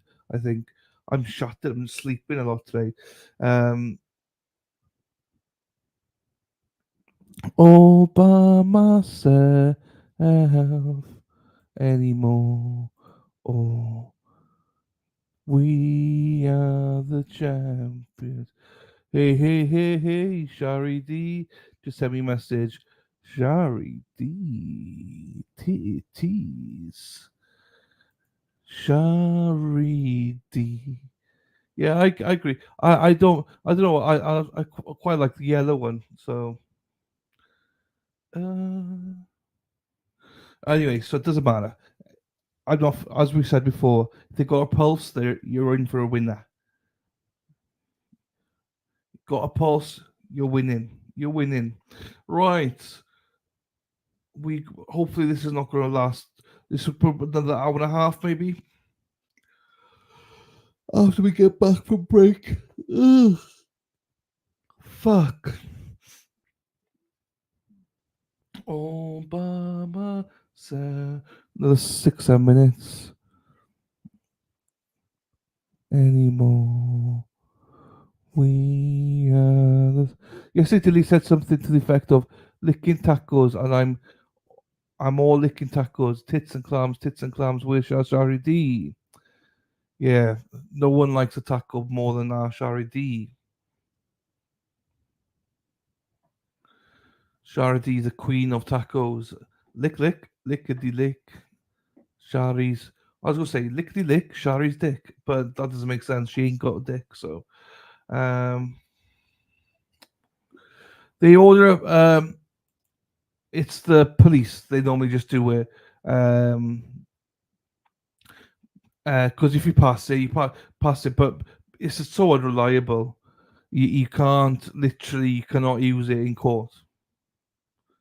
If you fail it, it doesn't matter because they can't use it. It's too unreliable. Too unreliable. So a lot of innocent people fail it. Because different circumstances. So that's why they're inadmissible. They cannot be used in court because they're too unreliable. So tell me, Dilly, who doesn't like tacos? Are we? I thought you liked the other. I thought you liked sausage. I thought you liked the sausages. Variety. I didn't know you liked tacos as well. I'm not surprised with you. To be fair, I think you'd have a bit of everything. You're like a little bit spicy, Heather. You'll have a bit of everything. All my animals are rescues. Oh, that's nice. Oh my god, just been water on my desk and it lay like it's water, Robin. Normally something else, isn't it? Normally something else, say Robin. So it's water today. Wrong tacos, Heather Taylor. No, I think Heather Taylor likes a bit of tacos. I think she likes a little bit of tacos. I think if Seth allowed her to, she would be in the middle of a lot of tacos. What? All lesbians, well, most have. Yeah, you're right, actually. You do have. You're right. Larry, let's get the strap-ons on. Haha, I had to rewind to see what Dee said. Oh my god. Haha. Says who, Mrs. Robin? No. Heather Taylor. She likes dicks. She likes tacos. She likes tits. Oh. Seth would have a shit fit. Oh. The tone of this stream has just gone. We just lost it. It's gone to the gutter, everybody. It's gone to the gutter. But you know what we say, people, don't you? You know what we say. You know the motto of the channel. Warning. You're now entering a stream that isn't suitable for everyone. Be warned that this channel will have swearing, singing, sexual innuendos and lots of jokes that could easily offend. It is advised that you must be a little bit weird yourself to enjoy this channel, as those that thrive and enjoy the stream are weird in their own little ways. The chat is called El Chatty and is a wonderful community, it really is. However, again, it might not be for everyone. We want to hear everyone's opinion, no matter what it is. We encourage debate as long as it's done respectfully. If you're easily offended or don't like differing views, then again, this channel is not for you. By entering this stream, you do so at your own risk. If you want to try it out, that's absolutely fine, but if you don't like it, no need to announce your departure. You can just leave quietly, as this isn't an airport.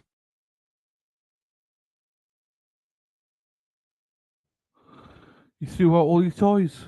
Shari's got rid of all the toys. If anyone knows where Shari lives, go over now. Go look at the trash. All the toys are in the bin. Dee dee dee dee dee dee dee dee dee dee dee dee dee dee dee dee dee. Da, da, da, da, da, da. What's the last line? I don't even remember what the last line is. Oh, the airport one. Yeah, don't announce it. Just fuck off. More and more people have just left and not said anything, which is good. I used to get emails and stuff, and people announcing their departures. Like, I just don't give a fuck. Go then. You answered the one back as well on YouTube for me. Oh yeah, I just said that. Your toys. Yep. Your toys for my past ex. Oh, for my past ex, fine.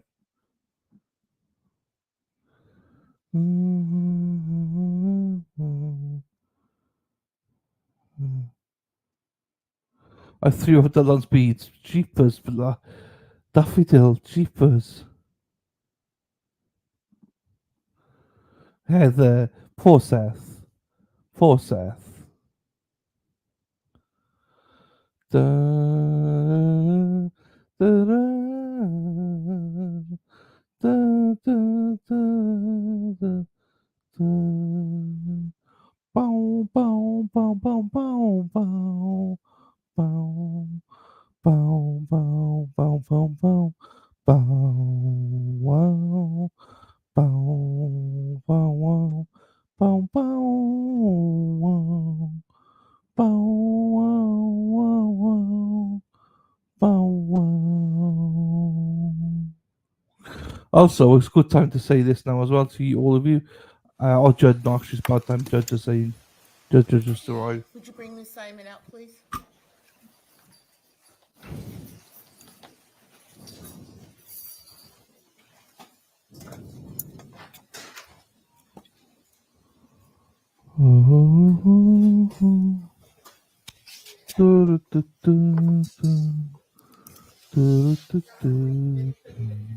Yes. Thank you, Ms. Parker. All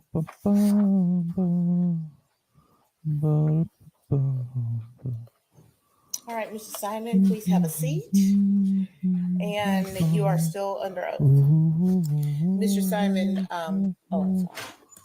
Go ahead and have a seat, Ms. Simon. So we're back on the record now in SPCR 22-03364J6, the state of Georgia versus Leilani Marie Simon. Mr. Simon has taken his place once again on the stand. He understands he's still under oath. And Mr. Simon, you mentioned earlier about polygraph. There's been a motion in limine which the court is granting. Do not mention polygraph. I don't expect you to be asked any questions, but don't volunteer any answers, any responses about a polygraph. Oh shit! Sorry, people. I didn't realize. Sorry. Is the state ready to proceed? The state is ready, Your Honor. Is the defense ready to proceed? The defense is ready, Judge. That was a no-no. You're fine, Mr. Simon. Thank you very much, though. Mr. Hilliard, I believe you have Mr. Simon on cross.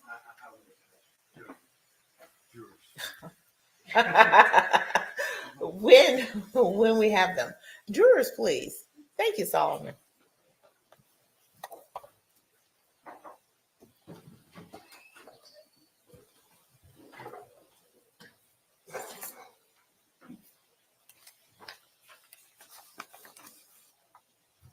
Jury's not entering.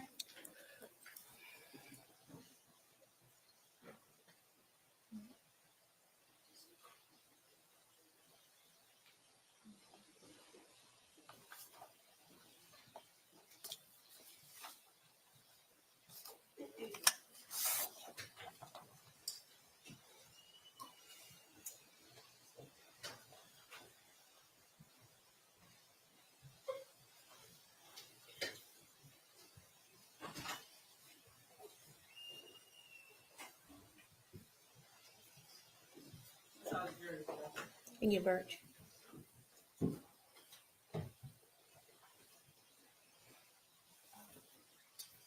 Good afternoon. Please have a seat.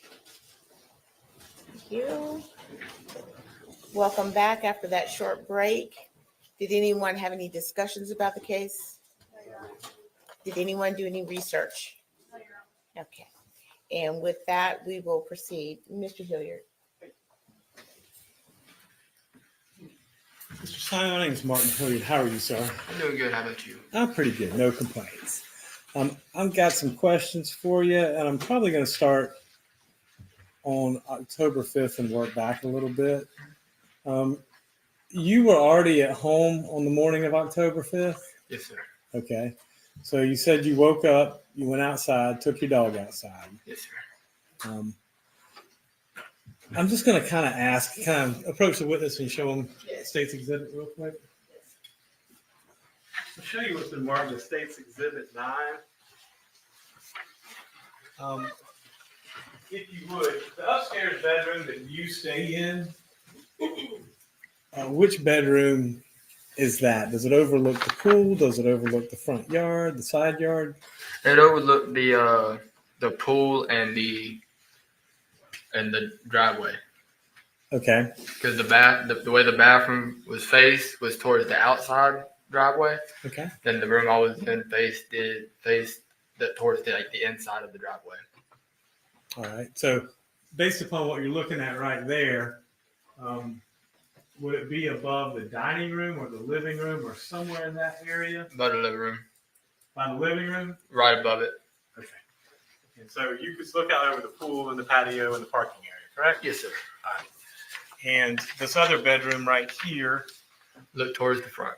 Towards the front. Yes, sir. Just trying to get an orientation. All right. So you were At home that night, around the night of October 4th, around 11:40, was a text message between you and your coworkers that Mr. Dean was just talking about, correct? Yes, sir. You remember sending that? Yes, sir. Were you awake? I was trying to go to sleep, so I was trying to end the conversation pretty fast. Okay. You know what I mean? Because I was already laid down at 11 to go to sleep, and so when a text message came through, it kind of woke me up a little bit. Okay. And so I was just trying to get it done and over with, but yeah, I was a little bit awake. All right. Well, let's just talk about that. So you were a little bit awake. Did you hear any doors opening or closing, or a ruckus, or anything going on at that point in time? No, sir. Okay. And I don't know, because I don't know anything about the house, but if the door for the living room or the dining room open or closed, can you hear that from upstairs or no?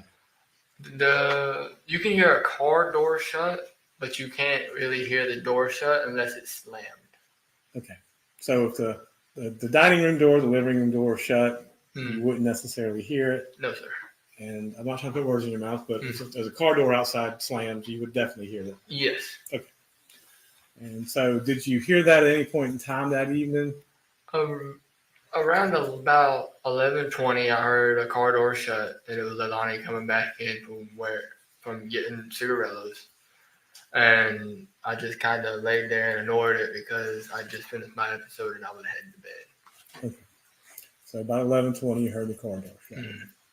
Now, in the morning times, do you hear when anybody leaves for work? No, sir. Okay. Being passed out, I don't.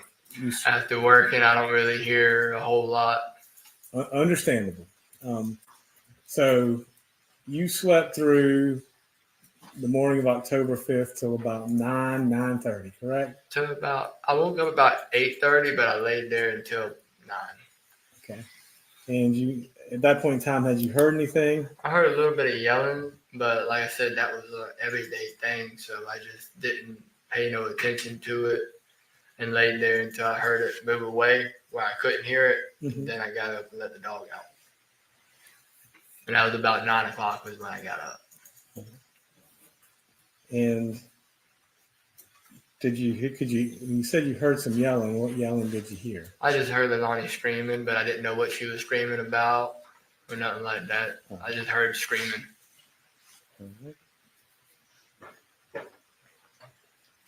And you were taking the dog out when that happened? Yes, sir.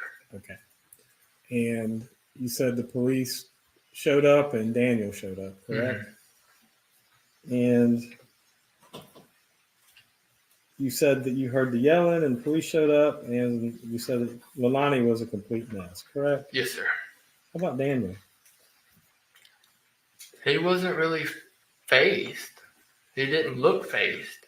He left work in a hurry, but other than that, the whole time he was more worried about what was going to happen to him throughout the whole thing, from what I saw. Okay. I mean, 3 days after it happened, he's up in North Carolina just that quick. Boom, gone. I mean, that just strikes me as not good, not right behavior when you're supposed to be. When they make an objection, to say. Yeah. Just a moment, I'm sorry. Was there an objection? There was an objection, Judge. So. Mr. Dean? Non-responsive. Suspend. Mr. Simon, Just a moment. you have to let me ask the questions Oh, and my you have bad, to I'm answer sorry. them, okay? So you were there that day and you were there all day, correct? On October 5th. Yes, sir, until the police took us. Right. So you said when Danny got there, he seemed unfazed. Mhm. Okay. You said Leilani was a mess, correct? Yes, sir. Now, did you answer all the questions that were put to you that day? Yes, sir. Okay. And I'm curious, at this point in time, how long had you known Daniel Youngkin? About 4 months. All I really knew about him before that was that he was one of Leilani's baby daddies. That's all I knew about him before that. All right. So, and when did you move into the house on Buckhalter Road? In about April, right after my birthday. So, April of 2022? Yes, sir. Okay. And this was in October of 2022, right? Yes, sir. So, and I guess when you moved in, Danny and Leilani and the kids were already there. Yes, sir, they were. Okay. Now, did you ever notice Danny and Leilani either using drugs or drinking? Danny drunk every day. Right. He'd be riding down the road drinking a Fireball, little shot, consistently every day. All right. And you know, not being judgmental, but and Leilani smoked. Yep, smoked weed. And you did too. Mhm. Did you ever see him do anything else? No, sir. Okay. And if anything else was done, I would have told my mom. okay. So that was not something you knew about. No, sir.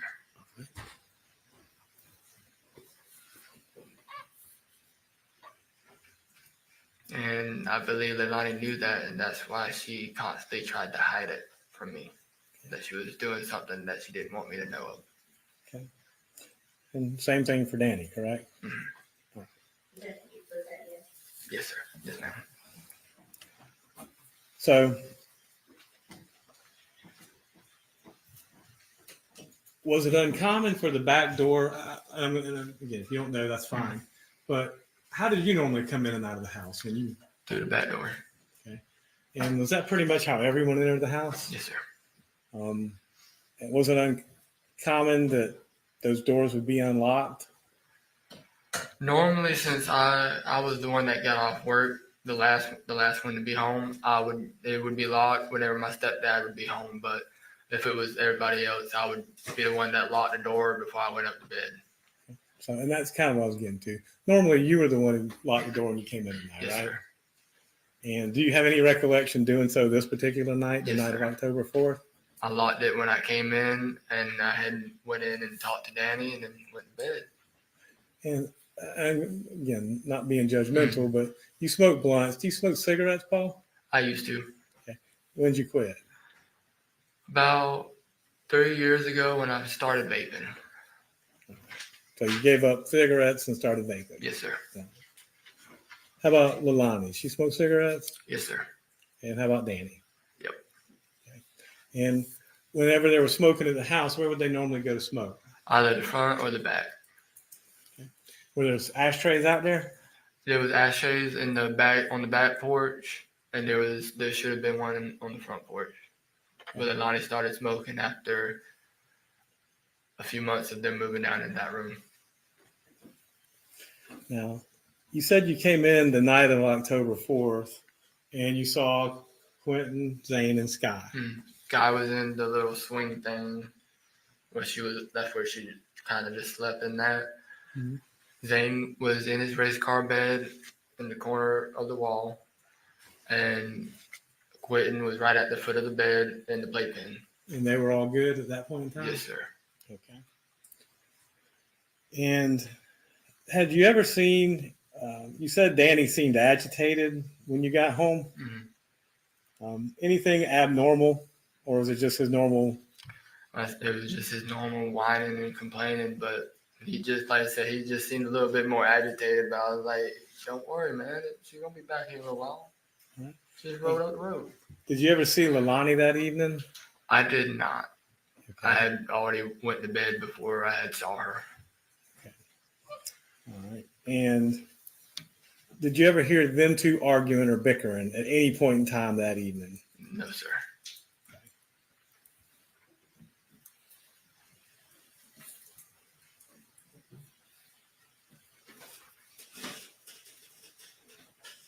That's all the questions I got, Judge. Thank you, Mr. Simon.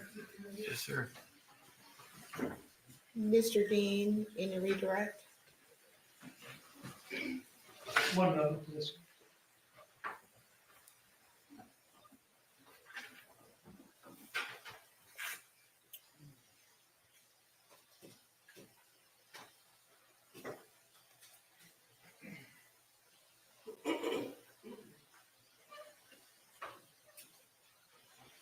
No questions, Your Honor. Mr. Simon, is there any reason not to excuse Mr. Simon? Not on behalf of Ms. Simon, no. No, Your Honor. Mr. Simon, you are excused, sir.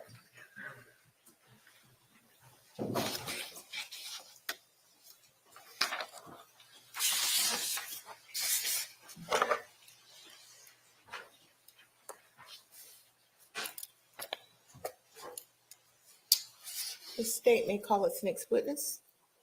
Leilani Simon, Your Honor. Okay.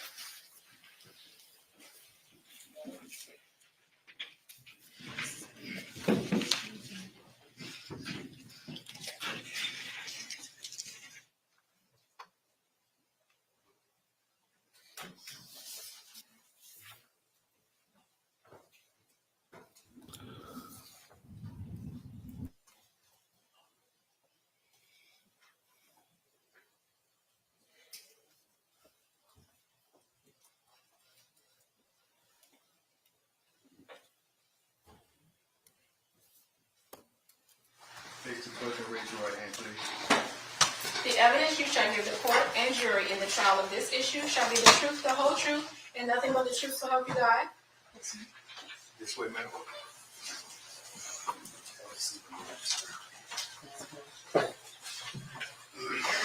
Good afternoon. Good afternoon. Introduce yourself to the jury. My name is Melanie Bowling. I am 28 years old, and I'm a mama. What is your city and state of residence? What town do you live in? Glenville, Georgia. And how long have you lived in Glenville? Going on 8, almost 9 years now. Okay. Are you a little nervous this afternoon? I am, I'm sorry. I'm always a little nervous in court too. It's all right. If you need a break at any point, just let me know. Yes, sir. Do you know the defendant? I do. How do you know her? She used to live in the same neighborhood as me. In Glenville, I presume? Yes. When you met her, how many children, if any, did she have at that point? When I first met her, she had no kids. Okay. And how did you meet her? I met her through her ex-boyfriend, Cody Warden, which is her first child's father. I met him first because he lived out there and they started dating, and that's how I met her. And I looked at her and him as like little siblings that I wanted to help guide in the right direction. But that's how I met her. And did you all live near one another for a period of time? We did. We were right next door for a period of time, and then there was a period of time where she lived like walking distance from where I lived. Okay. And then at some point, did she move away from Glenville? Yes. Okay. At the time that she moved away, did she have any children? Yes, she had Zane. So the time that she moved in near you would have been sometime shortly before Zane's birth? Yes, it was about maybe 6 months or so before she got pregnant with him. Before she got pregnant? Yes. And then was she living next to you, or next door to you during her pregnancy? Yes. And did she continue to live next door to you during the time that she actually had Zane? Well, down a little bit, down the dirt road a little bit, but yes, it was still in the same neighborhood. Okay, so you're saying by the time she had Zane, she had moved walking distance away? Yes. Was no longer right next door? Yes. Okay. Let's talk about this. Let's kind of take chunks of time. Tell me about the nature of your relationship with her before she ever had Zane. Well, I mean, you know, like I said, Cody, I met him first, and he was going through a hard time. So, like, my husband and I took them in as, you know, took him in as like a little brother to help guide in the right direction. She started dating him, and, you know, I got good vibes from her at first. You know, I never suspected anything bad, and I kind of try to guide her in the right direction too. She ended up falling pregnant, and when she did, she was young, and I can relate to that because I was a teen mom myself. So I wanted to help her in any way possible to, you know, with her child and be that support. Were you friends with her during her pregnancy with Zane? I was. And did you remain friends with her after she gave birth to Zane and had him as a newborn? I did, yes. And did you all spend time together during both of those time periods? Yes. Did you spend time with her around both her and Zane? Yes. Okay. Were you all still living in the same town at the time she gave birth to Quinton? No.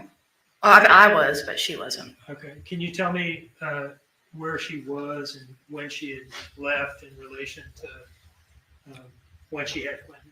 So I know her and Cody moved to Alabama. That happened. And then I guess they broke up. She came back to Georgia to, I think, Waycross or somewhere, wherever Bubba Moss is from. Waynesboro, sound right? Waynesboro, yes, sir. I'm sorry, I get those mixed up. And she came back and she was staying with him in a camper, and she fell pregnant. They split up and she went back to Alabama, and Cody helped her. And during you've talked about your contact with her during the time she lived near you. Yes. Right? In the same town. Yes. Did you all have daily or near daily contact at that point? When she was pregnant with Quinton, it was about almost every other day, if not weekly. Well, I want to ask specifically about when she lived in the same town as you. Yes, every day. Okay, Yes, every sir. day at that point. Yes. And then after she moved, and I understand it sounds like she bounced around a little bit. She did. What And was the nature of your contact with her after she moved away from Glenville? text message and phone call, FaceTime. And how frequently did you say that you would have contact with her? So when she got with Bubba, it kind of drifted off a little bit. And I don't know why. I can't tell you why, but we drifted off a little bit. And then she would, be contact out the blue. She'd call me, I text her, I call her, she texts me, vice versa, just to see how we are doing, I always checked in on her to see if she was doing okay, if the kids were okay, how they're doing, how big they are getting, stuff like that. Did you talk to her on the phone regularly during her pregnancy with Quinton? Yes. About how often? She updated me like with every appointment that she had. Did she talk to you during those phone calls about things that were going on in her life? Yes. And tell me again how you viewed the nature of your relationship with her. I viewed her, like I said, as a little sister that I wanted to help guide in the right direction. So you're close. Yes. During her pregnancy with Quinton, where you're having this regular telephone contact with her, did it include calls? Yes. Did it include text messages? Yes. Did it include FaceTime? Yes, a couple of times so I could see Zane. Did you ever catch up over fairly long phone calls, or are we talking yeah. about like 1 or 2 minutes? No, these were like hour-plus long phone calls. And that's during her pregnancy with Quinton? Yes. During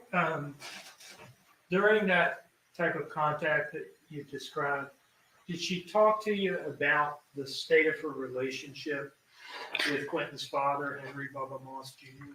It was rocky. They were fighting a lot.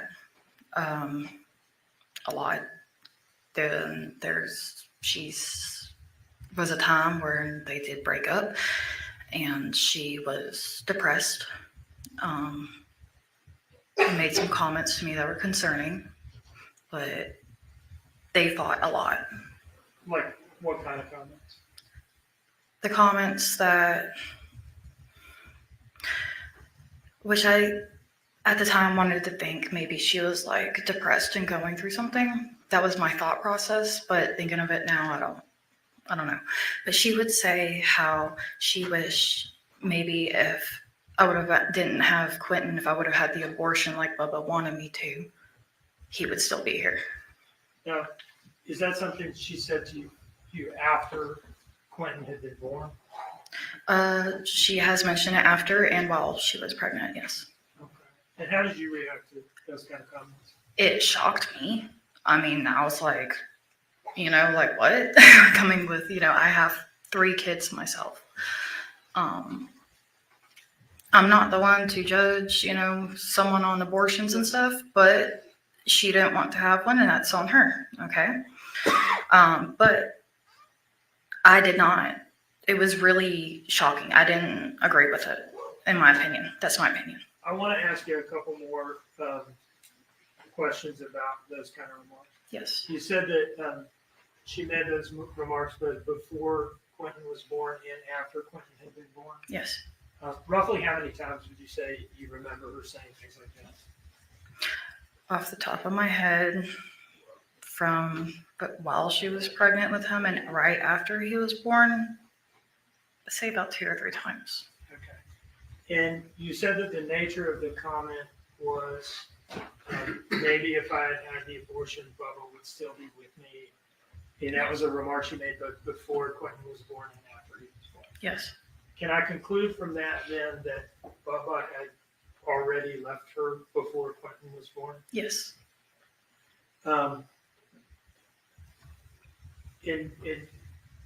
There's at least, sounds like 1 or 2 times where she said this, like, while Quinton was a newborn. Yes. A newborn and while he was older too.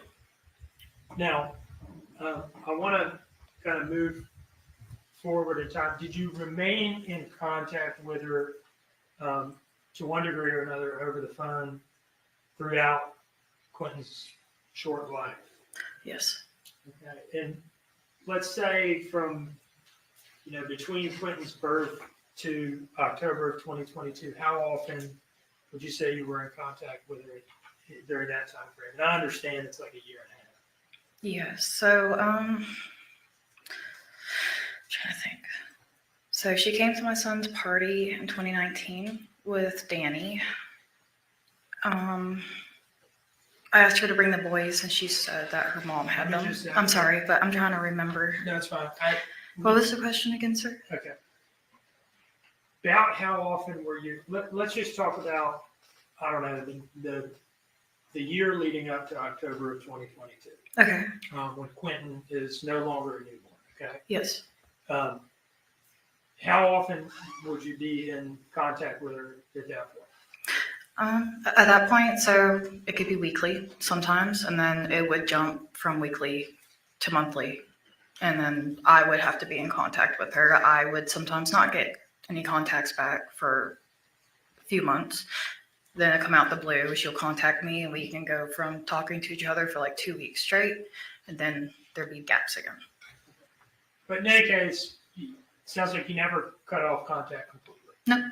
And would you, during this time frame, would you still sometimes have these long, extended phone conversations with her? We did.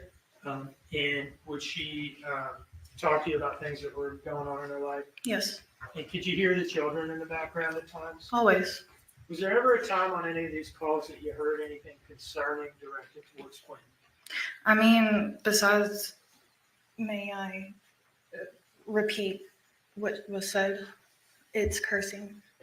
Or should I blurt it? Whatever your response is, you may give it. Yes, ma'am. I wanted your permission. So the rules here are, if you're, quoting, we would ask that you not just like insert your own. No, I just want to hit what she exactly If said. you're quoting somebody, tell us what you heard. Okay.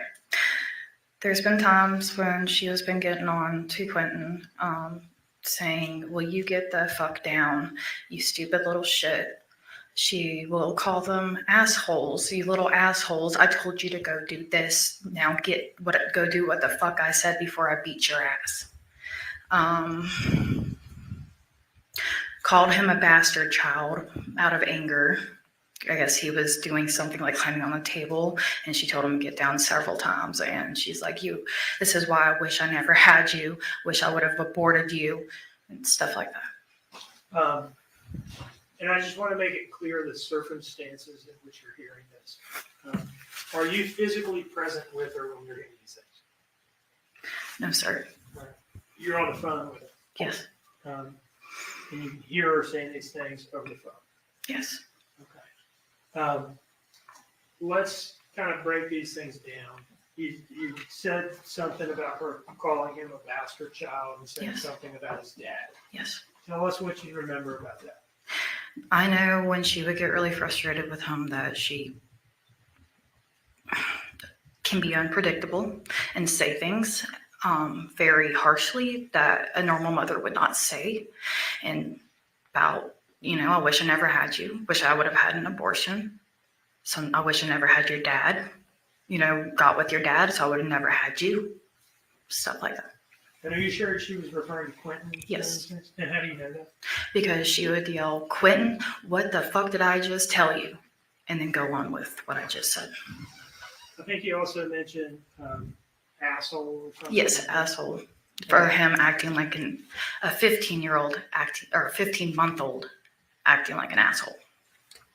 Could you tell over the phone what he was doing, or if anything, or what was going on that caused her to have these outbursts?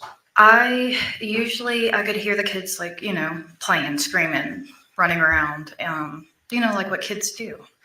I have 3 kids myself, 2 boys and a daughter. So boys being boys, they get rough with each other. And, that happens, okay? But instead of hey, you guys can keep your hands to yourself, time out and do the separate them or whatever, she would start cussing and snapping and yelling and calling names. Now, how would you react, if at all? I don't know whether you... I was speechless, sir. I would try to be like, hey, calm down. You're just mad. You don't need to be saying those kinds of things. You don't mean it, thinking, she didn't mean it. That was my assumptions. Okay. But I would try to calm her down and be like, hey, chill out. Take a breather. They're just kids. They're little kids. This is going to happen. Did you ever hear anything that sounded, you've talked about, what you've talked about to this point, would you characterize it as verbal abuse? Yes, and I've heard her whip them, but I can't, like I said, it's whoopings, so I don't know if she's using her hand on their butt. I don't know what she's using. It's on the phone call. Okay, so for that, you're saying you can't say whether it was or was not reasonable parental discipline? Exactly. But you've heard stuff like that? Yes. Did overall, based on all your interactions with her and all your observations, Did you develop the impression that she felt differently about Quinton than she did about Zane? Yes, because every time I would speak to her, she would always speak highly about Zane and her youngest one after she was born, but never about Quinton, even though he was the sweetest little thing ever. What kind of things would she say about Zane? The kinds that you said. Talking about how well he is, how smart he is, how he knows his ABCs, 1, 2, 3s, so on and so forth. The potty training, stuff about Cody and her, just talking highly about him and how good he's doing from when I last seen him as a little baby. And do you remember hearing anything like that about Quinton? No. Just to be clear, did you ever yourself physically meet Quinton? I have never physically met Quinton, no. And is that because you all didn't? You all had already kind of she had moved Despised, away right. at the time before she had. But yes, but I have FaceTimed him after he was born and seen him, I FaceTimed him and Zane and Sky when she was a little baby too. One moment, please. Yes.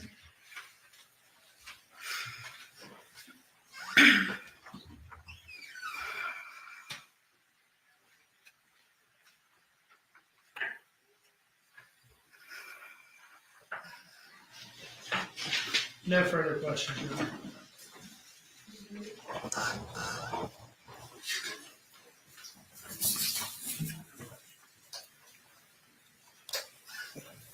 Ms. Bowling, you said that you met Miss Simon in 2019 with Danny?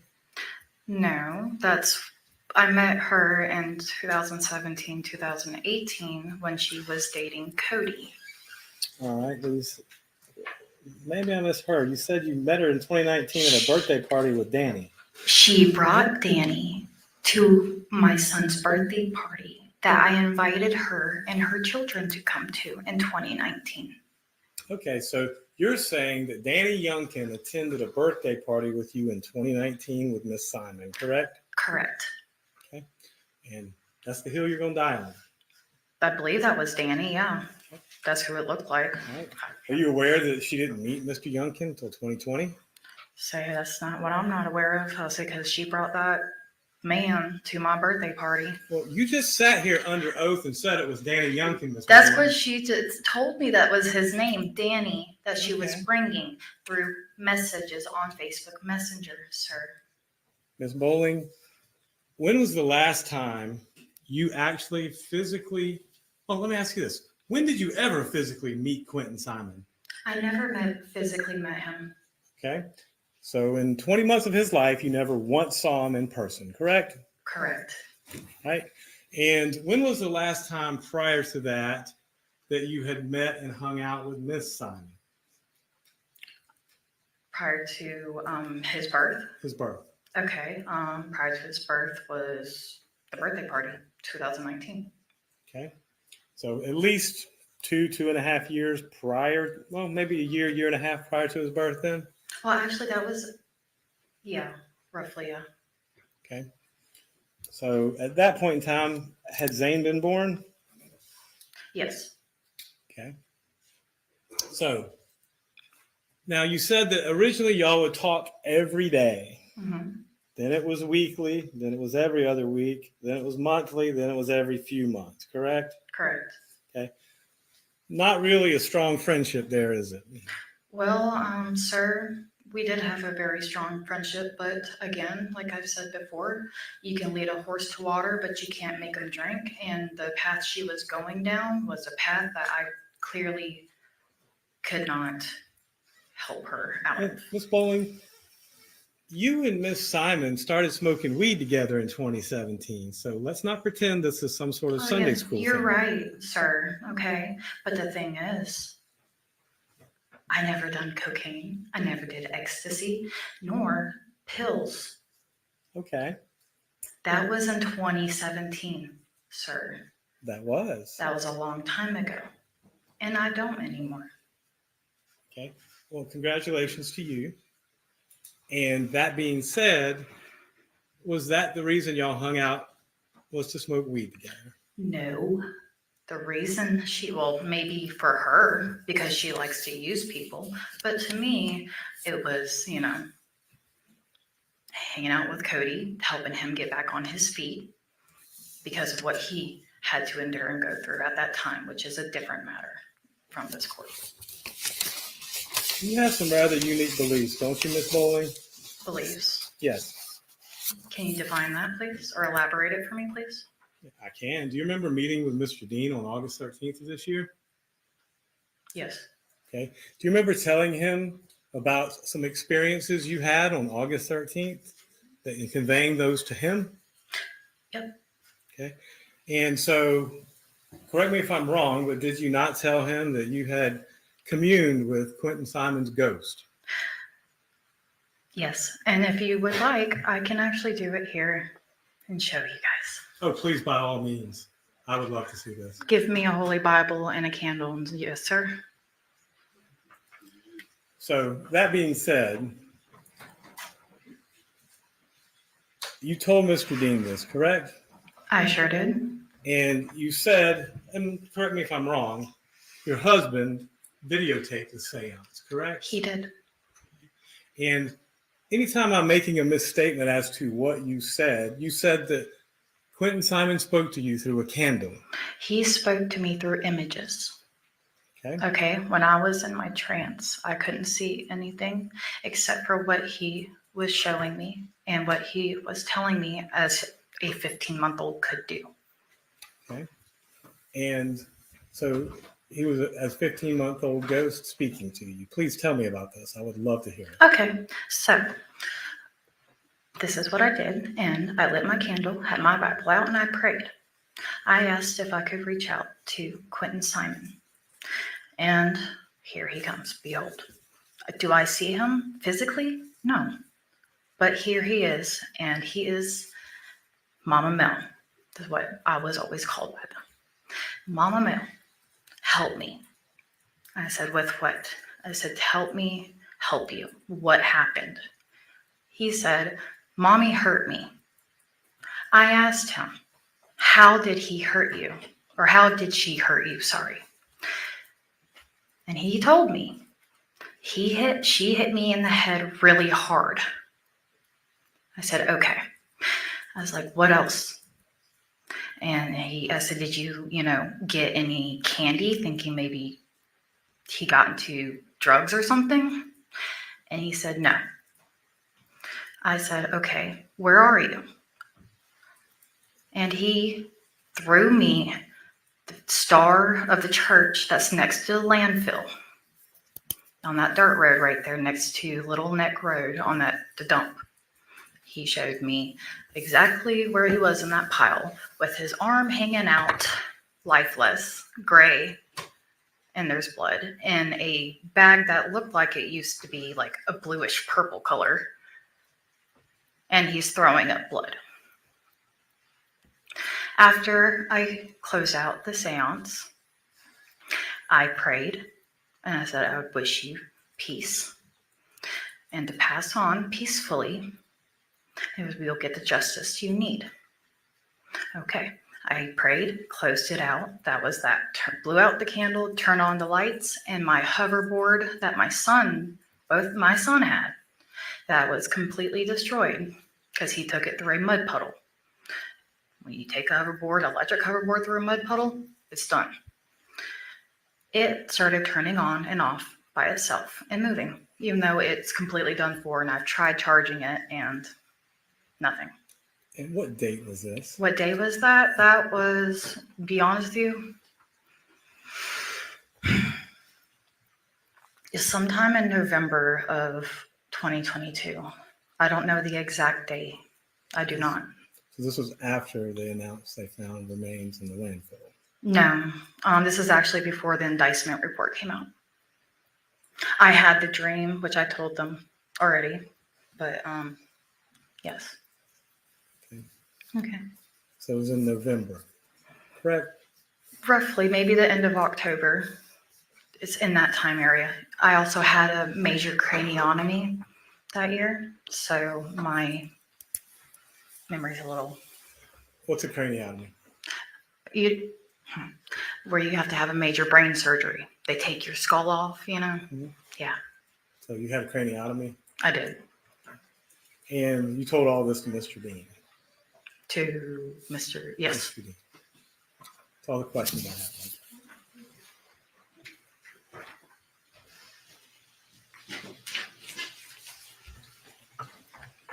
Melanie, is it fair to say that I brought you into my office to talk about concrete things that you heard the defendants say over the years about Quinton?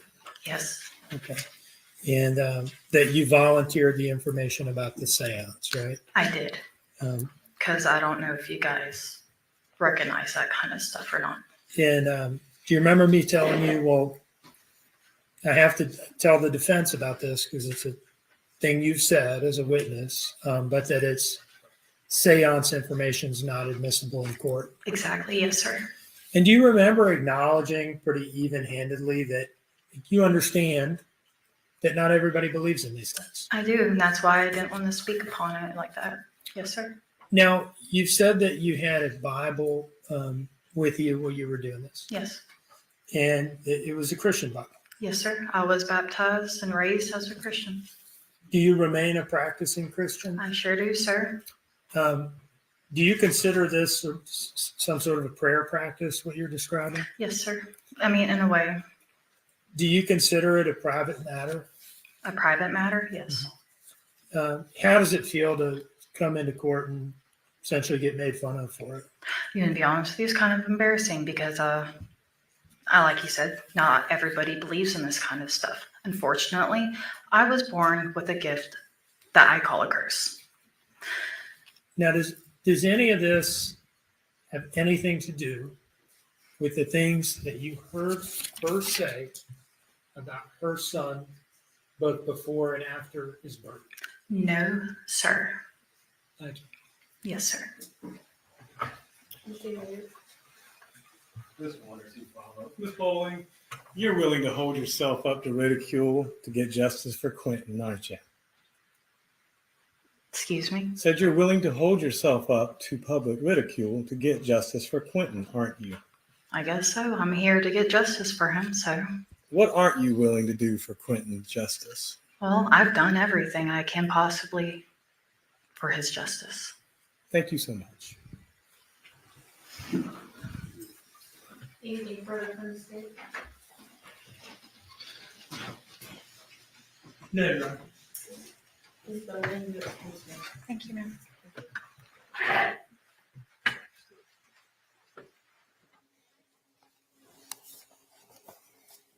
That was batshit crazy.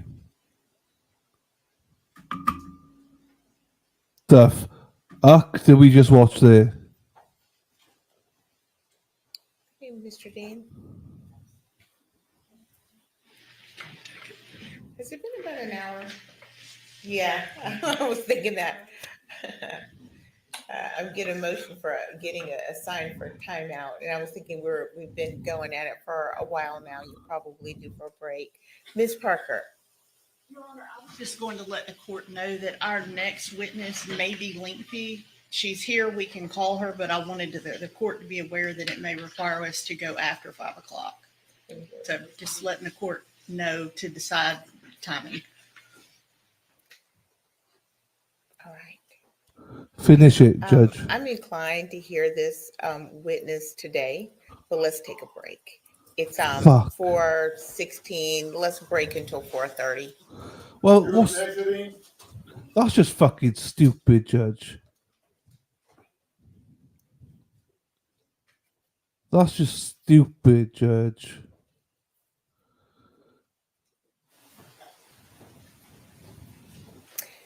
As a matter of fact, let's make it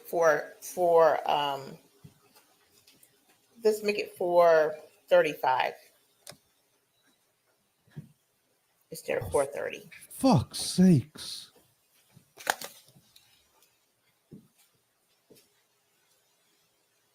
I thought we were going to have an early night. Right. No, do you know what's going to happen, people? I'm going to end the stream here, right? I'll tell you why now, once she finishes. I'll tell you why.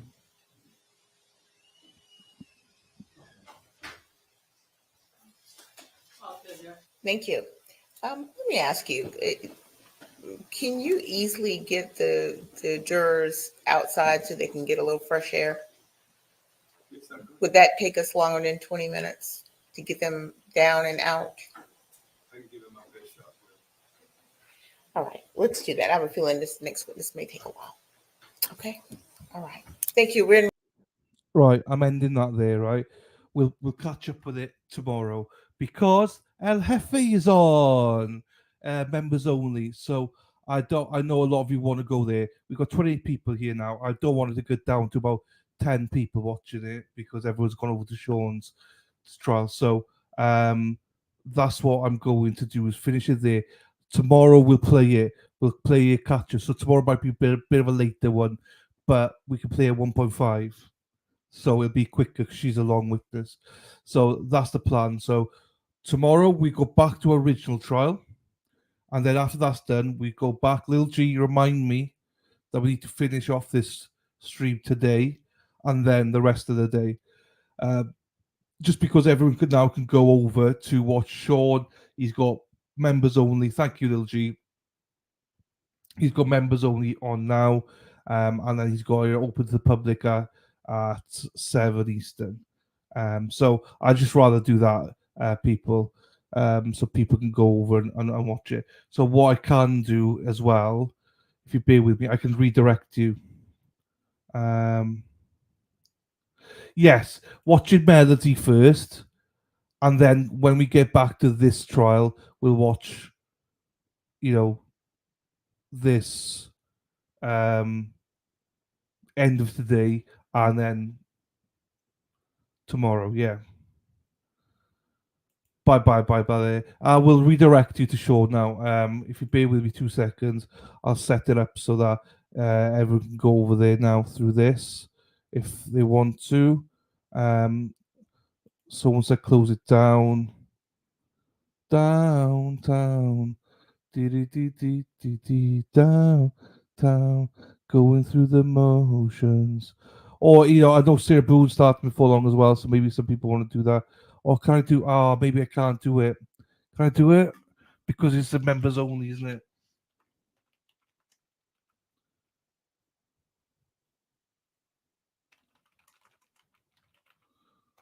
Go through the motions. No, I can't do it because it's members only. So sorry about that, people. Right. Anyway, thank you all for being here, and yeah, we'll see you. I'll be back open. I'll be back on 8:30 tomorrow morning. We will watch Melody as we are for the full day, and then yes, we will catch up the rest of today and tomorrow. So it might be a little bit longer, but we'll play at 1.5, so it won't be that long. Right, everybody, enjoy Sean's streams. I'm ending it because of Sean's stream, Robin.